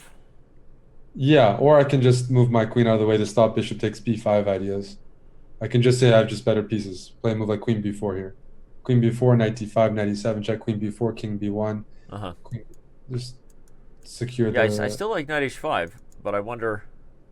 Okay, there... Okay, knight h5, yeah, because of knight takes g7, yeah. Something bothered him there, I'm not sure what. Maybe f6. Yeah. So he's willing to give up the b-pawn for the exchange, but Guseinov is trying for more. Now he's threatening knight takes, which is a good idea, because that will come with tempo on the queen. This isn't so convincing. This is all these games are quite. I mean, Magnus is having fun in this portion. He's allowing it to be a bit sharper, and I mean, Guseinov is showing that he's not that bad at these chaotic positions. Yeah, it just took him the bullet portion to go into them. Yeah. I like these tactics. Bishop f5. These quick tactics. He's showing. I mean, he's known for being pretty good at blitz and pretty sharp. I mean, here he's got rook d8. If king e1, queen e3. If king e2, then knight d4. So yeah, must be bishop d3 after rook d8. Okay. Defends it. But now this is a better version. He's probably got at least a draw here. Actually, yeah, he's got at least a draw. King e2 doesn't work as a knight d4 check. Yep. So black in the driver's seat again. Play tickle. Time for some tickle. Let's get that perpetual tickle. I think he will get tickle. And we will only have a few more games, actually. 4 minutes left Magnus total. offers a draw. Don't take a draw here. Got to play this out. Is it rook d8? No, you want to play... Okay. Okay. Well, there you go. He's exceeded it, Danny. He's no longer in the record books as the most brutalized victim of Magnus Carlsen. But he is officially, of course, out of the match. As we go over to the scoreboard and remind everybody there is only 4 minutes remaining in the total game clock, and then we will be switching to one final Chess 960 game. We'll talk to the players. We'll ask Magnus Carlsen how he makes chess look so easy. Check in on his music playlist of choice. Maybe Eric can once again try to pawn off some swag. Magnus, I don't know. If Magnus hasn't committed to the Gnomes this year, Eric, maybe you can poach him for the Chess Broad team, huh? I would love to. I was even speaking to players in Isle of Man, and it would be a dream to recruit Magnus, but I think he's pretty. I think he's pretty committed patriotic, right? He likes to defend Norway's home turf. They needed him. He played a lot of matches. There aren't that many chess players in the country that are able to make every match. He played so many matches for them last year. He's irreplaceable. Yep. Well, looks like you have swindled his way to maybe some positive tactics here against Guseinov with this move knight to d5. Everybody, obviously the rook is hanging, and then c3 falls. Excuse me. Just had a yawn on Chess TV. I mean, that's not good. That means this is a yawner or a laugher. Bishop d4 here. Okay, taking back. Well, now, okay, this is... Opposite color this bishops. Is not, yeah. Although, this is not chaotic. This is... Okay, bishop f6. Yeah, I was going to say, opposite color bishops, but probably slightly better for Guseinov with this bishop. Although, okay, wait, he's down a pawn. I forgot to take a head count. So, hard to say that black is worse if he's down a pawn, but this bishop is very nice in place. Especially plays rook b8 here, challenges the b file. He might even take that or play a5. And his king is going to shuffle either to d7 and c6, king f8, king e8, king d7, king c6. Yeah, he's not... or he's going to go this way. But the rook on c3 is never really going to get an open file. g5 is a nice trick coming, because after takes, king g6, white is... That's nice. Yeah. Then you'll have to go f4 and some things get weak. Here he comes. We'll see that good. trick we just talked about. King g6, everybody, and the pawn can't take, so... Oh, okay. But you're right, black got out of that without really any problems, it seemed. That was impressive. So Magnus wants to play f4 and fix those pawns on g2 and f3 and come up with some ideas. f4 I'm expecting. Maybe... Oh, first he wants to stop the king from going to d4. So now, maybe rook g1. Maybe bring the king to g3 if possible. I want to play f4 and g4. Freddy is coming. Freddy is coming. King d4? No? Okay. Rook a1, I guess? Rook a1, yeah. Okay, rook b1 first. Now bishop c3, you can't play rook a1. That was the only issue with this move. Yeah, maybe Magnus should have played rook a1 there. Now he's gone into a bit of a think. He's only got a minute to convert on this, otherwise we're headed into Chess 960 and no more 1-minute games. What's Magnus doing here? Is he asking the pawn to be pushed to a7? Because I'll do that and I'll put my bishop on d4. I will push that pawn to a7. Magnus might... Here comes bishop d4. a6, bishop d4, a7. Put my bishop on d4, play c3. You can play a6 and then... Oh, I'm surprised by that. Magnus is counting on e5 being some counterplay. But yeah, these games could go both ways. Well, officially, I think we can let the players know that this will be their last 1-minute game heading into Chess 960 after this. One of the first times I've seen the bullet portion be the best for the player losing. Usually it gets even worse, or they start off strong. Well, we have Chess 960, then we have interviews. Always nice to hear Magnus Carlsen give his thoughts on the match, although today I'm sure that it was... No, I mean, White is playing for 2 results here, Danny. Yep. He was down to 3 seconds before to 30, and now it's 3 seconds to 5. Now he's totally... So maybe rook... then rook c7. I want to bring my king to b4. I want to play king c2, king b2, Yep. king a3, king b4. If he can do that, then Yeah. there will indeed be winning chances. But Magnus has smartly prevented Yeah. that king from improving his position. Right. Now you can do it. King c2 first. Ah, the a-pawn. Can't take it. Why couldn't he take the a-pawn? I'm not sure. Maybe it was just a practical choice. He wasn't sure if there was a tactic there, but he knew the king would be safe on a light square. You know you won't blunder on a light square Right. here. Well, Still, that pawn can yeah, now push I the think a7. I mean, Gadir's got some chance. Rook b2, cut that king off. Rook b2. Yeah, rook Cut b2 that king off. would have been nice. Bishop d4. Bishop d4. The king is still cut off. This is bad. This He's is got very tempo bad. and he's got rook to b8 coming. I think Rook Gadir's b- going to get this one. Oh, Yeah. rook b6 was over there as well. Okay. Guseinov manages to take the last classical bullet game, so impressive, actually. He's going to give check on b8 and take c4, and as you said yourself, you have an Uncle Bob. Bob is your uncle, and Bob's your uncle. Well, Guseinov pulls himself together there, gets a couple good wins down the stretch, and now they have Chess 960 before they join us, and then we will see everybody tomorrow for the Ben Feingold and Simon Williams match. So if You're doing the commentary for that one, Danny? I'm going to let them do their own trash talking commentary. I'm kind of there as like a referee, right? Like a like a moderator, and to kind of keep them away from going down the rated X path, right? So they got the parental advisory path already, but I'm going to keep them from going down the rated X path. I like to think. So, and if they get boring, then I'll just instigate some stuff and make up things that they've said about each other. I want to see some crooked refereeing. Yeah. I mean, depends on how much. Yeah, that depends on, always a price. Always a price, but okay. We got Chess 960 here. Another one. I mean, I got to be honest. These Chess 960 positions here have been rather chessy. Well, there goes the chessy. That is game over. You win the queen. Your queen gets trapped after, but you give the queen back to the rook, and you've won a full exchange and a pawn. Unfortunately, that is kind of the story of the day for Gadir, and we will be bringing him on now. And then the show will be over. So the match is over. Magnus Carlsen has won by a final score of 20.5 to 5.5, and we will have them here shortly. They are looks like they are back, and they were back, and then they're gone. They were back, and then they're gone. There he comes. There he is. And let me get things set up and be the first. So can you guys? I'm gonna unmute you guys. Magnus and Gadir, can you hear us? Yes, I can.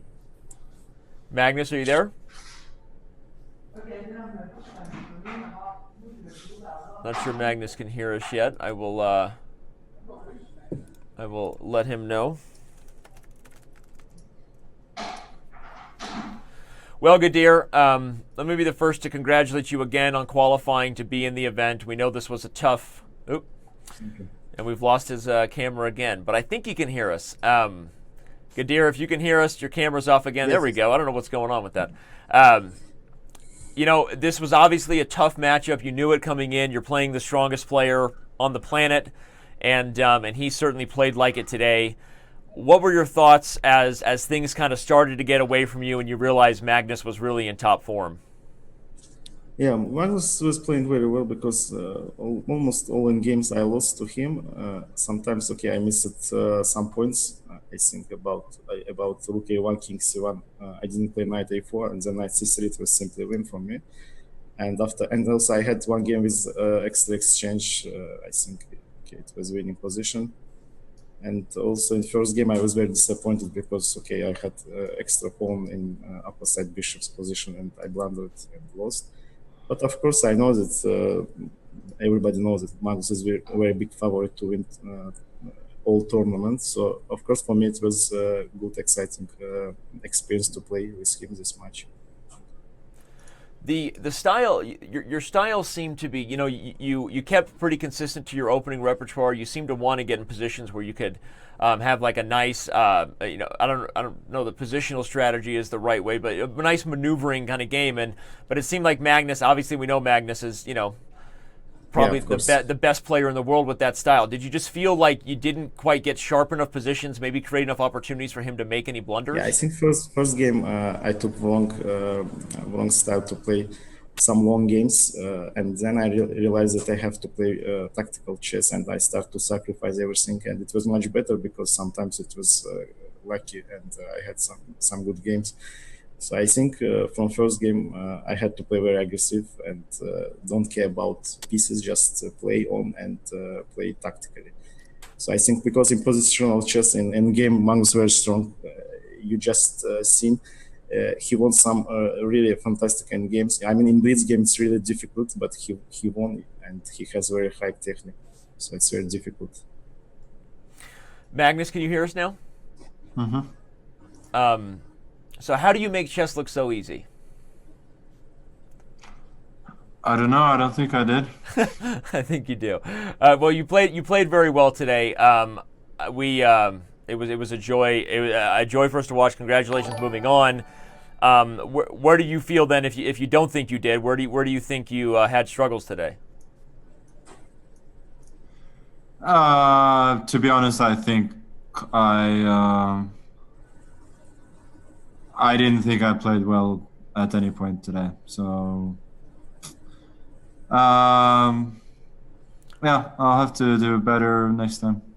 Well, in the end games that you got against Gadir, one of the consistent things was you were up on time. And do you feel like that was a big practical advantage? Maybe even if you weren't thrilled with your play, you had more time, and some of those tricky rook endings, you managed to get a lot of full points in positions that we thought might end up being half points.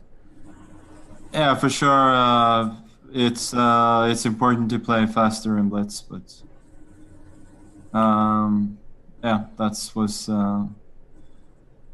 So you played faster, that's for sure. Well, give us an idea of what was going on in your headphones, though. What was your music today? Last time it was Taylor Swift. What were you jamming to? No, I didn't have any music today. No music? Okay. What about the snacks? What were your favorite snacks? You had spaghetti going? Yeah, it was actually some noodles. Those were delicious. Okay. Asking questions that are fun for the fans. But Eric, what other questions can we grill these guys about? Well, one of the questions I had for Gadir was he seemed to have you seem to have some time trouble issues. How was it when you're trying to adjust, or did you realize when did you realize you were playing too slowly? Because there were some positions where you ended up actually flagging. I don't know if it was a computer thing, but it was seemed to be an issue. Because last time I played Blitz maybe 1 year ago something, and I don't play too much. And of course, it was very difficult to play against Magnus. And only after some games I started to play better and better. Magnus, your bullet rating went from 3,200 to 2,800. I know you're upset about it. Just want to give you a chance to express how you feel about that. No, I really don't care about that. I just have to. Yeah, well, obviously I'm kidding, but you did well in, I guess, most of the portions, despite maybe your feelings. Obviously, there were a few blunders here and there, but as you look ahead into the next matchup, you're taking on Wesley So in round 2. Tentatively planned right now for sometime in the end of November. How do you think you match up with Wesley in this format? I think I have the chance to do well. I just have to play better than I did today, yeah. I just think today in a number of games I lucky not to get less points than I did. So again, I just have to do a lot better, and obviously, especially in the bullet. I thought in the bullet, yeah, he started to play a lot more confidently and quickly, and it threw me off a bit. Yeah, the positions got a lot more tactical there in the bullet portion, and we saw some more blunders. But when you look ahead to someone like Wesley, is there any preparation that goes into that? Obviously, we know you guys play each other a lot, and we know that over-the-board tournaments, longer time controls, there's certainly more prep. But do you have any thoughts do you put thought into how to match up with someone stylistically in a blitz format in maybe a different way than you would in a classical format? Maybe a little bit, but I think not too much. People's strengths in blitz are usually about the same as they are in rapid and classical, so okay. I think it's not too different. Got it.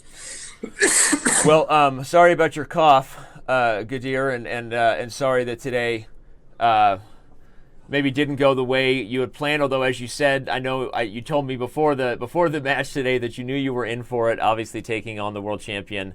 Congratulations on being here, being in the event. You qualified to play Magnus in those tournaments, which was not an easy field to make it through. So we hope to see you trying to qualify next year. Magnus, I don't really know what else to say besides good luck in the next round against Wesley So. And thank you both for some entertaining days of chess. We were highly viewed on Twitch, and a lot of people had a lot of fun today. So, Eric, unless you have any other words, I think we can let these guys go and have their evening. For sure. All right. Magnus, nice sweatshirt. We appreciate the swag. We were hoping you were going to wear a Chess Bra sweatshirt today, but we understand you don't have one of those yet. Unfortunately not. So Unfortunately thank not. you everybody for watching, and hopefully there will be some very good matches to come. Thanks, Magnus. Thanks, Gadir. Have a good night, guys. See you guys. All right, Eric. Well, we're going to let our players go, and you and I will we'll just chat quickly here. So Magnus saying he didn't think he played that well today. I don't really know that that's fair, but Magnus maybe trying to be self-reflective when he knows the truth is this was a pretty one-sided match. I mean, it's also what makes him so good, right? Having that attitude, and there definitely probably were points that maybe beyond the surface level where he was allowing more counterplay than he wanted to. Right. But yeah, it's. I was surprised at first, but I can see where he's coming from. Yep. It's that, yeah. So. Well, we still had a lot of fun. We're looking forward to the next matches. Obviously, everyone knows that there's a lot more speed chess coming up. We're really past the formalities now, right, Eric? I mean, the matches where obviously Nakamura, heavy favorite, and won in almost the same disparity in points against his opponent Sergei Grigorians. Today, Magnus putting on a show. I think we're away from the lopsided victories now, and I think it's pretty safe to say that all the matches from here on out are going to be super close. Yeah, no, I don't know who to pick in three of the matchups: Nakamura against Caruana, Nepomniachtchi Karyakin, and VL Grishuk. I think recent trends should favor maybe Magnus over Wesley. Wesley hasn't had it hasn't been his best year. He's taken a few more losses, and if Magnus continues his upward momentum that he has going for him right now, then I would say he's the biggest favorite in the second round. Yeah. Well, Eric, thanks for flying alongside here. This was a lot of fun. I think we got some good moments here, despite the one-sided victory. Obviously, we'll be doing this again really soon, and I'm going to take the fans home here with one last look into our sponsor, Masterclass, and their work with Garry Kasparov. Obviously, big deal coming your way. Still not available to get yet, but you can pre-subscribe. You can pre-enroll if you go to masterclass.com/chess. I'm pretty sure there's a masterclass.com/Kasparov and pretty much anything else you could think of. So consider doing that, especially if you're a tournament player around the 1,300 to 1,500 level, this stuff is exactly what you need to be learning from. So, Eric, thanks, man, and I'm going to play this trailer one more time, and you and I will see each other in a future match. Danny, it was a lot of fun. But I'll see you. See you, Danny.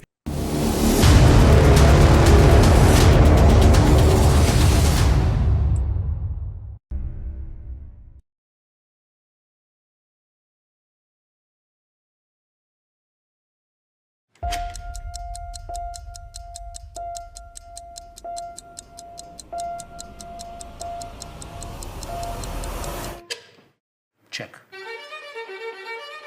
Chess is a game of unlimited beauty, but it's not just checks and attacks. You have to be creative. I'm here to share with you my knowledge of the game of chess, but I'm trying to come up with the comprehensive picture that will be helpful for you to become a better chess player and even a better decision maker. Let's cover it. King g5, king c2, king f6, king b3, king e7, king c4, king d6, king b5, king c7, king a6. Boom. White lost, yes? Queen takes, then knight f5, and it's a double attack. Skewer and attraction, and it's mate. What an amazing mate. How can we prevent this rook from stopping our pawn? Let's pause. Stop the video and think.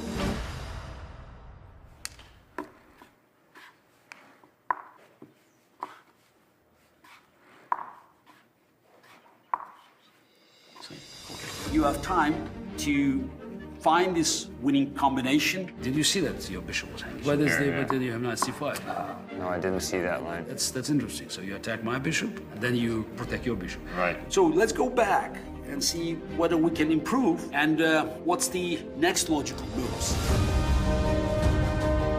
It's about coming up with new ideas, challenging your own excellence. You find your mistakes, next time you have to do better.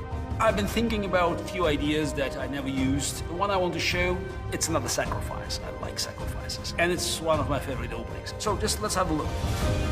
You cannot waste time. Time is precious. If you don't feel that the game can unleash your creative potential, then you're already on the losing side. It's not about winning or losing, but of course at the end of the day it's about winning or losing. I'm Gadir Guseinov, and this is my masterclass.